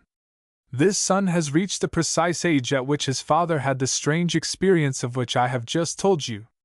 There is a hint in the letter which, in the light of the father's malady, appears to a physician to be of peculiar importance from a medical outlook. We shall see, we shall see. There was a long pause, then he asked, should you, a layman, look to the wound to explain the condition? Or to the castle of heredity? Suppose the son's malady is quite similar, as now appears, what then? The Bowler House mystery. What would you do? What would you say now, if you were in such a position? Thackeray. Thackeray is always protesting that no good is to be done by blinking the truth. Let us have facts out, and mend what is bad if we can. Trollope. Mr. John Bowler had been in the hotel business, as he phrased it, ever since he was born. Before he could walk, he had been the feature of his father's summer hotel, where he was the only baby to be passed around and hugged into semi-unconsciousness by all the women in the house. Because of the scarcity of his kind, too, he was subjected to untold agony by the male guests, most of whom appeared to believe that the chief desire of his infantile heart was to be tossed skyward from hour to hour and caught in upstretched hands as he descended with a sickening sense of insecurity and a wild hysterical laugh. In these later years he often said that he would like to know who those summer fiends were who had made his infancy so full of narrow escapes from sudden and violent death. Finally he thought he had revenge at hand. A benevolent-looking old gentleman came puffing up to the desk of the Bowler House, and after registering, proceeded to question the genial proprietor as to his identity. Dear me, he puffed. And so you are the son of old John Bowler, the best hotel keeper the sun ever shone upon. Why, I remember tossing you up to the rafters under the porch of your father's house when you were only the size of a baked apple and mighty nigh as measly looking. Well, to be sure you had grit for a young one. Never got scared. Always yelled for more. I believe if you had batted your soft little head against the roof you'd have laughed all the louder and kicked until you did it again. And the old man chuckled with the pleasure of age and retrospection. Yes, I remember well, said Mr. Bowler, casting about in his own mind for the form of revenge he should take on this man now that he was to have the chance for which he had so longed and waited. His first thought was to put him in the room next to the 3 sporting men who played poker and told questionable stories of their own exploits after 2 o'clock every night, but that hardly seemed adequate. The room adjoining the elevator popped into his head. Every time the old gentleman fell asleep, bang would go that elevator door, or bzzz would start off the bell so suddenly that it would leave him unnerved and frantic in the morning. But what was that? What John Bowler yearned for was to make the punishment fit the crime. And, after all these years of planning and wishing for the chance, here it was, and he felt that he could think of nothing, absolutely nothing, bad enough. So with a fine satire which was wholly lost upon his victim, Mr. Bowler ordered him taken to the very best room in the house, and made up his mind that after disarming all suspicion in that way he would set about his revenge, which should take some exquisitely torturous form. All this had run through his mind with great rapidity while the old gentleman talked. Then Mr. Bowler turned the register around, wrote 98 opposite the name, said he should be delighted to show his own medal to one of his father's old guests, called out, "Front," and transferred his attention to a sweet-faced girl who stood waiting her turn to register. "A small room, please," she said in a voice scarcely above a whisper. Mr. Bowler knew just what it meant in an instant. He knew that she was not used to hotels, that she was uncertain what to do, and that she wanted her living to cost her as little as possible. She was evidently a lady, and quite as evidently from some small town. "Front," he called again. "Show this lady to 96. Step lively." Front grinned. 96 was a mere closet with no window except one facing a dark shaft.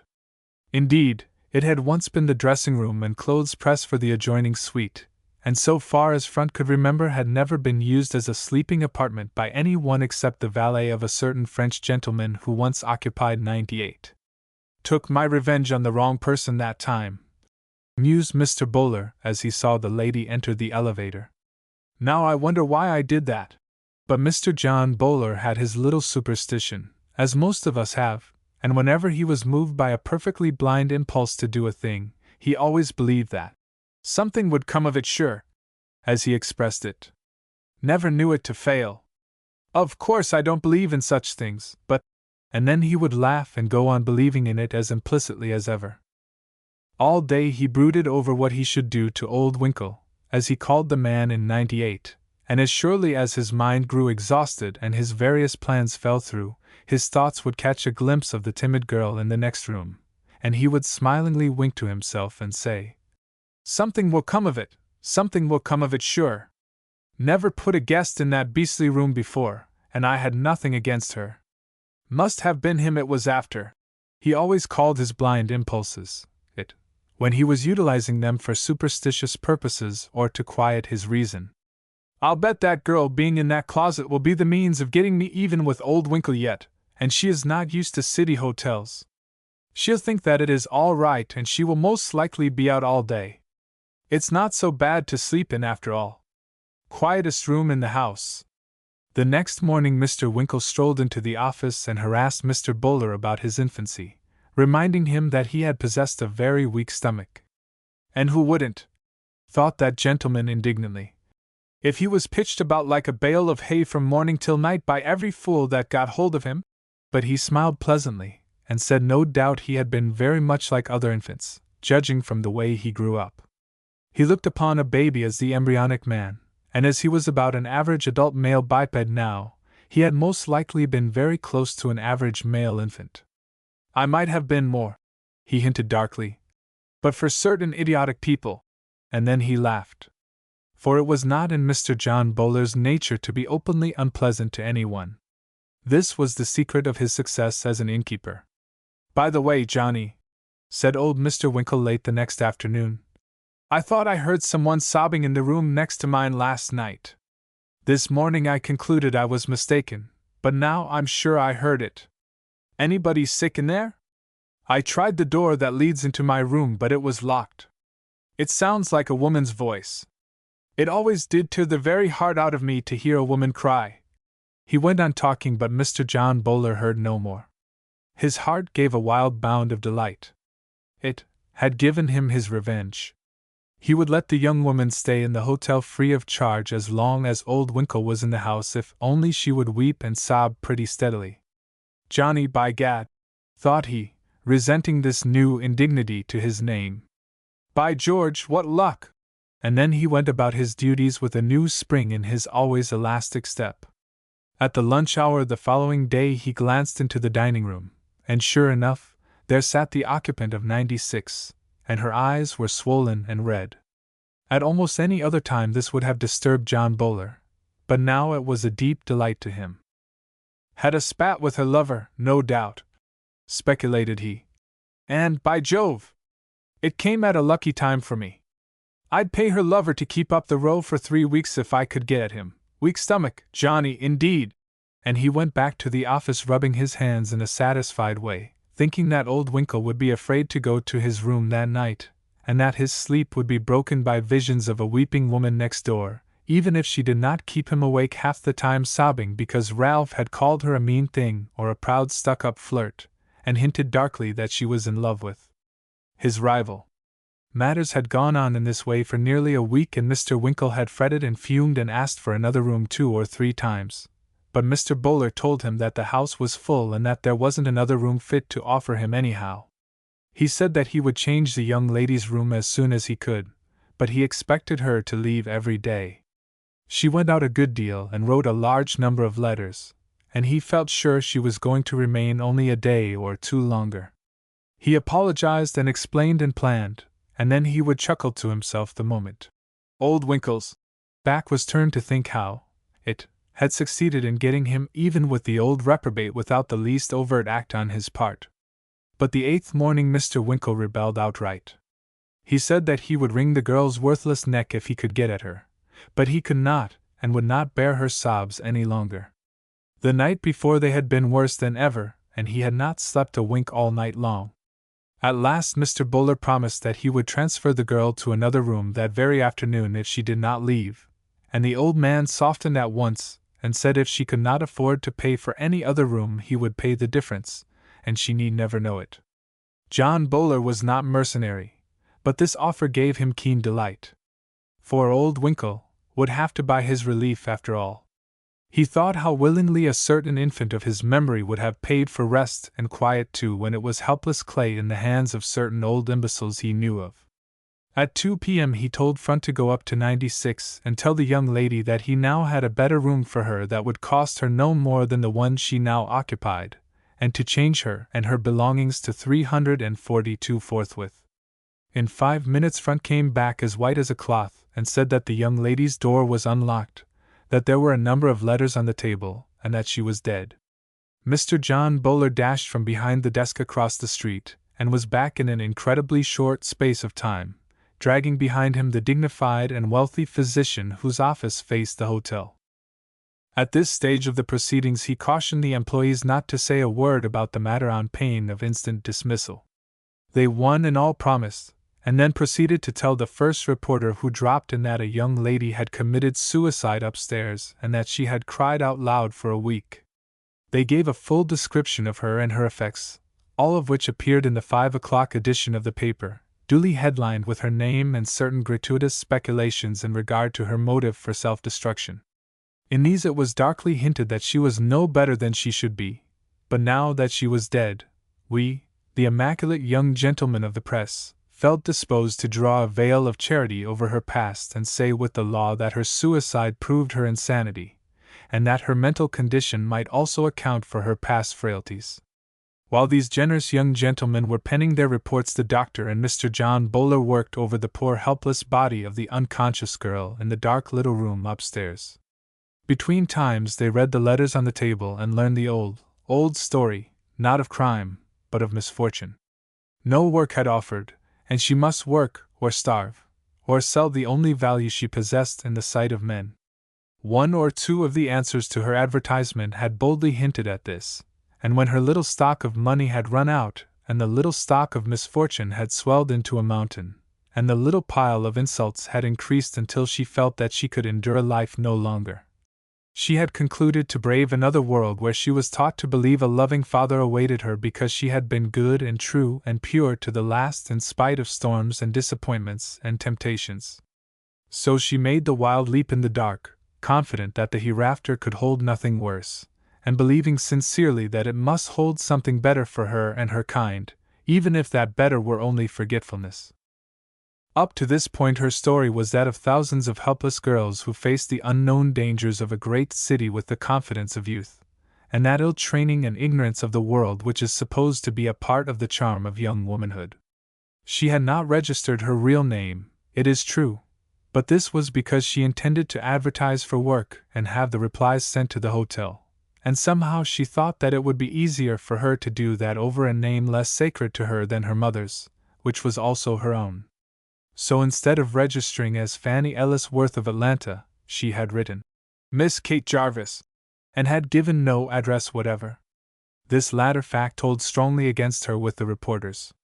They located her in a certain house on 31st Street and interviewed the madam, who gave them a picture of a girl who had once been there, and a cut of this picture appeared in 2 of the morning papers with the fuller account of the suicide.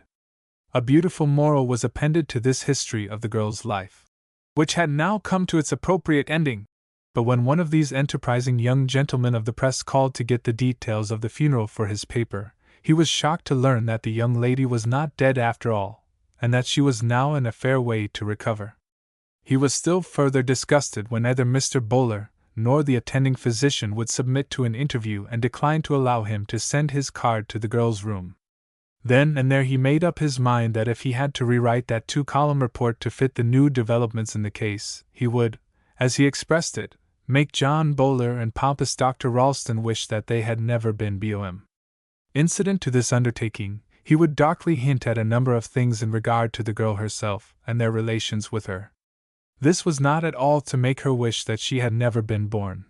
But if it should serve that purpose, the young gentleman did not feel that he would be in the least to blame, if, indeed, he gave the matter a thought at all, which he very likely did not. The article he wrote was certainly very wide awake, and surprised even himself in its ingenuity of conjecture as to the motive which could prompt two such men as John Bowler, proprietor of the Bowler House, and Dr. Ralston, whose reputation had heretofore been above suspicion, to place themselves in so unenviable, not to say dangerous, a position. He suggested that although the young woman had taken her case out of the jurisdiction of the coroner by not actually dying, this fact did not relieve the affair of certain features which demanded the prompt attention of the police court. The matter was perfectly clear. Here was a young woman who had attempted to relieve herself, by rapid means, of the life which all the social and financial conditions which surrounded her had combined to take by a slower and more painful process. If she had succeeded, the law held that she was of unsound mind, that she was, in short, a lunatic, and treated her case accordingly. But, on the other hand, if she failed, or if, as in this instance, her effort to place herself beyond want and pain was thwarted by others, then the law was equally sure that she was not a lunatic at all, but that she was a criminal, and that it was the plain duty of the police judge to see that she was put with those of her class, the enemies and outcasts of society. It was also quite clear that any one who aided, abetted, or shielded a criminal was particeps criminis, and that unless Mr. John Bowler and Dr. Ralston turned the young offender over to the police at once, there was a virtuous young reporter on the Daily Screamer who intended to know the reason why. It was this article in the Screamer which first made Mr. Winkle aware of the condition of affairs in the room adjoining his own. He had been absent from the hotel for some hours, and had, therefore, known nothing of the sad happenings so near him. He dashed down into the office with the paper in his hand and asked for Mr. Bowler, but that gentleman was not visible. It was said that he was in consultation with Dr. Ralston at the office of the latter, whereupon Mr. Winkle reread the entire article aloud to the imperturbable clerk and expressed himself as under the impression that something was the matter with the law, or else that a certain reporter for the Screamer was the most dangerous lunatic at present outside of the legislature. The clerk smiled. A young man leaning against the desk made a note on a tablet, and then asked Mr. Winkle what he knew of the case and to state his objections to the law, first saying which law he so vigorously disapproved. The clerk winked at Mr. Winkle, but Mr. Winkle either did not see, or else did not regard the purport of the demonstration, and proceeded to express himself with a good deal of emphasis in regard to a condition of affairs which made it possible to elect as lawmakers men capable of framing such idiotic measures and employing on newspapers others who upheld the enactment. But before he had gone far in these strictures on public affairs as now administered, he espied John Bowler, and followed him hastily upstairs. That afternoon Mr. Winkle almost fell from his chair when he saw the evening edition of the Screamer with a 3-column interview with himself. It was headed, "Rank Socialism at the Bowler House. A close friend of the offending landlord lets the cat out of the bag. A dangerous nest of law-breakers. John Bowler and Dr. Ralston still defiant. Backed by a man who ought to know better. Shameless confession of one of the arch-conspirators. The mask torn from old Silas Winkle who roomed next to the would-be suicide. Will the police act now?" When Mr. Winkle read the article appended to these startling headlines, he descended hastily to the office floor and proceeded to make some remarks which it would be safe to assert would not be repeated by any Sunday school superintendent, in the presence of his class, in the confines of the state of New York. John Bowler was present at the time and whispered aside to Mr. Winkle that a reporter for the Screamer and 5 others from as many different papers were within hearing, whereupon Mr. Winkle became more and more excited, and talked with great volubility to each and every one of the young men as they gathered about him. "Adds blasphemy to his other crimes," wrote one of them as his headline, and then John Bowler interfered. "Look here, boys," said he pleasantly, but with a ring of determination in his voice. "You just let Mr. Winkle alone. This sort of thing is all new to him, and he had no more to do with that girl than if his room had been in Texas." The reporters winked at each other, and one of them wrote, connived at by the proprietor, "I put her in the room next to his. I helped the doctor to resuscitate her. I positively refuse to give you her real name and present address, although I know both, and Mr. Winkle does not, and if the police court has any use for me it knows where to find me. Have a cigar?" Each reporter took a weed, and 3 of them went to the office of Dr. Ralston to complete their records as soon as possible. "I'm sorry all this has happened to you in my house, Mr. Winkle," said John Bowler, as they stood alone for a moment. "It is partly my fault, too," he added, in a sudden burst of contrition. It had carried his revenge further than he had intended. He knew how the old man's sudden outbreak of righteous indignation would go against him in the newspaper reports that would follow, and John Bowler was kind-hearted as well as fearless. "Good Lord, don't you worry about me, Johnny," said the old man, craning his neck to watch the retreating forms from the window. "But those young devils have gone over to the doctor's office, and they'll bully him into telling where the girl is, and then they'll bully the police into dragging her into court yet. Dear me, dear me! Now, don't you be scared about that, Mr. Winkle. The doctor and I have made up our minds to fight this thing out. We've found out all about the girl and that it was simply a case of utter despair. It was a question of death by slow or by quick means. Society, law, prescribed the slow method, and the girl herself chose the rapid one. Well, now, as long as she was to be the sufferer in either case, it strikes me that she had about as good a right to a voice in the matter as the rest of us. Dr. Ralston and I checkmated her. I can't afford to have that kind of thing happen in the hotel, of course. But, by gad, we're not going to let them make a criminal of her. All the circumstances combined to do that before, and she chose death. Well, we stopped her efforts in that line too, and now the court proposes to put the finishing touches on society's other inhumanities and send her up for it. Why, good God, man, just look at it. In substance, that girl said, I'll die before I'll be forced into association with criminals, and the court says, you shall do nothing of the kind. Science shall doctor you up and we will send you up. Despair is a crime. That girl tried every way she knew of to live right. She failed.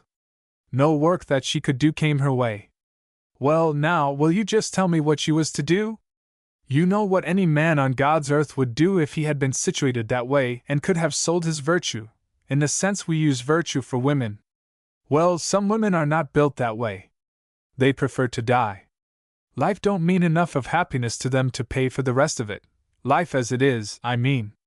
Well, since women don't have anything to say about what the laws and social conditions shall be, it strikes me that the situation is a trifle arbitrary, to put it mildly.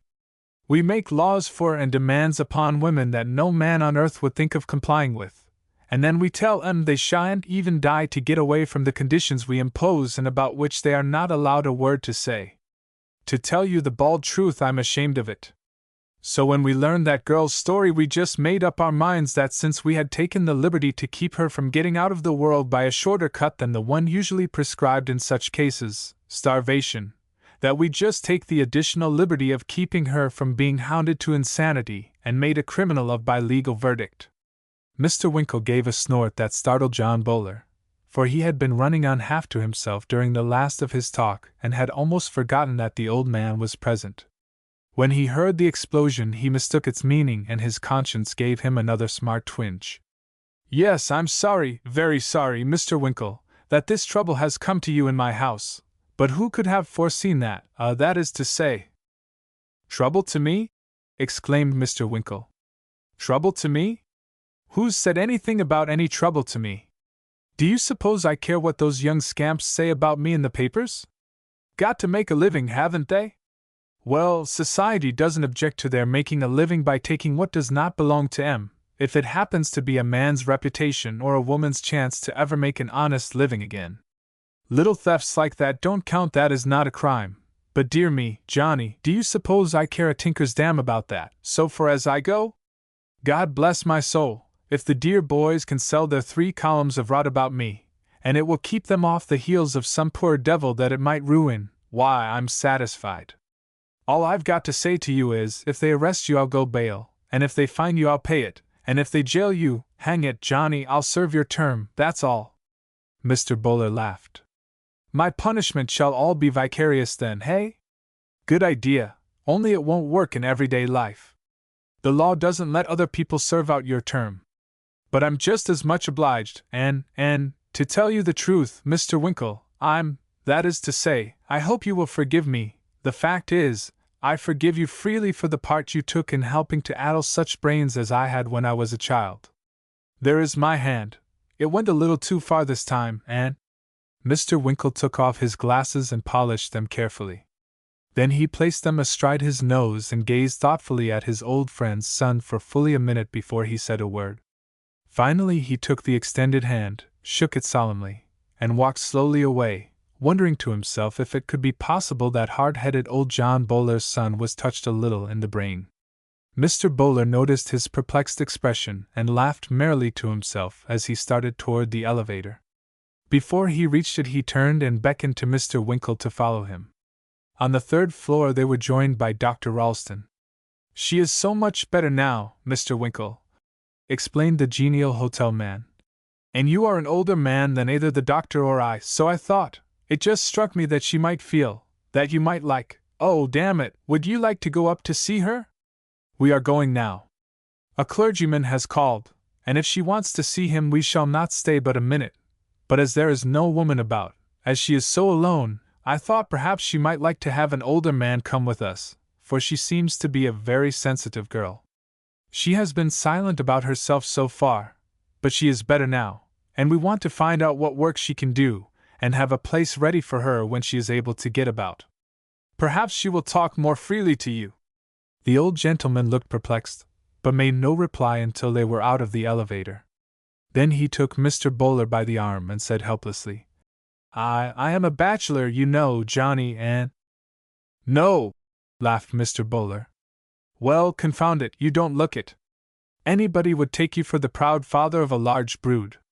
She will think you are, and it may help her. Come on. The old gentleman entered the darkened room last, and sat down silently in the deepest shadow. The doctor stepped to the bed and spoke in a low tone. A white face on the pillow turned slowly, so that the only band of light that reached in from the open door fell full upon it. Mr. Winkle shuddered as he saw for the first time the delicate, pallid, hopeless face. A priest? She said feebly, in answer to the doctor. Oh no, why should I want to see a priest? You've had your way. You've brought me back to battle with a world wherein I only now acknowledge my defeat. Her voice trembled with weakness and emotion, but she was looking steadily at the doctor with great wide eyes, in which there burnt the intensity of mental suffering and a determination to free her mind even at the risk of losing the goodwill of those who had intended to be kind to her. A priest! What could he do? This life is what I fear. His mission is to deal with other worlds, of which I know already what he does, and that is nothing. Of this life I know, alas! Too much. Far more than he. He cannot help me, for I could tell him much he cannot know, of suffering and fortitude and hope laid low at last, without a refuge even in cloistered walls. I know what he would say. His voice would tremble and he would offer sympathy and good advice, and maybe alms. These are not what I want or need. I am not very old, just 22, but I have thought and thought until my brain is tired, and what good could it do for him to sit beside me here and say in gentle tones that it is very sad? No doubt that he would tell me, too, how wicked I have been that I should choose to die by my own hand when life had failed me. She smiled a little, and her wan face lit from within was beautiful still in spite of its pallor. The doctor murmured something about natural sympathy, and Mr. Bowler remarked that men who were fortunate would gladly help those who were in distress if only they knew in time. She did not appear to heed them, but presently went on as though her mind were on the clergyman below waiting to see her. To feel that it is sad is only human, but what is to be done? That is the question now. What is to be done for suffering in this world? It is life that is hard to bear, not death. Sympathy with the unfortunate is good. Kind words and gentle tones as your priest recounts their woes are touching.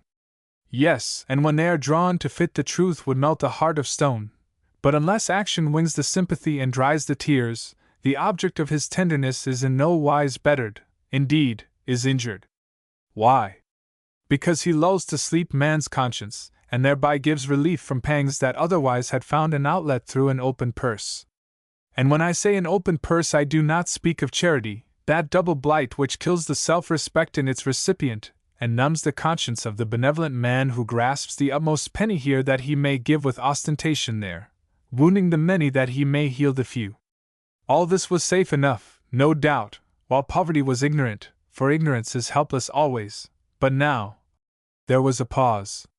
She raised her head a little from the pillow and a frightened look crept into her eyes. But now the poor are not so ignorant that it will long be safe to play at cross purposes with suffering made too intelligent to drink in patient faith the bitter draughts of life and wait the crown of gold he promises hereafter, and wears, meanwhile, himself. A little joy on earth, they think, will not bedim the luster of a life that is to come, if such there be. You see, I've thought a little in these wretched days and months just past. She was silent again for a moment. A bitter smile crossed her face and vanished. The doctor offered her a powder which she swallowed without a word. John Bowler stepped to the table and poured out a glass of wine, but when he held it toward her she shook her head and closed her eyes a moment. Then she spoke again as if no break had checked her thought.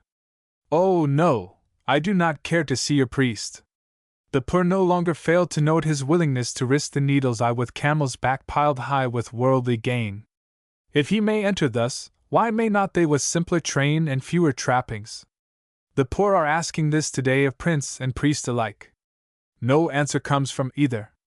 Evasion does not satisfy. I ask, but no one answers. The day once was when silence passed for wisdom. That day is gone. Today we are asking why? And why? And why? No longer when? And so the old reply, hereafter, does not fit the query. Why not when, is what we urge today, and your replies must change to fit the newer, nearer question. When I say your replies, I do not mean you, doctor, nor your friend. You too meant kindly by me. Yes, I know. I am not claiming that you are at fault, nor they, the fortunate, the prince and priest. I understand. Blind nature took her course and trod beneath her cruel feet the millions who were born too weak to struggle with the foes they found within themselves and in their stronger brothers. I know. She lay back on the pillow and closed her eyes wearily. Mr. Winkle drew near and stood behind the doctor's chair, still keeping in the shadow, but watching her pale face with an intensity born of a simple nature easy to stir and quick to resolve. The doctor touched her pulse with a light finger and gravely nodded his head as he glanced at his watch. Her heavy eyelids did not lift, but her voice broke the silence again. There was a cadence in it that gave a solemn thrill to the three men as they listened, the doctor watching with professional interest the effect of the powder he had given. The other two waited, expecting they knew not what. The ignorance and cruelty of all the past, the superstitious fears, the cunning prophecies, the greeds and needs of men, joined hands and marched triumphant. They did not halt to ask the fallen what had borne them down. They did not silence bugle blasts of joy where new-made graves were thick. No silken flag was lowered to warm to light the shivering forms of comrades overcome and fallen by the way. The strong marched on and called themselves the brave. Sometimes they were. But other times the bravest had gone down, plucked at, perchance, by wife or child or friend whose sorrow or distress reached out and twined itself about the strong but tender heart and held it back until the foot lost step, and in the end the eye lost sight of those who only now had kept him company. She lifted her small white hand and pointed as if to a distant battlefield, but her eyes remained closed. The doctor glanced uneasily at his watch and took her other wrist in his fingers again. The next battalion trampled him. The priest bent low and whispered over there, hereafter, and slipped the treasure of the fallen hero beneath his ample robe to swell the coffers of the church, since dead men need no treasures. Her voice was infinitely sad, but she laughed a little and opened her eyes. They fixed themselves upon the silvered head of Mr. Winkle standing behind the doctor's chair. Perhaps I shock you. I do not mean to, but I have thought and thought these last few wretched months, and looking at the battlefields of life backward through all the ages, I thought I saw at night, in camp, the priest and conqueror meet beside the campfire and counsel for the next day's march. I thought I heard the monarch say, I go before and cleave my way. You follow me and gather up two things, the spoils I miss and all the arrows of awakened scorn and wrath embedded in the breasts of those of our own ranks who fall or are borne down, lest they arise and overtake us while we sleep and venge themselves on us. Tell them to wait. Their time will come. Tell them I clear the way for them, and you forgive a hatred which you see is growing up within their wicked breasts. Quiet, soothe, and shame them into peace. Assure them that hereafter they, not we, shall have the better part. Gain time. Lay blame to me if need be, but always counsel patience, waiting, acquiescence, peace, submission to the will of God, your will and mine. Your task is easy. No danger lies therein. I take the risk and share with you the glory and the gain. I heard the priest disclaim all greed of gain and go to do his part as loyal subject and as holy man. I saw all this and more before I took the last resolve you balked. You meant it kindly, doctor, yes, I know, but I am very tired, and what is there ahead for me, or such as I, on battlefields like these? No one ventured a reply. She closed her eyes and waited. The doctor took another powder from his case and held it above her lips. She smiled and swallowed it. We take our powders very docilely, she said, with a bitter little laugh as the wineglass left her hand and Mr. Bowler's finger touched her own. He noticed that hers was very cold. They used to make us sleep in the good old days of priest and monarch, but our nerves are wrong just now. Our powders only make us think the more and have strange visions. Dr. Ralston glanced at Mr. Bowler and nodded his head mysteriously. The powder was beginning to work, he thought, for she had reverted to the old vision, and talked as if she were in a dream. That way it was, another way it is, and still another will be, she was saying. Today the honest poor, the hampered weak, are defeated, dazed, and some of us are hopeless. Others there are who cling to hope and life and brood on vengeance. That is your danger, gentlemen, for days that are to come. You will have to change your powders. The old prescriptions do not make us sleep. We think, and think, and think. We strain our nerves and break our hearts, for what? A life as cold and colorless and sad as death itself, to some of us far sadder, and yet you will not even let us die. Again we ask you, why? There is no place on earth for such as we, unless we will be criminals. That is the hinge whereon the future turns. How many will prefer the crime to want? What dangers lie behind the door that now is swinging open? Intelligence has taught us scorn for such a groveling lot, has multiplied our needs, and turned the knife of suffering in quivering wounds no longer deadened by the anesthetics of ignorant content with life or superstitious fear of death. The door is swinging on the hinge. The future has to face creatures the past has made like demons. Some, like myself, behind the door, who do not love mere life, will turn the sharpened dagger on themselves. But there are others. Her voice sank. The three men thought that she had fallen asleep at last. The doctor drew a long, satisfied breath and consulted his watch for the fourth time, making a mental note for future use in giving the drug whose action he was watching. He started and frowned, therefore, when her voice broke the silence again. Others there are, in spite of pain and anguish, in spite of woe and fear, who cling to life, who read in eyes they worship the pangs of hunger, cold, and mental agony. Where will their vengeance go? Who knows? She opened her great eyes and looked first at one and then at another, and repeated, Who knows? Again there was no reply. After a long pause Mr. Winkle said gently, There is a place in life for girls like you. I shall charge myself with it. You shall find work and joy yet, my child. Now go to sleep. Be quiet. We have let you talk too long. Stop thinking sadly now. You think too much. You think too much. She closed her eyes quickly, and there was a tightening of the lips that left them paler than before. Then a tear rolled slowly down her temple. Before it reached the pillow, the doctor bent forward and dried it softly with his silk handkerchief. She opened her eyes wide at the touch. Be quiet? She repeated. Stop thinking. Oh, yes, I will be quiet, but the rest, the others? Those with whom you do not charge yourself, who find no work, no joy. Will they be quiet? Will they stop thinking? Oh, yes, I can be quiet, very quiet, but the rest, the rest? The others who think too much, all? There was a wild look in her dry eyes. The doctor touched her wrist again and said softly to the men beside him, It is working now. She will sleep.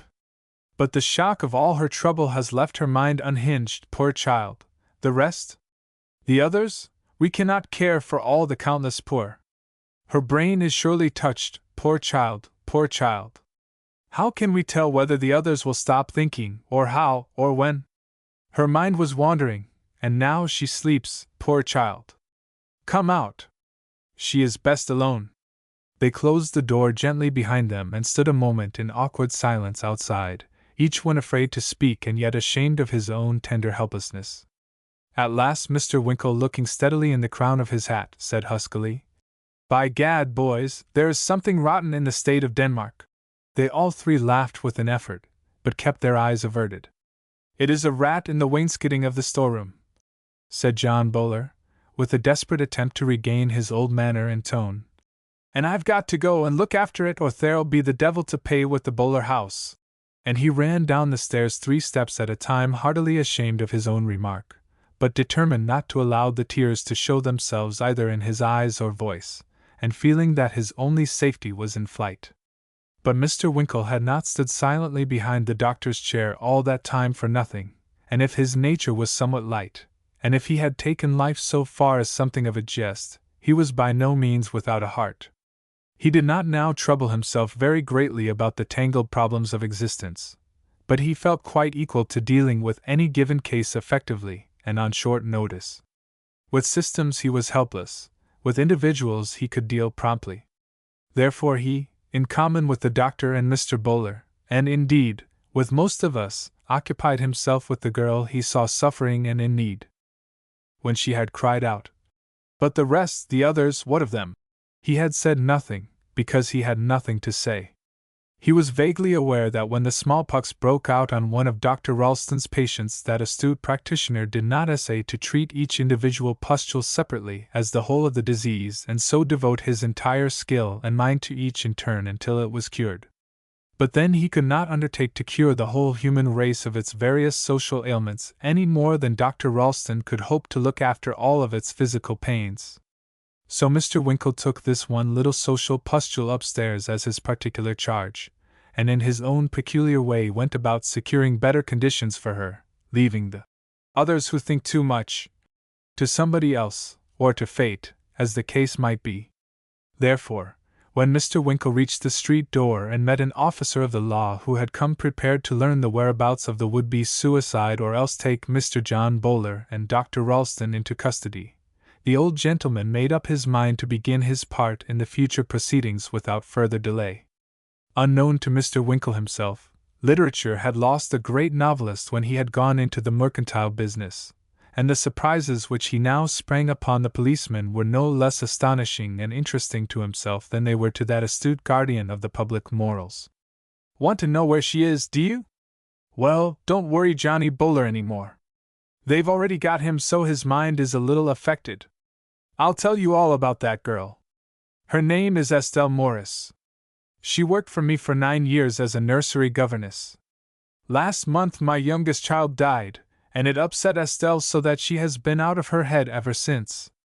I thought if I'd bring her to the city maybe she might get over it, but she didn't, and the doctor gave her some stuff and she took a double dose by mistake, and all the row came from that and the long tongues of the servants, pieced out by the long pencils of the reporters. See? Is that so? Exclaimed the officer. Where is she now? Mr. Winkle had not thought of that, and he did not know exactly what to say, but he agreed to produce her in court on the following day if so ordered, and there the matter dropped for the moment. That evening there appeared in a paper this: Want, a good-looking young woman who is willing to lie like a pirate for the space of 1 hour for the sum of $50.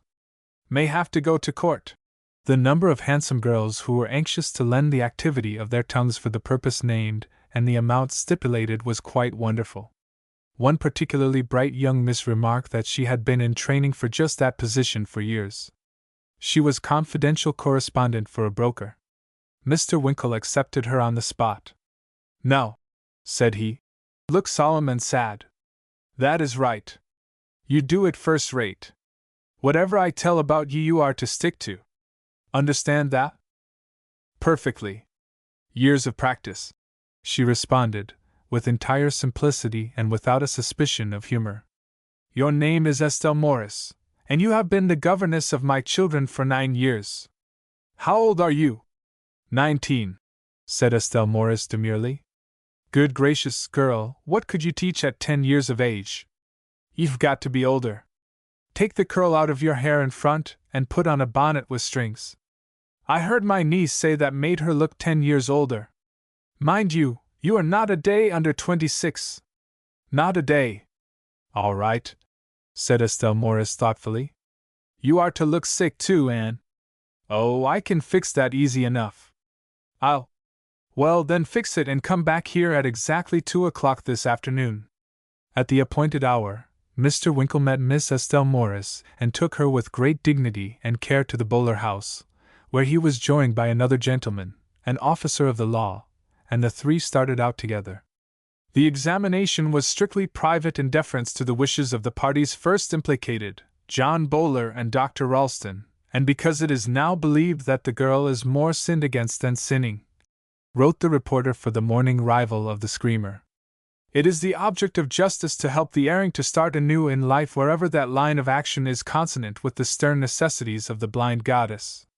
Neither of the male accomplices appeared in the case, but Mr. Silas Winkle, whose name has figured somewhat conspicuously in the matter, produced the principal, who, it must be confessed, is pretty enough to account for all the chivalry which has been displayed in her behalf. She confessed to 26 years of single wretchedness, although she could easily pass for a year or two younger. It would appear that she had lived in Mr. Winkle's family for 9 years as governess to his children and came to the city with him about 2 weeks ago.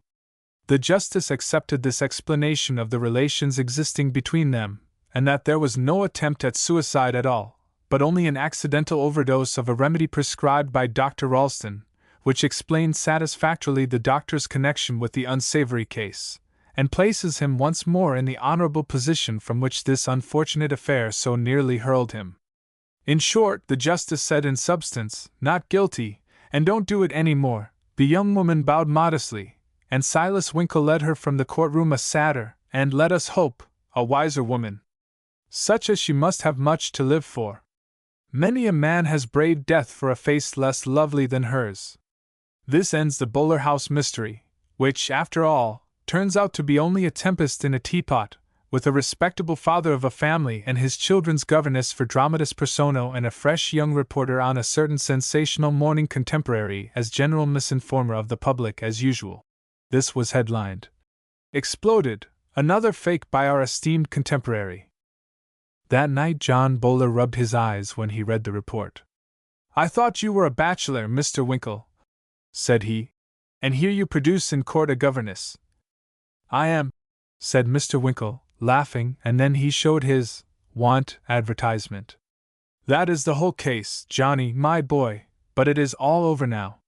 Don't you worry, it might go to your head again. You saved the girl and I saved you, and it only cost me $50. I'd pay that any time to get ahead of the Screamer, and I rather think I salted that enterprising sheet down this time, don't you? But what is to become of that girl?" added he, without waiting for a reply to his first question. "You've taken the liberty to save her life, which she had decided she did not want under existing circumstances. Has she simply got to go over the same thing again? I told her that I'd look after her, but I don't see how in thunder I'm going to do it." She won't take money from me, and I've got nothing for her to do. Is there nothing ahead of her but a coffin or a police court? For this individual girl, yes. Dr. Ralston has already secured work for her.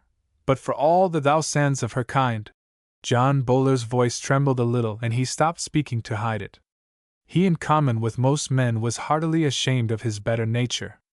For all the thousands of her kind, broke in Mr. Winkle, there are just exactly 3 roads open: starvation, suicide, or shame, with the courts, the legislature, and the newspapers on the side of the latter. I just tell you, Johnny, it makes my blood boil. I don't see any way out of it, none at all. That is the worst of it. I do, said Mr. Bowler. You do, exclaimed Mr. Winkle excitedly, and then looked hard at his old friend's son to see if he had gone crazy again. Yes, I do. Those same newspapers you are so down on will do it. They're bound to. The boys go wrong sometimes, as they did in this case, but that only makes sensible people indignant, and after all, it called attention to the law that makes such things possible. More light on the laws. That's the first thing we want, and no matter which side of a question the papers take, we are bound to get that in the long run. Silence is the worst danger. We get pretty mad at the boys if they write what we don't like, but that isn't half so dangerous as if they didn't write at all. See? Mr. Winkle turned slowly away and shook his head as he murmured to himself. Who would have believed that old John Bowler would have been the father of a lunatic? Dear me, dear me. I'm going back to Meadville before I get touched in the head myself. And he started to his room to pack his valise. John Bowler followed him to the elevator. I don't blame you for feeling pretty mad about all the stuff they put in the Screamer about you, but oh, the boys mean all right. So does the devil, broke in the old man. But Mr. Bowler gave no evidence of noticing the interruption nor of observing the irascibility of his guest. The trouble is with the system, he went on, entering the elevator after Mr. Winkle. Why, just look at it, man. What I say or do, if it is of a public nature, I'm responsible for to the public. What you write you put your name to, but it's a pretty big temptation to a young fellow who knows he has got the swing in a newspaper and doesn't have to sign his name to what he says, to make an effort to scoop his rivals at whatever cost. The boys don't mean any harm, but irresponsible power is a mighty dangerous weapon to handle. Not many older men can be trusted to use it wisely. Then why should we expect it of those young fellows who don't know yet any of the deeper meanings of life? Great Scott, man! I think they do pretty well under the circumstances. I'm afraid I'd do worse. Mr. Winkle stroked his chin reflectively. No doubt, he said abstractedly, as they stepped out of the elevator. John Bowler looked at him for a brief space of time to see if he had intended the thrust, and then went on. That girl's life or death just meant an item to the boys, and it didn't mean much more to you or me until we stood and heard her talk and saw her suffer, and were made personally uncomfortable by it. Yet we are old enough to know all about it for her and others. We do know it, and go right along as if we didn't. We are a pretty bad lot, don't you think so? Silas Winkle unlocked his door before he spoke. Then he turned to his old friend's son and shook his hand warmly. Goodbye, he said, looking at him steadily. Goodbye, Johnny. I see it only comes on you at odd spells. Come up to Meadville for a while and I think you will get over it altogether. Your father was the clearest-headed man I ever saw, and you seem to have lucid intervals. Those last remarks of yours were worthy of your father, my boy. And the old man patted him softly on the back. John Bowler whistled all the way downstairs. Then he laughed. I wonder if old Winkle really does think I am off my base, said he, as he took down his hat. I suppose we are all more or less crazy. He thinks I am, and I know he is. It is a crazy world. Only lunatics could plan or conduct it on its present lines. And he laughed again and then sighed and passed out into the human stream on Broadway. The time lock of our ancestors. Visiting the iniquity of the fathers upon the children unto the 3rd and 4th generation. Bible. Don't be so hard on yourself, Nellie. I am sure it can be no great wrong you have done. Girls like you are too apt to be morbid. No doubt we all do it, whatever it is. I'm sure I shall not blame you when you tell me. Perhaps I shall say you are quite right, that is, if there is any right and wrong to it, and provided I know which is which, after I hear the whole story, as most likely I shall not. Right. And here the elder woman smiled a little satirically, and looked out of the window with a faraway gaze, as if she were re-traveling through vast spaces of time and experience far beyond anything her friend could comprehend. The evening shadows had gathered, and cast, as they will, a spell of gravity and exchange of confidences over the two. Presently the older woman began speaking again. Do you know, Nell, I was always a little surprised that Lord Byron, of all people, should have put it that way. The right, why, it is like a woman to say that. As if there were but one right, and it were dressed in purple and fine linen, and seated on a throne in sight of the assembled multitude, the right. Indeed. Yes, it sounds like a woman, and a very young woman at that, Nellie. The girl looked with large, troubled, passionate eyes at her friend, and then broke out into hot, indignant words that would have offended many a woman. But Florence Campbell only laughed, a light, queer little peal, tipped her chair a trifle farther back, put her daintily slippered feet on the satin cushion of the low window seat, and looked at her friend, through the gathering darkness, from under half-closed eyelids. Presently, this woman was always deliberate in her conversation. Long silences were a part of her power in interesting and keeping the full attention of her listeners. Presently she said, Of course you think so. Why shouldn't you? So did I, once. And do you know, Nellie, that sort of sentiment dies hard, very hard, in a woman. At your age.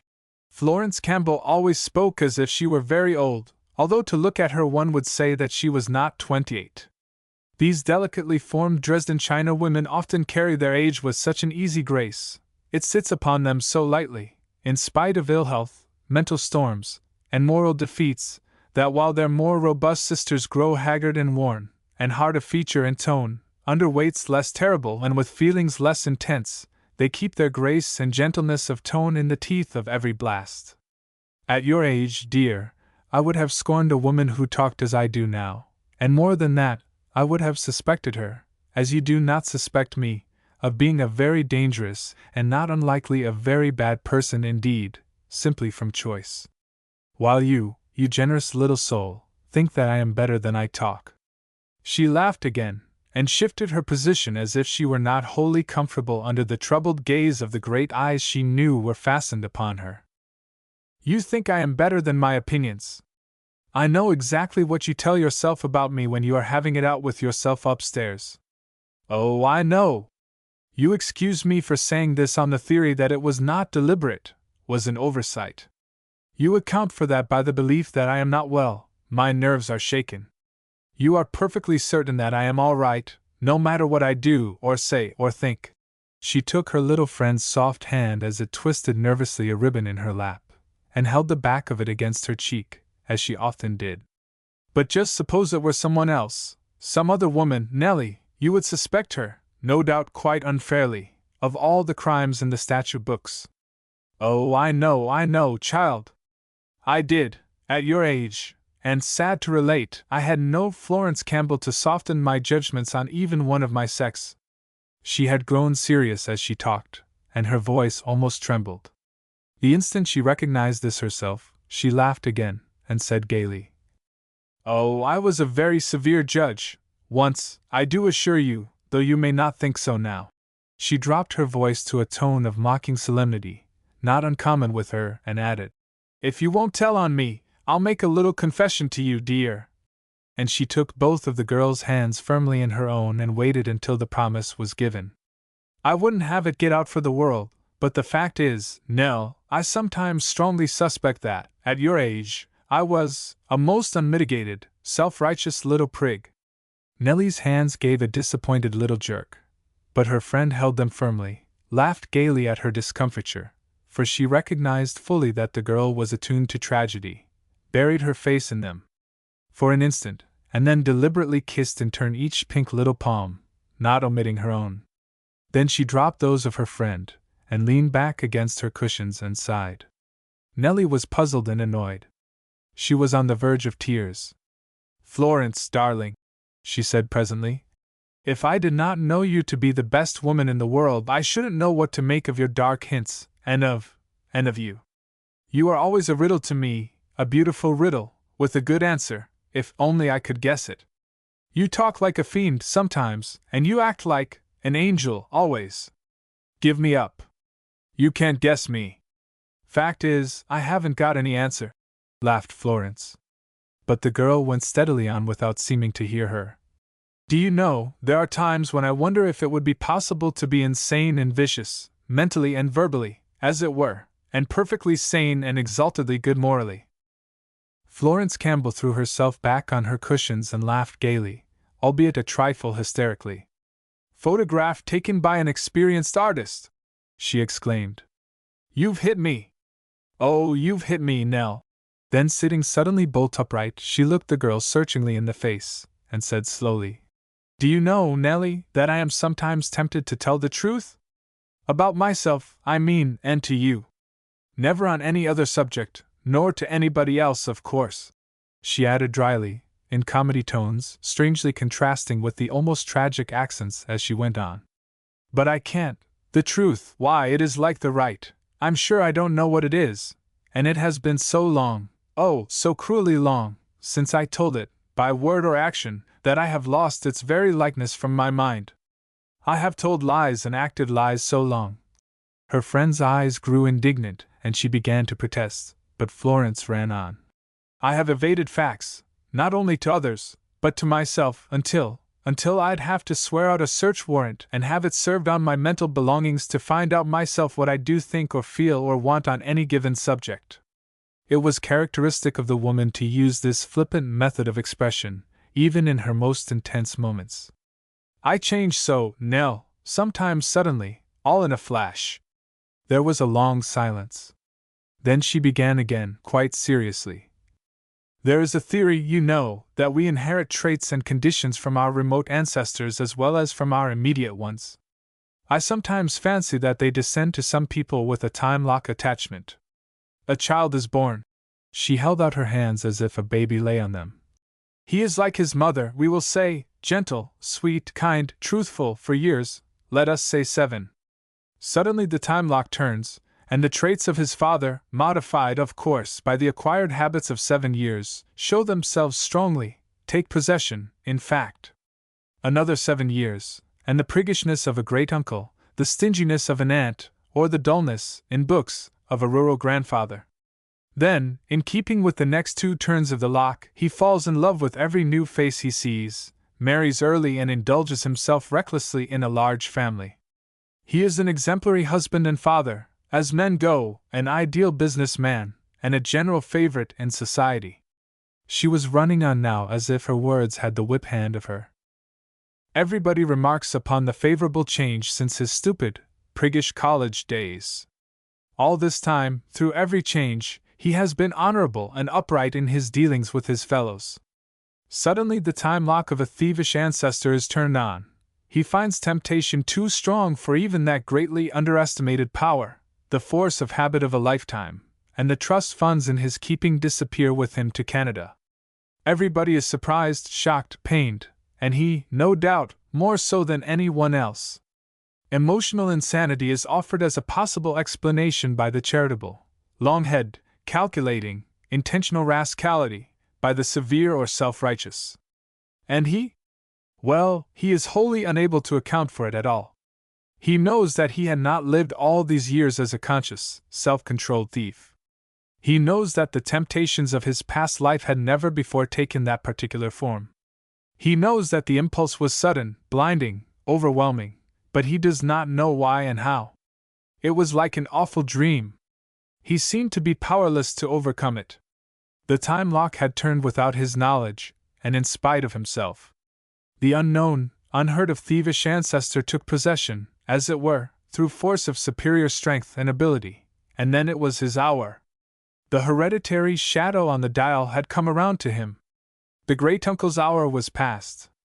He, no doubt, was turned on to some other dazed automaton, in Maine or Texas, who had fallen heir to a drop too much of his blood, and she, poor thing, if it happened to be a girl this time, forthwith proceeded to fall in love with her friend's husband, seeing he was the only man at hand at the time, while the thievish ancestor left, in shame and contrition, a small but light-fingered boy in Georgia, to keep his engagement with our respectable, highly honored, and heretofore highly honorable man of affairs in Wall Street.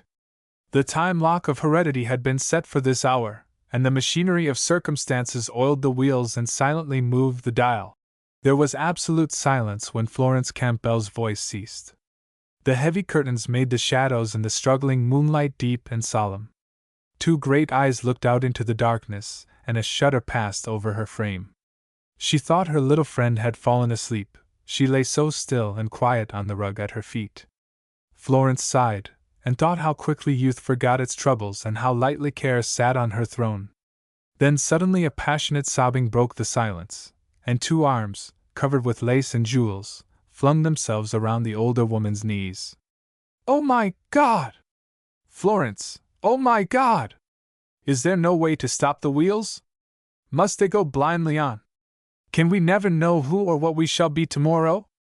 It is awful, Florence, awful, and it is true. Oh God! It is true!" Florence Campbell had been very serious when she stopped her little harangue. There had been a quality in her voice which, while it was not wholly new to her friend, would have been unknown to many who thought they knew her well. To them she was a beautiful, fashionable, rather light woman, with a gay nature, who either did not know, or did not care to investigate too closely, the career of her husband, to whom she was devotedly attached. She had been quite serious, I say, when she stopped her little philosophical speculation, but she was greatly surprised at the storm she had raised in the breast of her little friend. Florence bent down quickly, and putting her arms about the girl tried to raise her up, but she only sobbed the harder, and clung to her friend's knees as a desperate, frightened creature might cling to its only refuge. "Why, Nellie, little kitten," said the older woman, using a term of endearment common with her in talking with the girl. "Why, Nellie, little kitten, what in the world is the matter? Did I scare the life out of you with my time locks and my gruesome ancestors?" And she tried to laugh a little, but the sound of her voice was not altogether pleasant to the ear. "I'll ring for a light. I had no business to talk such stuff to you when you were blue and in the dark too. I guess, Nell, that the time lock of my remote ancestor, who was a fool, must have been turned on me shortly after sundown today, don't you think?" And this time her laugh lacked the note of bitterness it had held before. She ran on, still caressing the weeping girl at her feet. "Yes, undoubtedly, my remote ancestor, the fool, has now moved in. Do you think you can stand 7 years of him, kitten, if you live with me that long? But you won't. You'll go and marry some horrid man, and I shall be so jealous that my hair will curl at sight of him." But the girl would not laugh. She refused to be cheered, nor would she have a light. She raised herself until her head rested on her friend's bosom, and clung to her, sobbing as if her heart would break. Florence stroked her hair and sat silent for a while, wondering just what had so shaken the child. She knew full well that it was not what she had hinted of the darkness and her gruesome story. Presently Nellie drew her friend's face down, and whispered between her sobs, "Darling, I must have had some dreadful ancestor, a wicked, wicked woman. I—" Florence Campbell shrieked with laughter. She felt relieved of, she did not know what. She had blamed herself for even unconsciously touching the secret spring of sorrow in the girl's heart. It was a strange sight, the two women clinging to each other, the one sobbing, the other laughing, each trying in vain to check the other. At last Nellie said, still almost in a whisper, "But Florence, you do not know. You do not understand. You are too good to know. It is you who will scorn and hate me when I tell you. Oh, Florence, Florence, I can never dare to tell you." Her friend, still laughing, made little ejaculations of satirical import as the girl grew more and more hysterical. "Oh, thou wicked wretch!" laughed she. "No doubt you've killed your man, as they say out west. Oh dear, oh dear! Nell, this is really quite delicious. Did it step on a bug? Or was it a great big spider? And does it think it ought to be hanged for the crime?" A peal of laughter from the one, a shudder from the other, was the only reply to these efforts to break the force of the girl's self-reproach. Florence clenched her small fist in mock heroics and began again. Your crimes have found you out. And mine, has been the avenging hand. Really, this is too good, kitten. I shall tell, let me see, I shall tell, Tom. The girl was on her feet in a flash. Not that, Florence. Anything but that. I will tell you myself first, he shall not. Florence grew suddenly silent and grave. The girl slipped down at her knees again, and clasping her hand, went hoarsely on. Oh, Florence, darling, I did not mean to wrong you. Truly, I did not, and I do not believe he did, not at first. It was. She sank on the floor, at the feet of her astonished friend, and with upstretched arms in the darkness whispered, Florence, oh my God! I cannot tell you! I must go away! The older woman did not touch the outstretched hands, and they sank to the floor, and on them rested a tear-stained, wretched face. A moment later Tom Campbell entered the room. To eyes unaccustomed to the darkness nothing was visible. He did not see his wife, who arose as he entered, and stood with bated breath over the form of the girl on the floor. By Jove! He muttered. This room is as dark as Egypt, and then some. Wonder where Florence is. Those damned servants ought to be shot. Whole house like a confounded coal-pit. Didn't expect me for hours yet, I suppose. That's no reason for living like a lot of damned bats, afraid of mosquitoes, I suppose. Where are those matches? Florence. She's evidently gone out, or to bed. Wonder where her little kitten is? Wonder how much longer Florence means to keep her here? Don't see how the thing's going to go on much longer this way, with a girl with a conscience like that. Perfectly abnormal. Perfectly ridiculous. No more tact then. Nellie moaned aloud. Florence had held her breath, hoping he would go. He had almost reached the door leading to the hall, after his vain search for matches. Hello? What was that? Said Campbell, turning again into the room. His wife knew that escape was not now possible. Nothing, Tom, she said in a voice that trembled a little. Go upstairs. I will come up soon. Why, hello, Florence, that you? What are you sitting here in the dark for all alone? Why didn't you speak to me when I came in? What did you let me? Nellie sat up, and in doing so overturned a chair. Tom's eyes had grown accustomed to the darkness. He saw the two women outlined before him, and he saw that Nellie had been on the floor, and that his wife stood over her. What's the matter? He demanded. What's up? He came toward them. Nellie sprang to her feet, with flashing eyes and outstretched, imploring hands to wave him back. She was about to rush into a painful explanation. Florence stepped toward her, put both arms about her, and drew her onto the cushioned window seat at their side. She knew she must cover the girl's agitation from her husband, and somehow gain time to think. Sit down, dear, she said softly. Sit down here by me. You have been asleep. He frightened you coming in so suddenly. You have been dreaming, you talked in your sleep, but it was all nonsense, about an ancestor, whom you blamed very bitterly. The girl began to speak impulsively, but Florence checked her. Yes, I know. You told me. It was all the greatest stuff. But the part that was true, I doubt if she was to blame. I think from all I know of her, and of the gentleman you mentioned, the one she seemed to care for, that, oh no, kitten. I am sure she was not to blame. Nellie was trembling violently, clinging to her friend in shame and remorse. Tom stood perfectly quiet in the deeper darkness, back from the window, with a smile on his cheerful face and a puzzled light in his handsome eyes. Go upstairs, Tom, said Florence again, this time in a steadier tone. Nellie's head aches. You waked her up too suddenly. We don't want more light, do we, Nellie? Not just now. We have quite light enough for the present. I assure you we are better off just now in the dark. You would think so yourself if you could see us as we see ourselves. We are quite battered and out at elbow, I assure you, and not at all fit for fastidious masculine eyes. She was pulling herself up well.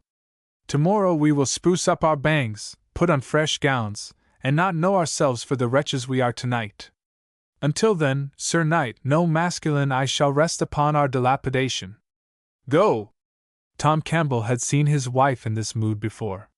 He went. All the way upstairs he wondered what had happened. Never could make women out anyway, he muttered. Least of all, Florence. Women are a queer lot. More you live with them, more you don't know what they'll do next. Wonder what in thunder's up. Kitten never said a word, but I'm damned if I did hear her groan. Guess the little goose feels kind of queer, with me and the old lady both present. Wonder how much I said aloud, and how much they heard when I first went in. Confounded habit, talking aloud to myself. Got to stop it, old boy, must be done, get you into trouble yet. Then he turned off the gas, and was sleeping as peacefully as an infant before the two women below stairs had parted for the night. When Tom left the room, Nellie began to sob again, and Florence stroked her hair with her icy hands and waited for the girl to speak, or grow calm. And for herself, she hardly knew what she waited for in herself, but she felt that she needed time. After a long silence she said quite gently, Nellie, little girl, we will go upstairs now, you will go to bed. If you ever feel like it, after you take time to think it over, and your nerves are quiet, if you ever feel like it, you may tell just what trick your troublesome ancestor has tried to play you. But I want to say now, dear, don't feel that you must tell me, nor that I do not know perfectly well that my little kitten is all right, ancestors or no ancestors, and that we together can somehow find the combination to that time lock that so distresses you, and turn it off again. Meantime, little girl, no one shall harm you. You shall be let alone, you are all right. Be sure of that. I am. Now, good night.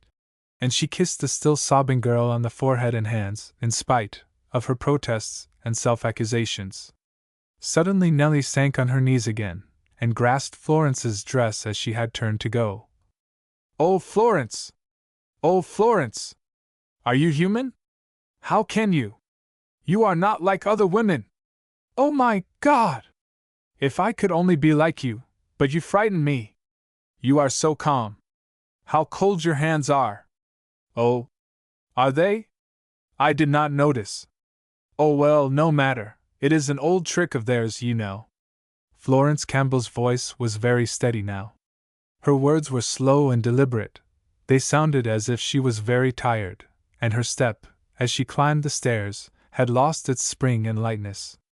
The next morning Nellie's breakfast was carried to her room, with a message from Florence not to get up until she came to her at their usual hour for reading together.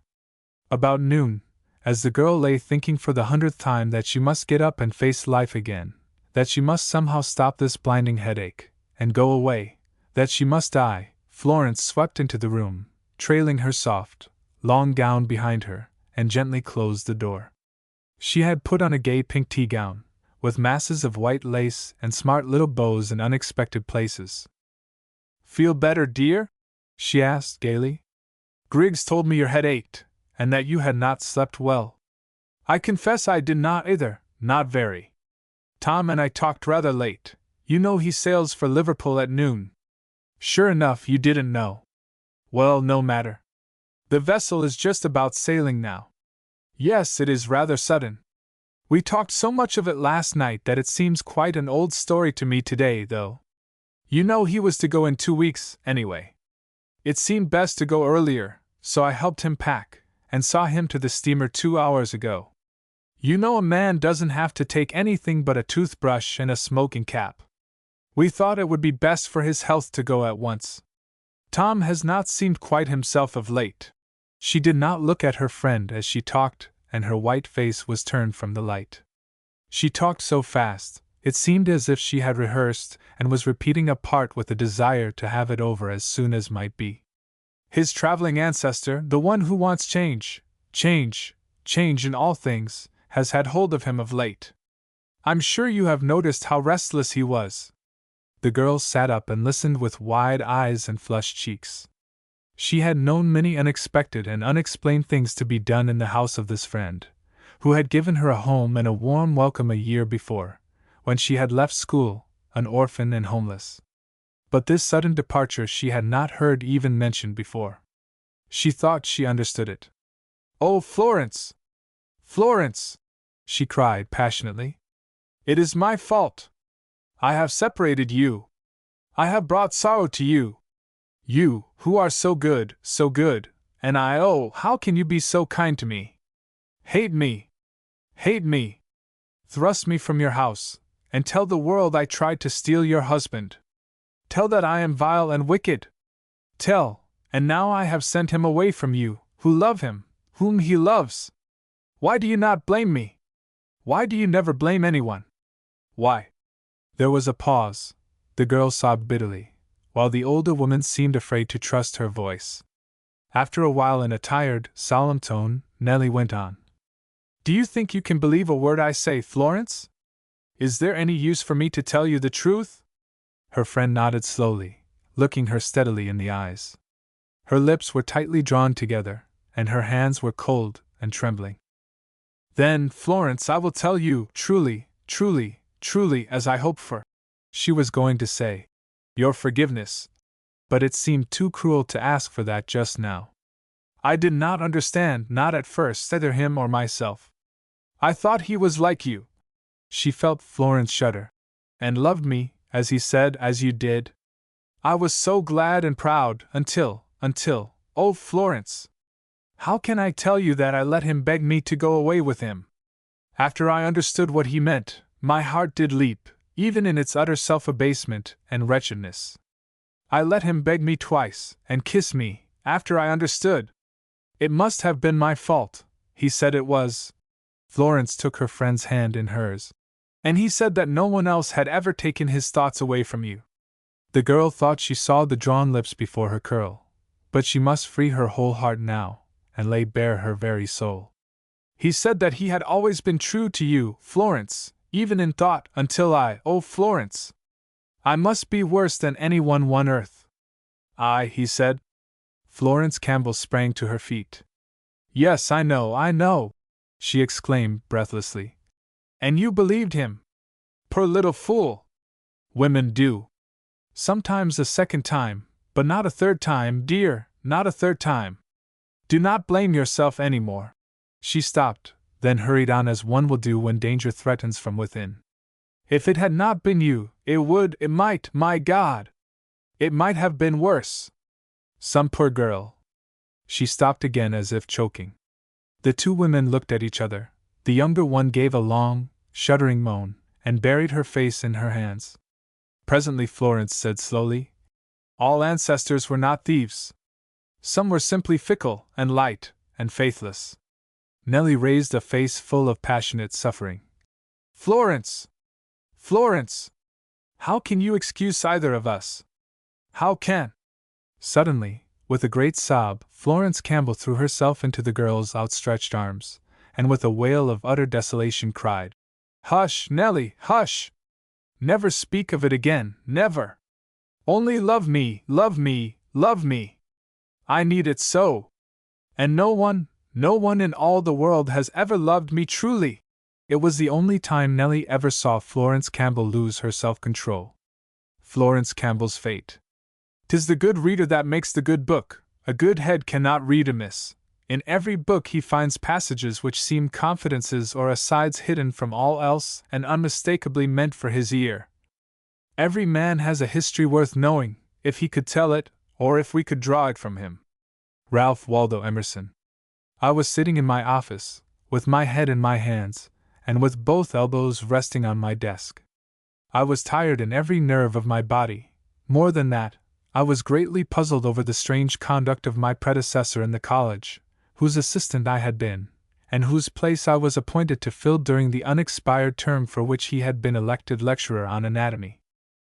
That morning he was to introduce me to the class formally as his successor, deliver his last lecture, and then retire from active connection with anatomical instruction. Everything appeared to be perfectly arranged, and indeed some of the younger men, under my direction, had taken special pains to provide our outgoing and much admired professor with rather unusual facilities for a brilliant close to his career as our instructor. I was feeling particularly pleased with the arrangements, when, after a neat little speech on his part, commendatory of me, and when we supposed him to be about to begin his lecture, he suddenly turned to me and said bluntly, "You will be so good as to take the class today. Young gentlemen, I bid you good morning," and abruptly took up his hat and left. I sat facing an expectant and surprised class of shrewd young fellows, and I was quite unprepared to proceed. I had intended my first lecture to be a great success. It was ready for the following day, but my notes were at home, and my position can, therefore, be better imagined than described. I was thinking over this and the strange behavior of my generally punctilious predecessor, when he entered my office, unannounced, and, after the ordinary salutations and apologies for having placed me in so undesirable a position in the morning, he told me the following episode from his history. I will give it in his own words, omitting, as far as possible, all comment made by me at the time, thus endeavoring to leave you alone with him and his story, as I was that night. This will better enable me to impart the effect to you as it was conveyed to me at the time. It greatly interested me then, but the more I think it over, the less am I able to decide, in my own mind, all of the psychological questions which it aroused then, and which it has since called up. This is the story. I am, as you know, not a young man, and in the practice of my profession, which has extended over a period of nearly 30 years, I have learned to diagnose the cases that come under my care very slowly and by degrees. Every year has taught me, what you will undoubtedly learn, for I have great hopes for your future career, that physical symptoms are often the results of mental ailments, and that, while cordials and powders are sometimes very useful aids, the first and all-important thing is to understand fully the true history of my patient. I have laid stress upon the word true, simply because while a history is easy enough to get, about the most difficult matter in this world to secure is the history of one who comes to a physician ailing in body or in mind. It is easy enough to treat a broken leg, a gunshot wound, or even that ghastliest of physical foes, diphtheria, if it is one of these and nothing more. But if it is a broken leg as to outward sign, and a broken heart as an inward fact, then the case is quite another matter, and the treatment involves skill of a different kind. If the bullet that tore its way through the body was poisoned with the bitterness of disappointment, anxiety, terror, or remorse, something more is needed than bandages and beef tea. If diphtheria was contracted solely from a defective sewage pipe, it will, no doubt, yield to remedies and pure air. But if long years of nervous and mental prostration have made ready its reception, the work to be done is of a much more serious nature. So when I was first called to see Florence Campbell, the message conveyed to me threw no light on the case, beyond what the most ordinary observer would have detected at a glance. The note read thus: Dr. H. Hamilton. Dear Sir, although I have been in your city for several months, it is the first time since I came that I have myself felt that I needed medical attention. I have, therefore, not sent you the enclosed note, the history of which you no doubt know until now. If you will read it, it will explain that the time has now come when, if you will come to me, I need your care. Yours respectfully, Florence Campbell. Parlor 13 F. Avenue Hotel. The note enclosed was from a physician in Chicago whom I had known intimately many years before, but with whom, contrary to the hint given by the lady, I had held no communication for a long time past. It said, My dear doctor, one of my patients is about to visit your city. The length of her stay is uncertain, and, as she is often ailing, she has asked me to give her a note to one whom I believe to be skillful and to possess the qualities which she requires in a physician. In thinking over the list of those known to me in New York, I have decided to give her this note to you. I need not commend her to you, she will do that for herself. You will see at a glance that she is a charming woman, and you will learn in 5 minutes' conversation with her that she is a brilliant one. She is also one of those rare patients to whom you can afford to tell the unvarnished truth, an old hobby of yours, I remember, and from whom you can expect it. She has had no serious illness recently, but is rather subject to slight colds and sick headache. I give her sulph. 12. She always responds to that in time. Yours as ever, Thomas C. Griswold. I folded the note and laid it on my desk and took up a pen. Then, on second thought, I turned to the messenger and said, "Say to Miss Campbell that I will call at 4 o'clock this afternoon." Before I had finished the sentence he was gone, and I laid down the pen and sat thinking. How like Tom Griswold that was, the old Tom of college days, to write such a note as that and give it to a patient. Self. 12-inch. And then I laughed outright at his interpretation of my desire for veracious relations between patient and practitioner, and reread his note from end to end. Then I read hers again. Neither of them indicated the slightest need of haste on my part. I pictured a pretty little blonde. I knew Tom's taste. He had been betrothed to 3 different girls during the old days, and they had all been of that type, small, blue-eyed, Dresden china sort of girls, who had each pouted and married someone else in due time, after a misunderstanding with Tom. One of these misunderstandings had been over some roses, I remember. They did not match her dress and color, and she was wretched. She told him he should have known better than to get that shade, when he knew very well that she never wore anything that would go with it.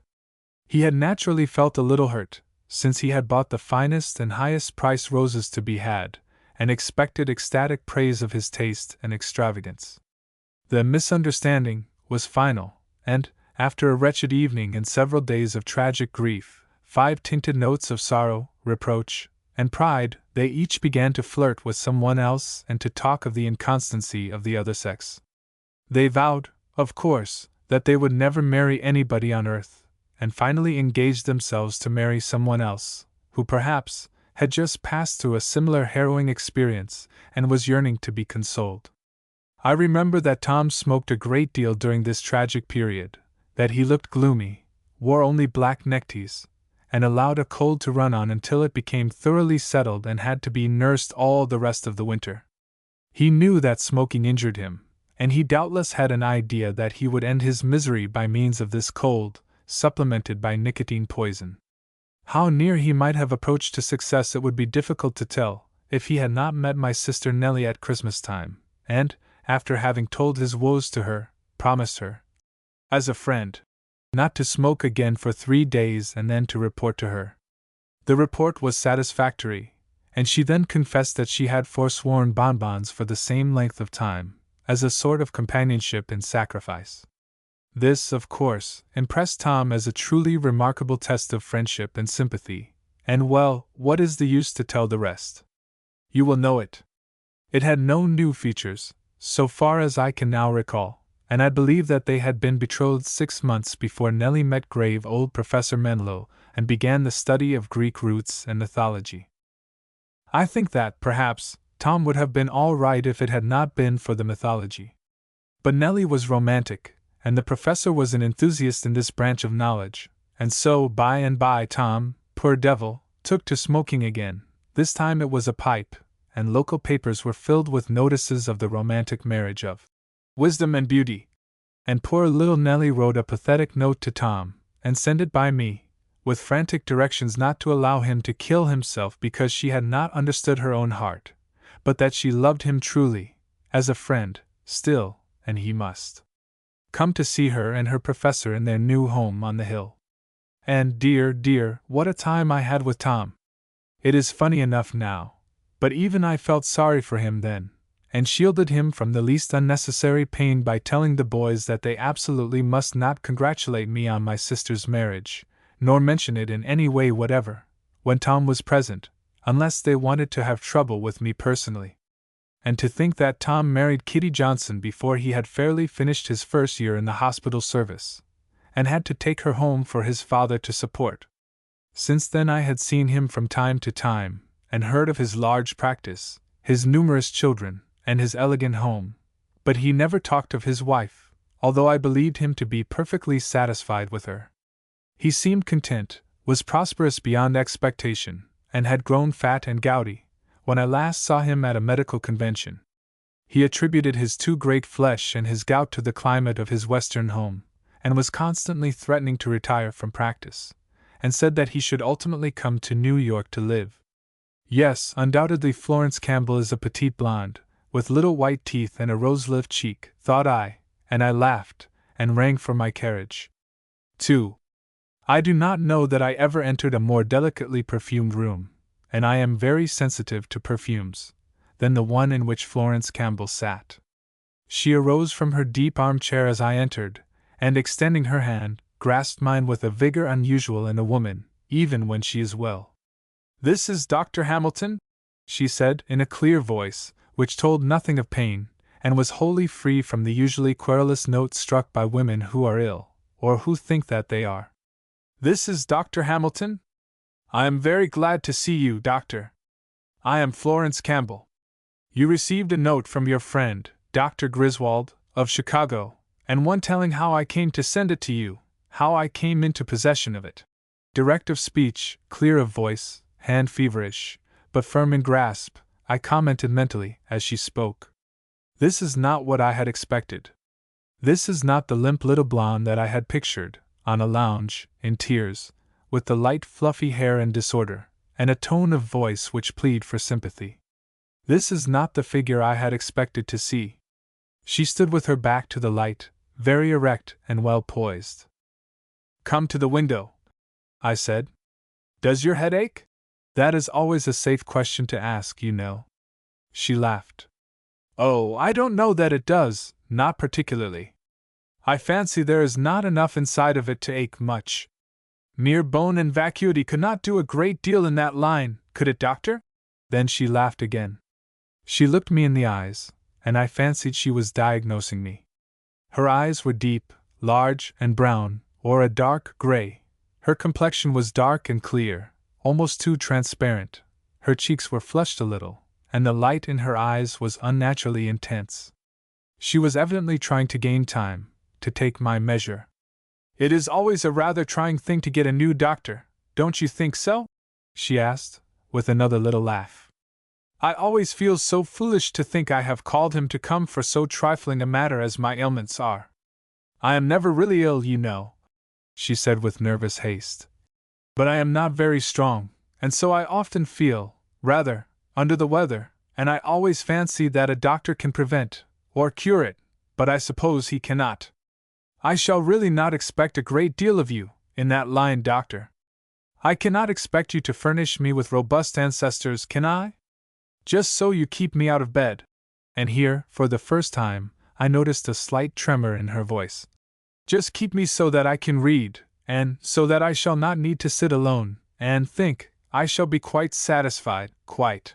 She had turned her face away, as she said the last, but I saw that she was having a hard struggle to keep back the tears, notwithstanding the little laugh that followed. I had felt her pulse.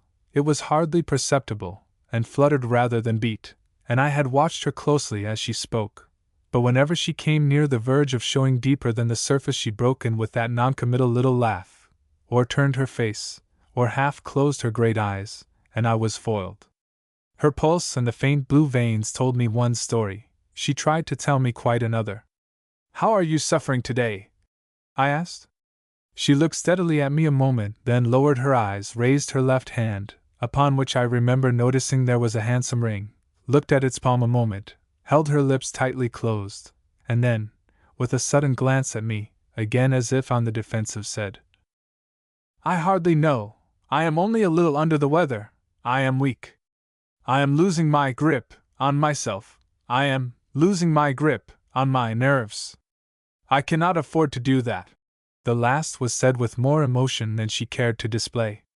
So she arose, walked swiftly to the dressing case, took up a lace handkerchief, glanced at herself in the mirror, moved a picture. I noticed that it was a likeness of an old gentleman, perhaps her father, and returned to a chair which stood in the shadow, and then, with a merry little peal of laughter, said, "Well, I don't wonder, doctor, that you are unable to diagnose that case.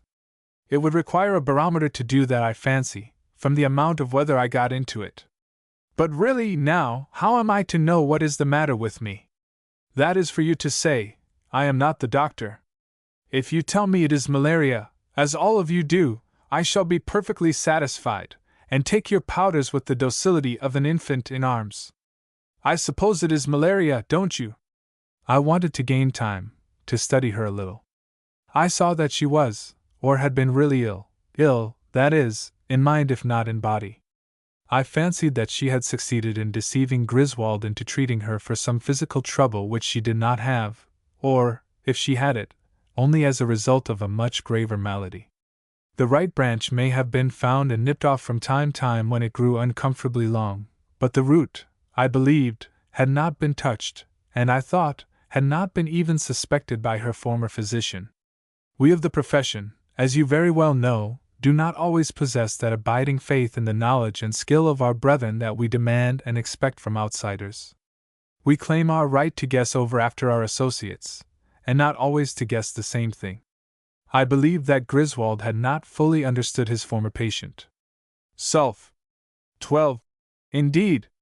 Then I smiled and said aloud, Dr. Griswold writes me that in such cases as yours he advises sulph. 12. That it has given relief. Do you call yourself a sulphur patient? I watched her narrowly, and if she did not smile in a satirical way, I was deceived. Are you out of that remedy? And do you want more of it? I asked with a serious face. She did not reply at once. There seemed to be a struggle in her mind as to how much she would let me know. Then she looked at me attentively for a moment, with a puzzled expression, I thought. An unutterably weary look crossed her face. She said slowly, deliberately, I have no doubt sulphur will do as well as anything else. Oh! Yes, I am decidedly a sulphur patient. No doubt I suppose I have taken several pints of that innocent remedy in my time. A number of physicians have given it to me from time to time. Your friend is not its only devotee. Sulphur and nux and sulphur. I believe they cure anything short of a broken heart, or actual imbecility, do they not, doctor? She laughed, not altogether pleasantly. How far would she go, and how far would she let me go, with this humbuggery? I looked gravely into her eyes and said, Certainly they will do all that, and more. They sometimes hold a patient until a doctor can decide which of those two interesting complaints is the particular one to be treated. In your case I am inclined to suspect that it is not imbecility. I shall therefore begin by asking you to be good enough to tell me what it is that affects your heart. I had taken her wrist in my hand, as I began to speak. My finger was on her pulse.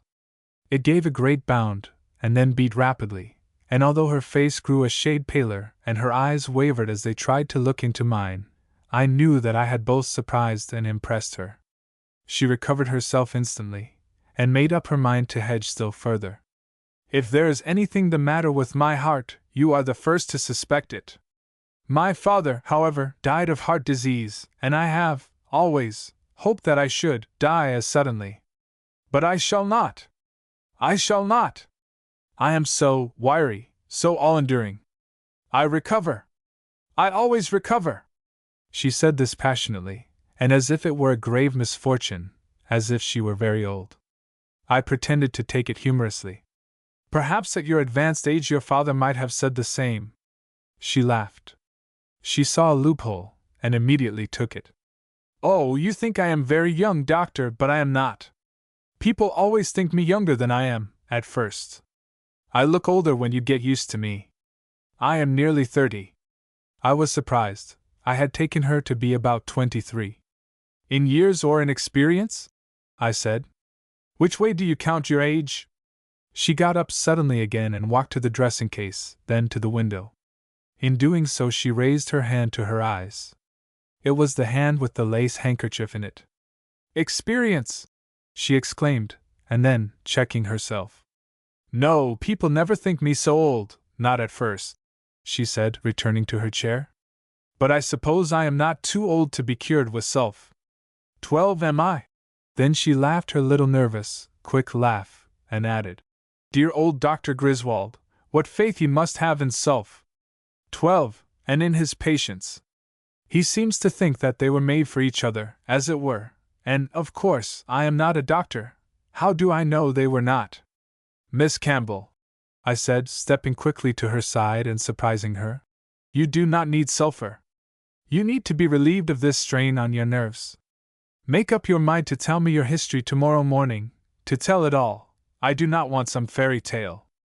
Until then, take these drops to quiet your nerves. There were tears in her eyes. She did not attempt to hide them. They ran down her cheeks, and she simply closed the lids and let them flow. I took her lace handkerchief and wiped her cheeks. Then I dropped it in her lap, placed the file on her stand, took up my hat, and left. 3.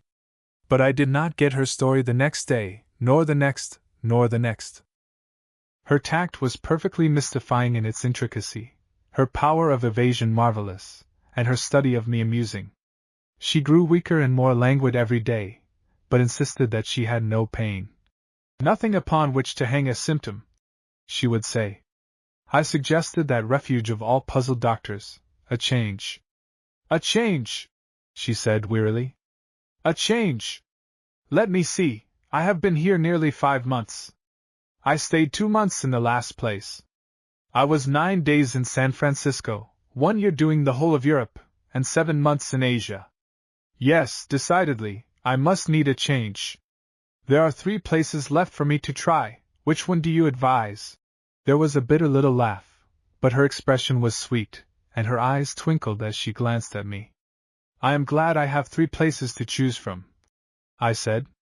I was afraid you were not going to leave so many as that, and had already begun to plan electric treatment as a final refuge. She laughed nervously, but I thought I saw signs of a mental change. I had always found that I could do most with her by falling into her own moods of humor or merry satire upon her own condition or upon the various stages of medical ignorance and pretense into which we are often driven. Where are these 3 unhappy places that you have so shamelessly neglected? Was it done in malice? I sincerely hope, for their sakes, that it was not so bad as that it was a mere oversight on your part. I went on. Australia has been spared my presence so far through malice, the other 2, through defective theology. I dislike the idea of one of them on account of the climate, and of the other, because of the stupid company, she said, with a droll assumption of perplexity. So, you see, I can't even hope for a pleasant change after death. Oh, my case is quite hopeless, I assure you, doctor, quite. She laughed again. I had her where I wanted her now. I thought by a little adroitness I might get, at least, a part of the truth. So you are really afraid to die, and yet think that you must? I said bluntly. She turned her great luminous eyes on me, and her lip curled slightly, with real scorn, before she forced upon her face her usual mask of good-humored sarcasm. Afraid! She exclaimed. Afraid to die! Afraid of what, pray? I cannot imagine being afraid to die. It is life I am afraid of. If I could only— This last passionately.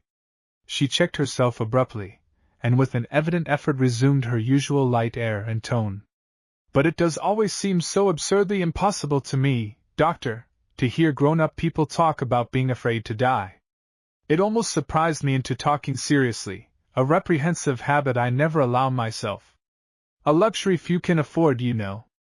It skirts too closely the banks of tragedy. One is safer on the high seas of frivolity, don't you think? Much safer, no doubt, my child, said I, taking her hand, which was almost as cold and white as marble.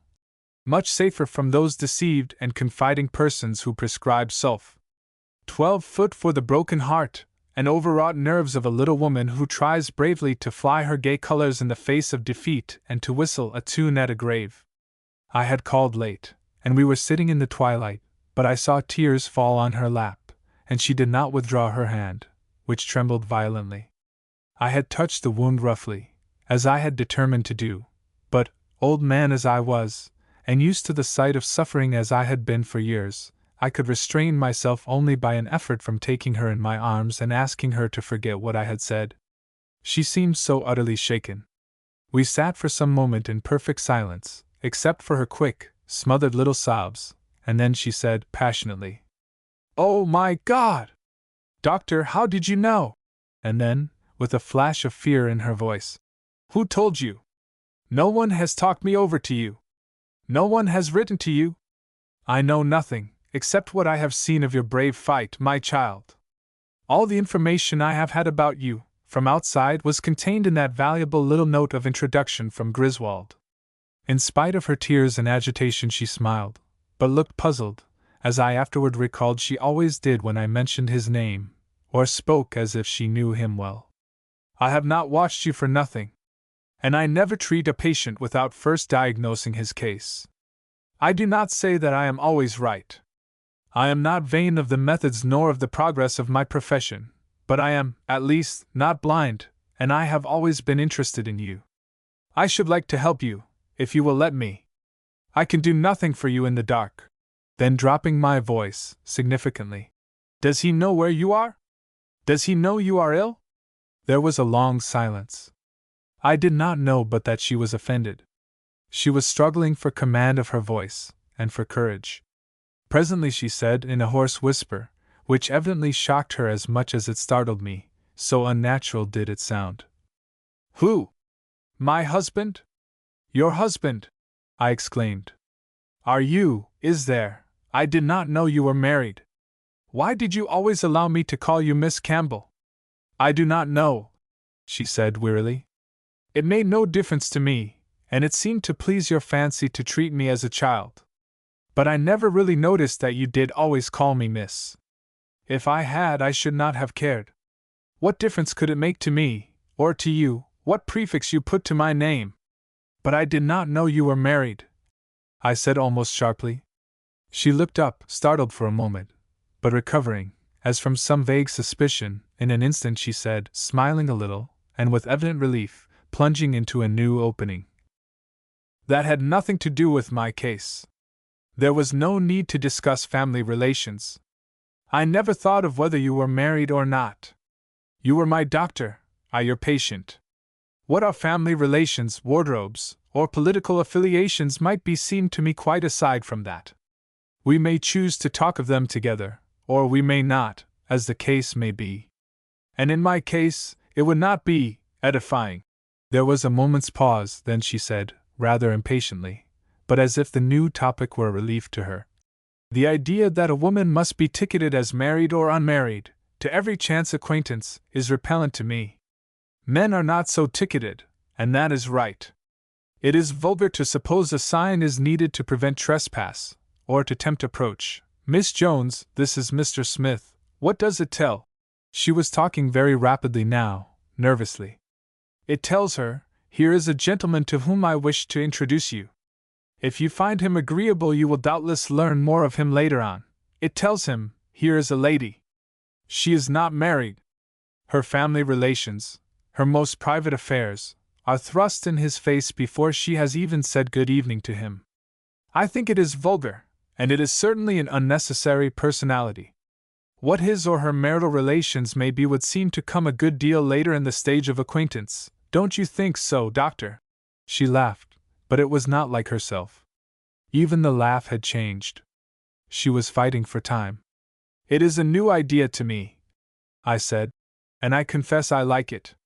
Come to think of it, it is a trifle premature, this thrusting a title intended to indicate private relations onto a name used on all public occasions. By Jove! It is absurd. I never thought of it before, but it is never done with men, is it, General Mr. Dr. None of them. All relate to him as an individual, leaving vast fields of possibilities all about him. Mrs. Miss, they tell one thing, and one only. That is of a private nature, a personal association. You have started me on a new line of thought, and, said I, taking her hand again, you have given me so much that is new to think of tonight that I will go home to look over the budget. You are tired out. Go to bed now. Order your tea brought up. Here is an order to see to anything you may ask, promptly. Beasley, the manager, is an old friend of mine. Any order you may give, if you send it down with this note from me, will be obeyed at once. I shall come tomorrow. Good night. I put the order on the table, at her side. I know my voice was husky. It startled me, as I heard it. She sat perfectly still, but she laid her other hand on top of mine, with a light pressure, and her voice sounded tired and full of tears. Good night. You are very kind, very thoughtful. I will be brave tomorrow. Good night. That night I drove past and saw a light in her window at 1 o'clock. Poor child, I said. Will she be brave enough to tell me tomorrow, or will she die with her burden and her gay little laugh on her lips? 4. The next day I called earlier than usual. I had spent an almost sleepless night, wondering what I could do for this beautiful, lovable woman, who seemed to be all alone in the world, and who evidently felt that she must remain apart and desolate. What had caused her to leave her husband? Or had he left her? What for? What kind of a man was he? Did she love him, and was she breaking her heart for him? Or did he stand between her and some other love? Had she married young, and made a mistake that was eating her life out? Whose fault was it? How could I help her? All these and 1,000 other questions forced themselves upon me, and none of the answers came to fit the case. Answers there were in plenty, but they were not for these questions nor for this woman, not for this delicate flower of her race. As I stepped into the hotel office to send my card to Parlor 13, as was my custom, the clerk looked up with his perfunctory smile and said, "Go morning, doctor. Got so in the habit coming here lately, s'pose it'll take quite a while to taper off." That about the size of it? I stared at the young man in utter bewilderment. Ha! Ha! Ha! I believe you'd really forgot already she'd gone. And then, with a quick flash of surprise and intelligent, detective shrewdness, "You knew she was going, doctor? She did not skip her little bill, did she?" "Of course not. Her husband was in such a deuce of a hurry to catch the early train, the night clerk said he was ringing his bell the blessed night for fear they'd get left. Front! Take water to 273. You hadn't been gone 5 minutes last night, when he came skipping down here with your check in order, and we just had to make things hum to get cash enough together to meet it for her. But we made it, and so they got off all right. Have you got my check here yet?" asked I, in a tone that arrested the attention of the other clerk, who looked up in surprise.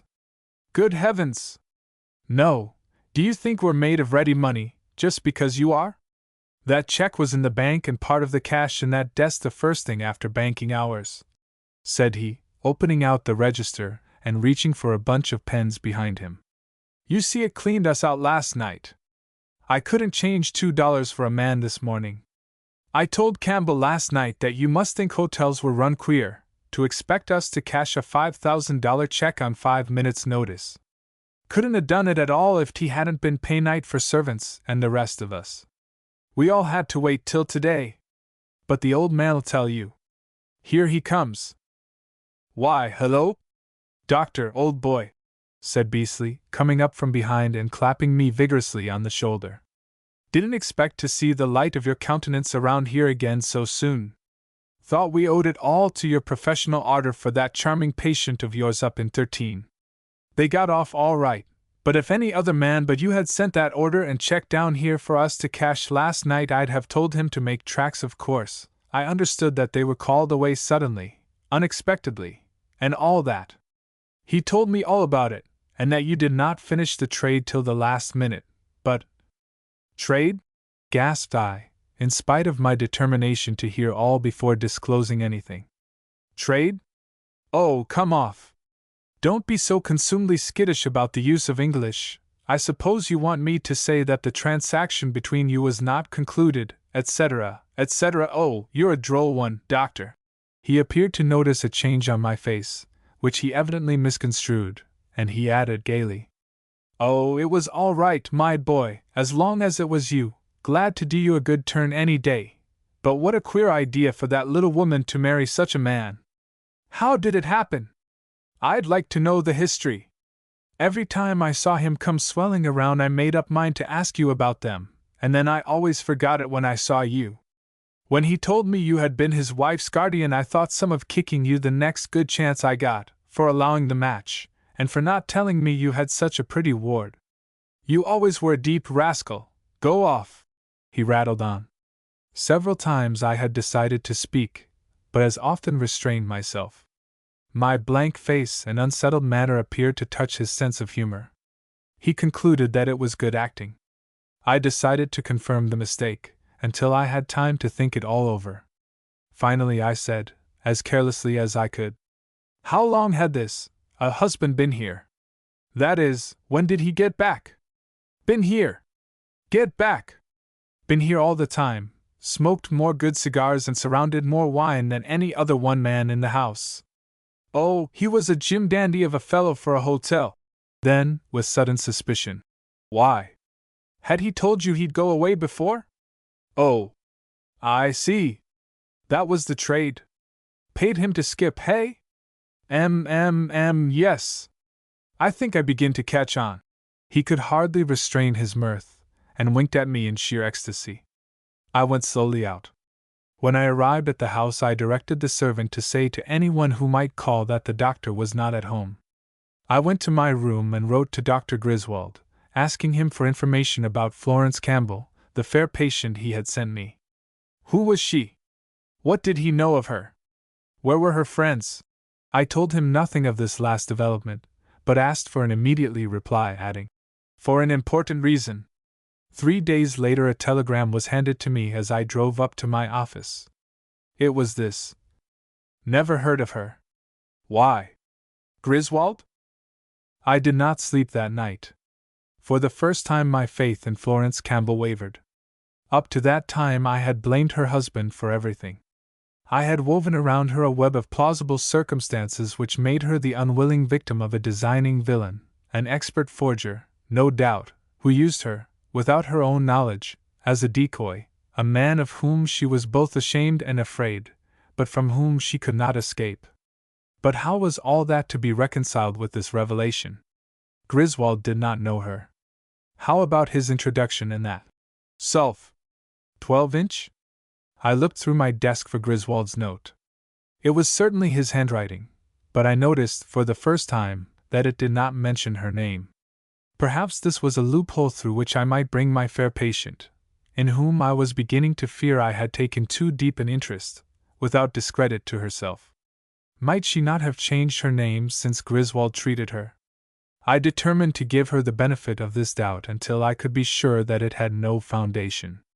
I felt relieved by this respite, and heartily ashamed of the unjust suspicion of the moment before. I gave no hint of it in the letter I now wrote Griswold, describing the lady, and in which I enclosed his letter of introduction to me.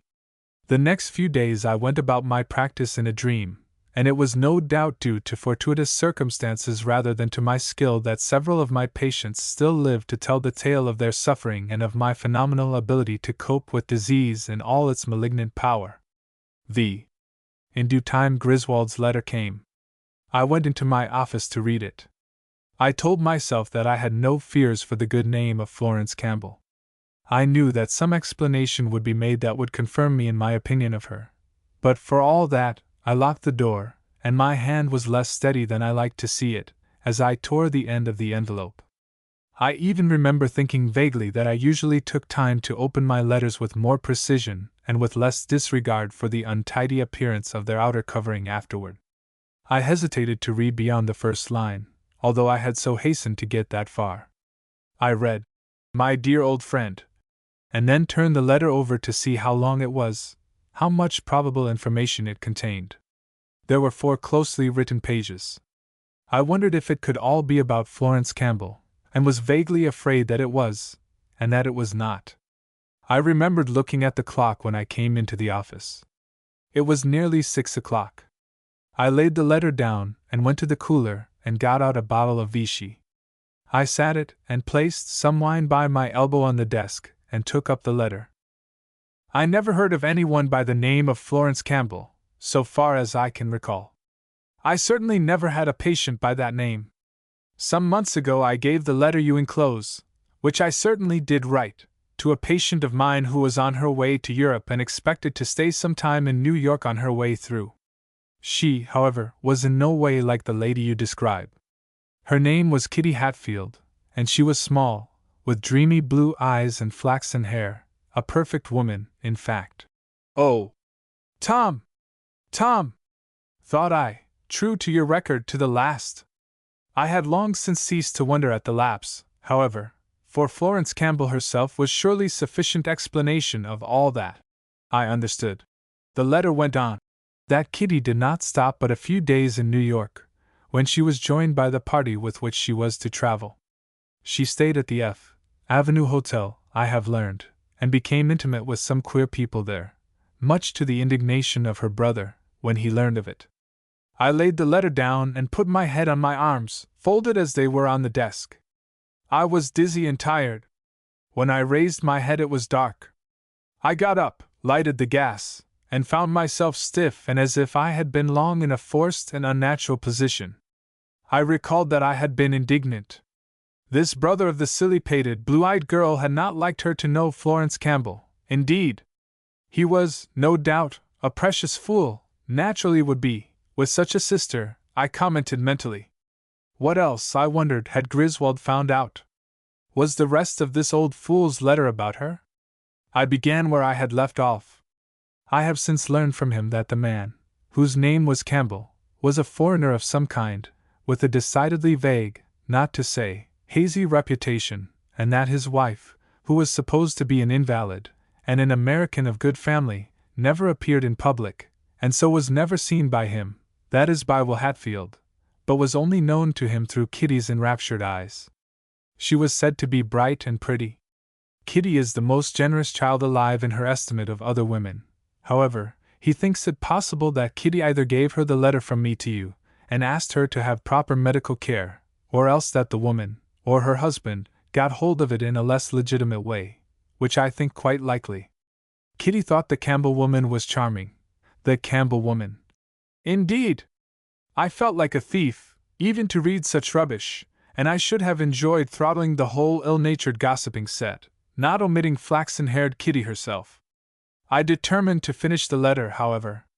Hatfield is so ashamed of his sister's friendship for the woman that I had the utmost difficulty in making him tell me the whole truth, but from what I gathered yesterday, he thinks them most likely the head of a gang of counterfeiters or forgers, and I read no further, or if I did, I can recall only that it was burned into my brain, and when a loud pounding on my office door aroused me, I found the letter twisted and torn into 100 pieces, the Vichy and wine bottles at my side half empty, and the hands of the clock pointing to 10:30. "Doctor, doctor!" called my lackey. "Oh, doctor! Oh, Lord, I'm afraid something's wrong with the doctor, but I'm afraid to break in the door." I went to the door to prevent a scene. One of my best patients stood there, with Morgan, the man. Both of them were pale and full of suppressed excitement. "Heavens and earth, doctor, we were afraid you were dead. I've been waiting here a good hour for you to come home.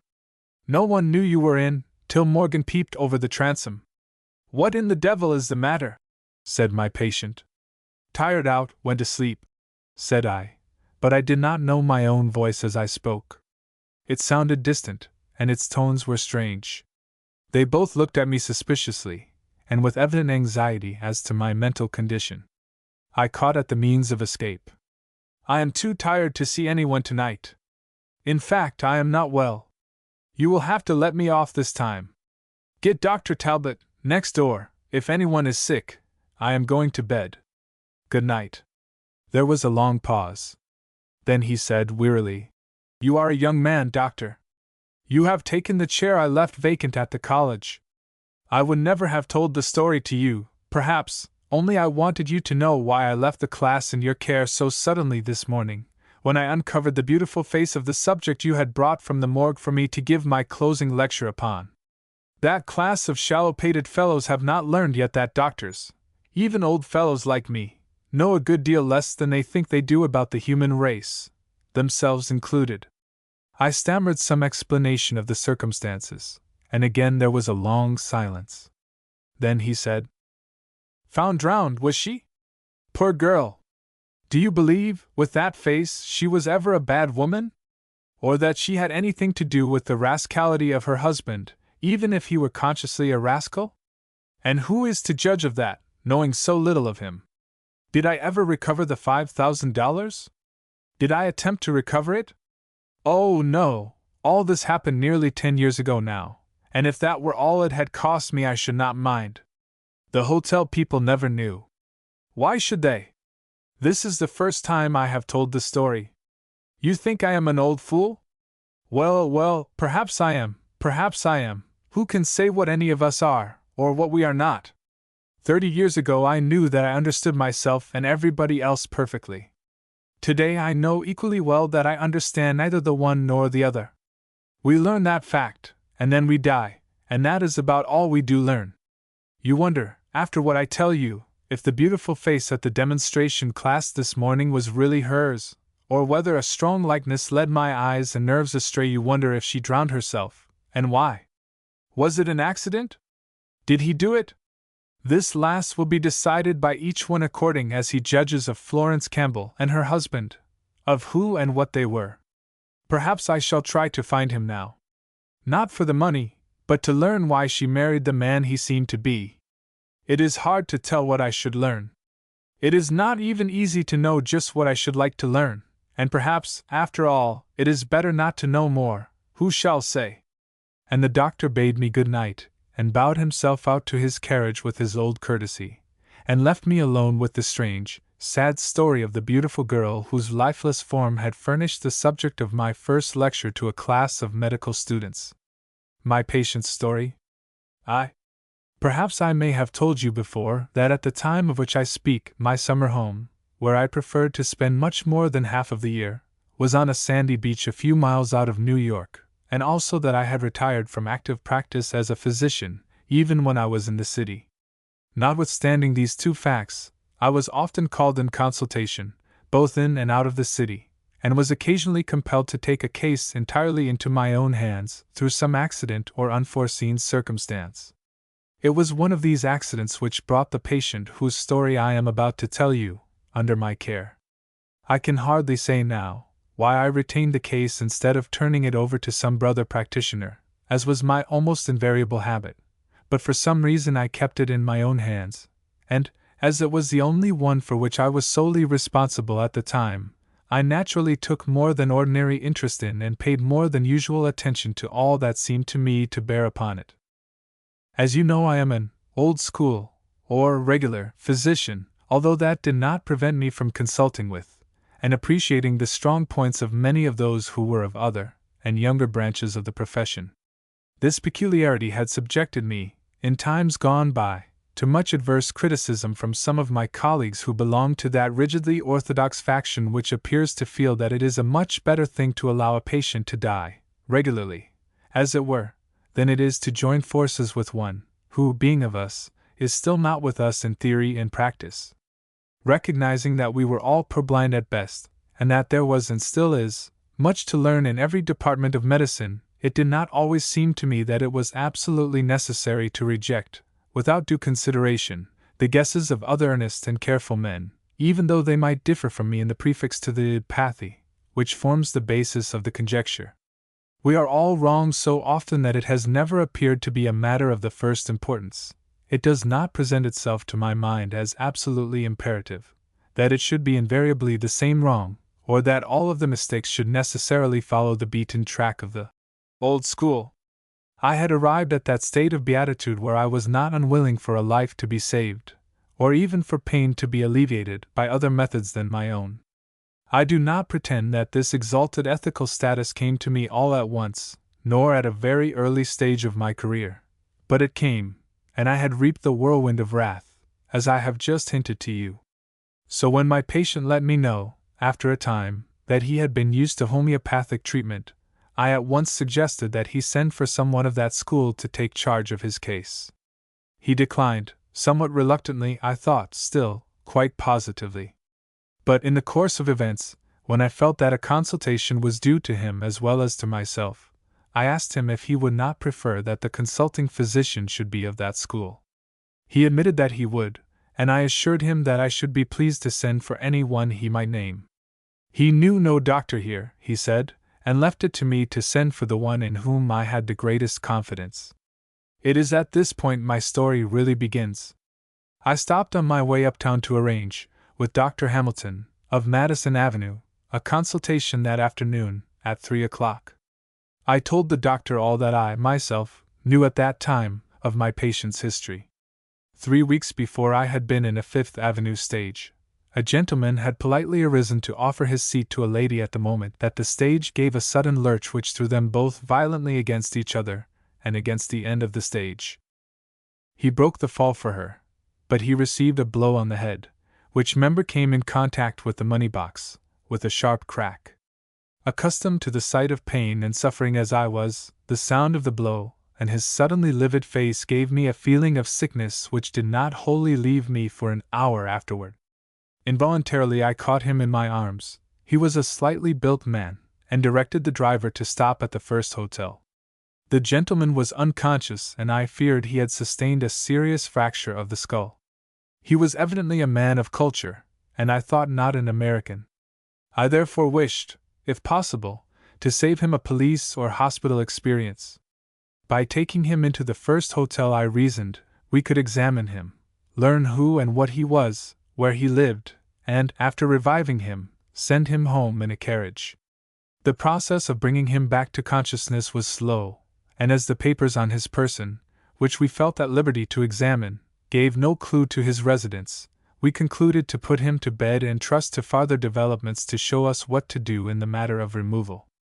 The lady on whose account he had received the injury had given me her card, which bore a name well known on the avenue, and had stated that she would, if necessary, be responsible for all expense at the hotel. It was deemed best, therefore, to put him to bed, as I said before, and wait for him to indicate, for himself, the next move. I placed in the safe of the hotel his pocketbook, which contained a large sum of money, large, that is, for a man to carry on his person in these days of checks and exchanges, and his watch, which was a handsome one, with this inscription on the inside cover: T.C. from Florence. The cards in his pocket bore different names and addresses, mostly foreign, but the ones I took for his own were finely engraved, and read: Mr. T.C. Lathrow. Nothing more. No address, no business, simply calling cards, of a fashionable size, and of the finest quality. This, as I say, was about 3 weeks before I concluded to call Dr. Hamilton in consultation, and I had really learned very little more of my patient's affairs than these facts taken from his pocket that first day while he was still unconscious. He was silent about himself, and while he had slowly grown better, his progress toward health did not satisfy me, nor do I think that he was wholly of opinion that I was doing quite all that should be done to hasten his recovery. He was always courteous, self-poised, and able to bear pain bravely, but I thought he watched me narrowly, and I several times detected him in a weary sigh and an impatient movement of the eyebrows, which did not tally with his assumption of cheerful indifference and hospitality. I use the word hospitality advisedly, for his effort always seemed to be to treat me as a guest whom he must entertain, and distract from observing his ailments, rather than as a physician whose business it was to discover and remedy them. He had declined to be moved, said he was a stranger, had no preferences as to hotels, felt sure this one was as comfortable as any, thanked me over and over for having taken him there, and changed the subject.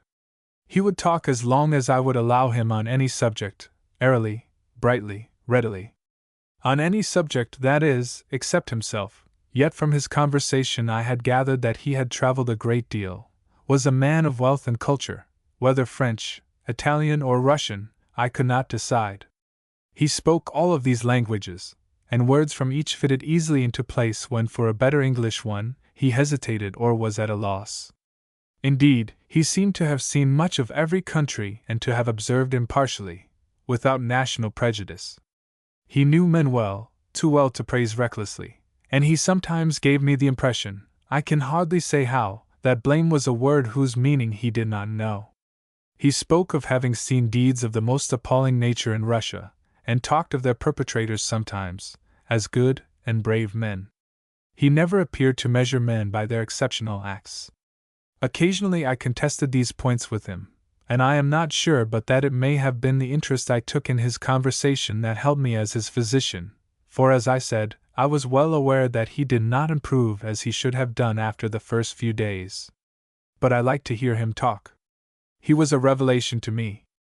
I greatly enjoyed his breadth and charity, if I may so express the mental attitude which recognized neither the possession of, nor the need for, either quality in his judgments of his fellowmen. He had evidently not been able to pass through life under the impression that character, like cloth, is cut to fit a certain outline, and that after the basting threads are once in, no farther variation need be looked for. Indeed, I question if he would have been able to comprehend the mental condition of those grown-up, educated children who are never able to outgrow the comfortable belief that words and acts have a definite, inflexible, par value, that an unabridged dictionary, so to speak, is an infallible appeal, who, in short, expect their villains to be consistently and invariably villainous, in the regulation orthodox fashion. Individual shades of meaning, whether of language or of character, do not enter into their simple philosophy.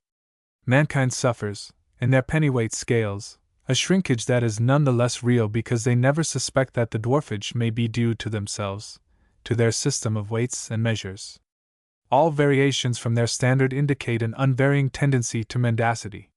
He whom they once detect in a quibble, or in an attempt to acquire the large end of a bargain, never recovers what is perhaps only his rightful heritage, in spite of an occasional lapse, the respect and confidence of these primer students who are inflexible judges of all mental and moral manifestations.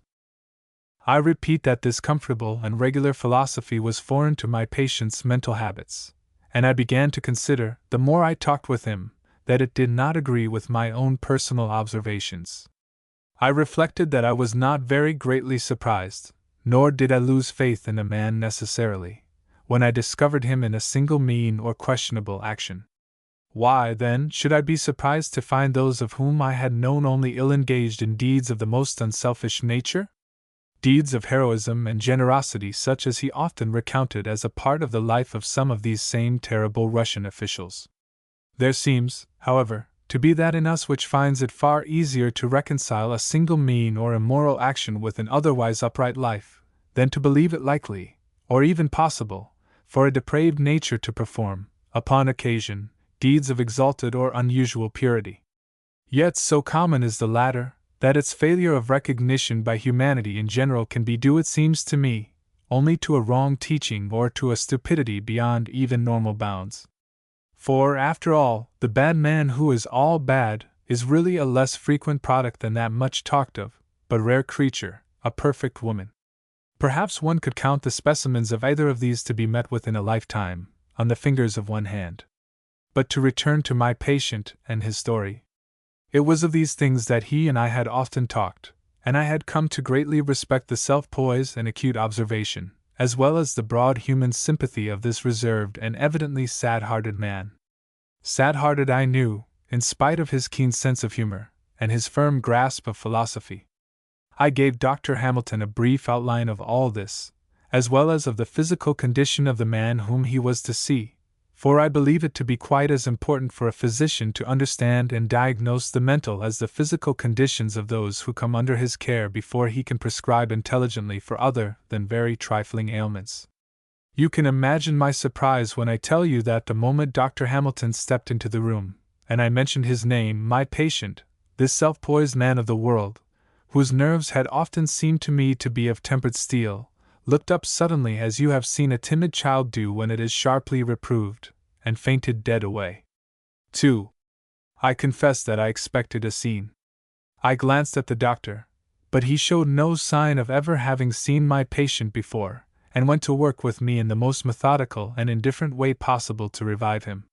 You did not mention that this was one of his symptoms, a peculiarity of his.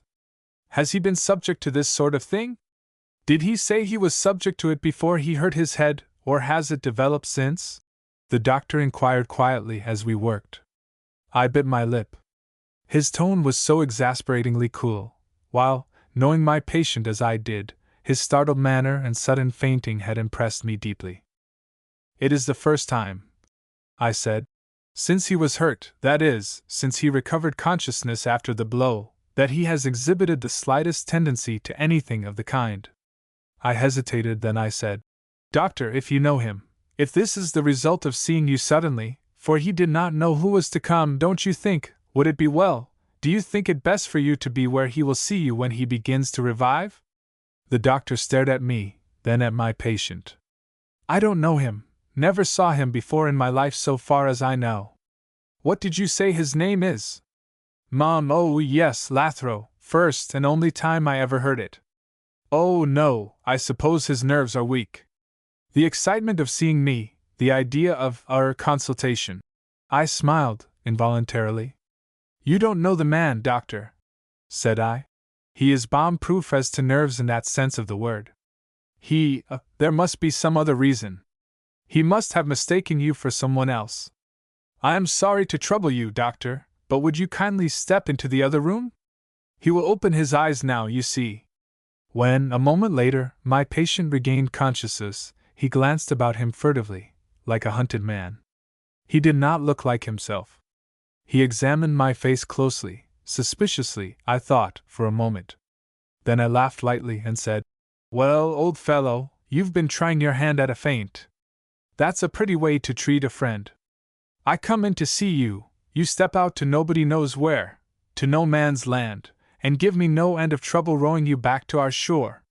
What did you eat for dinner that served you that kind of a trick? He looked all about the room again, examined my face, and then smiled, for the first time since I had known him, nervously, and said, I think my digestion must be pretty badly out of order. I'll declare I saw double when you came in. I thought there were two of you, and the other one wasn't you. I laughed. That is good. Two of me, but the other one wasn't me. Well, thank heaven there is only one of me up to date. He smiled, but seemed disturbed still. I decided to ask him a direct question. Well now, just suppose there had been two of me, is that an excuse for you to faint? Does associating with one of me try you to that extent that two of me would prostrate you? He did not take me up with his old manner. He was listless and absent. I said that I would go down to the office and order some wine and return at once. I slipped into the other room, and with my finger on my lips motioned to Dr. Hamilton to pass out quietly before me. I followed him. There is something wrong, doctor, I said. I am sorry, but I shall have to ask you to go without seeing him again. I can't tell you why yet, but I'll try to find out and let you know. Order some champagne sent up to me, please, as you go out, and I will see you as soon as I can. The moment I re-entered the room, my patient, whose restless eyes met mine as I opened the door, said, I thought you were talking to someone. I was, said I carelessly, a bellboy. I ordered wine. It will be up soon. Then I changed the subject. But he was nervous and unlike himself, and none of the old topics interested him. When the door opened for the boy with the wine, an expression of actual terror passed over my patient's face. When I left him a half-hour later I was puzzled and anxious. 3. The moment I entered his room on the following day he said, I thought you had planned to have another doctor come and look me over yesterday. He was watching me closely as he spoke. Did I hear you mention his name? Ah, thought I, here is a mystery in spite of Dr. Hamilton's denial. I will try him. Yes, I said. I had decided to ask the best homeopathic doctor I know, a skillful man, especially successful in diagnosing cases, to overhaul you and see if he agrees with me that you ought to be on your feet this blessed minute, if my diagnosis of your case is entirely right. I don't see why you are still so weak. He may find the spring that I have missed. Why? Did you? I am not acquainted with the doctors here. I think you said his name is? I have not mentioned his name to you, I said, but the one I had in mind is Dr. Hamilton of Madison Avenue. There was no doubt about it. The color rose slowly to his face, and he was struggling for self-control. At length he said, No, I do not wish to see another doctor. I am perfectly satisfied with you. I say, no, positively do not ask him. That is, do not ask anyone to come unless I know and definitely agree to it. And I certainly shall want to know who he is first.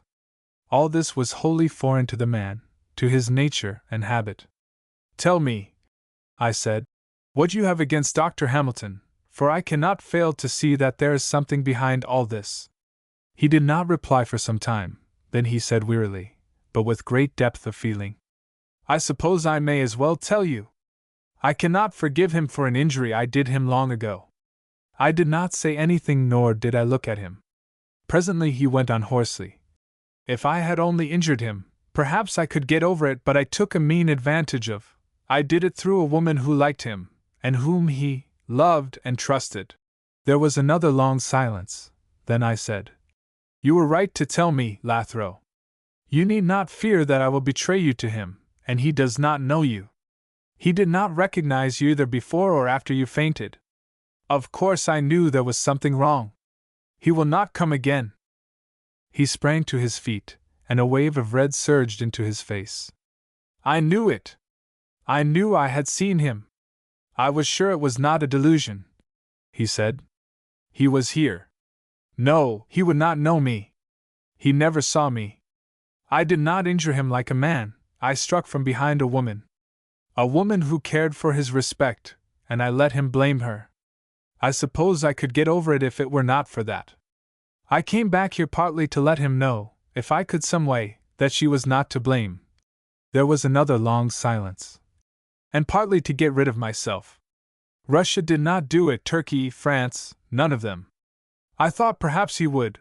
I had some sort of a wild idea that he might settle with me some way.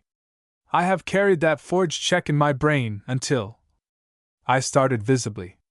I had had no idea that it was so bad as this. I changed my position to hide or cover the involuntary movement I had made, but he had seen it, and the color died out of his face. He forced himself to begin again. "I carried that forged check," he was articulating now with horrible distinctness, "wherever I went. She never knew anything about it. She knew I was, she thought, or feared that I might be somewhat, what you Americans call crooked, but she did not know the truth, not until the very last. She knew that I had been unreliable in some ways long ago, but she did not dream of the worst. At last, sometimes I think I was a fool to have done it, but I told her. I told her the whole truth, and she left me. She had borne everything till then. I think she came here. Before long I followed. She told me not to, and I said I would not, but of course I did. I could not help it. I knew then, and I know now, that I am putting myself into the clutches of the law, but I do not care, not now, since I cannot find Florence Campbell." He pronounced the name as if it were a treasure wrung from him by force. "It is the only really criminal thing I ever did. I do not know why I did it. They say that crime, a taste for it, develops slowly by degrees. Maybe so, but not with me, not with me.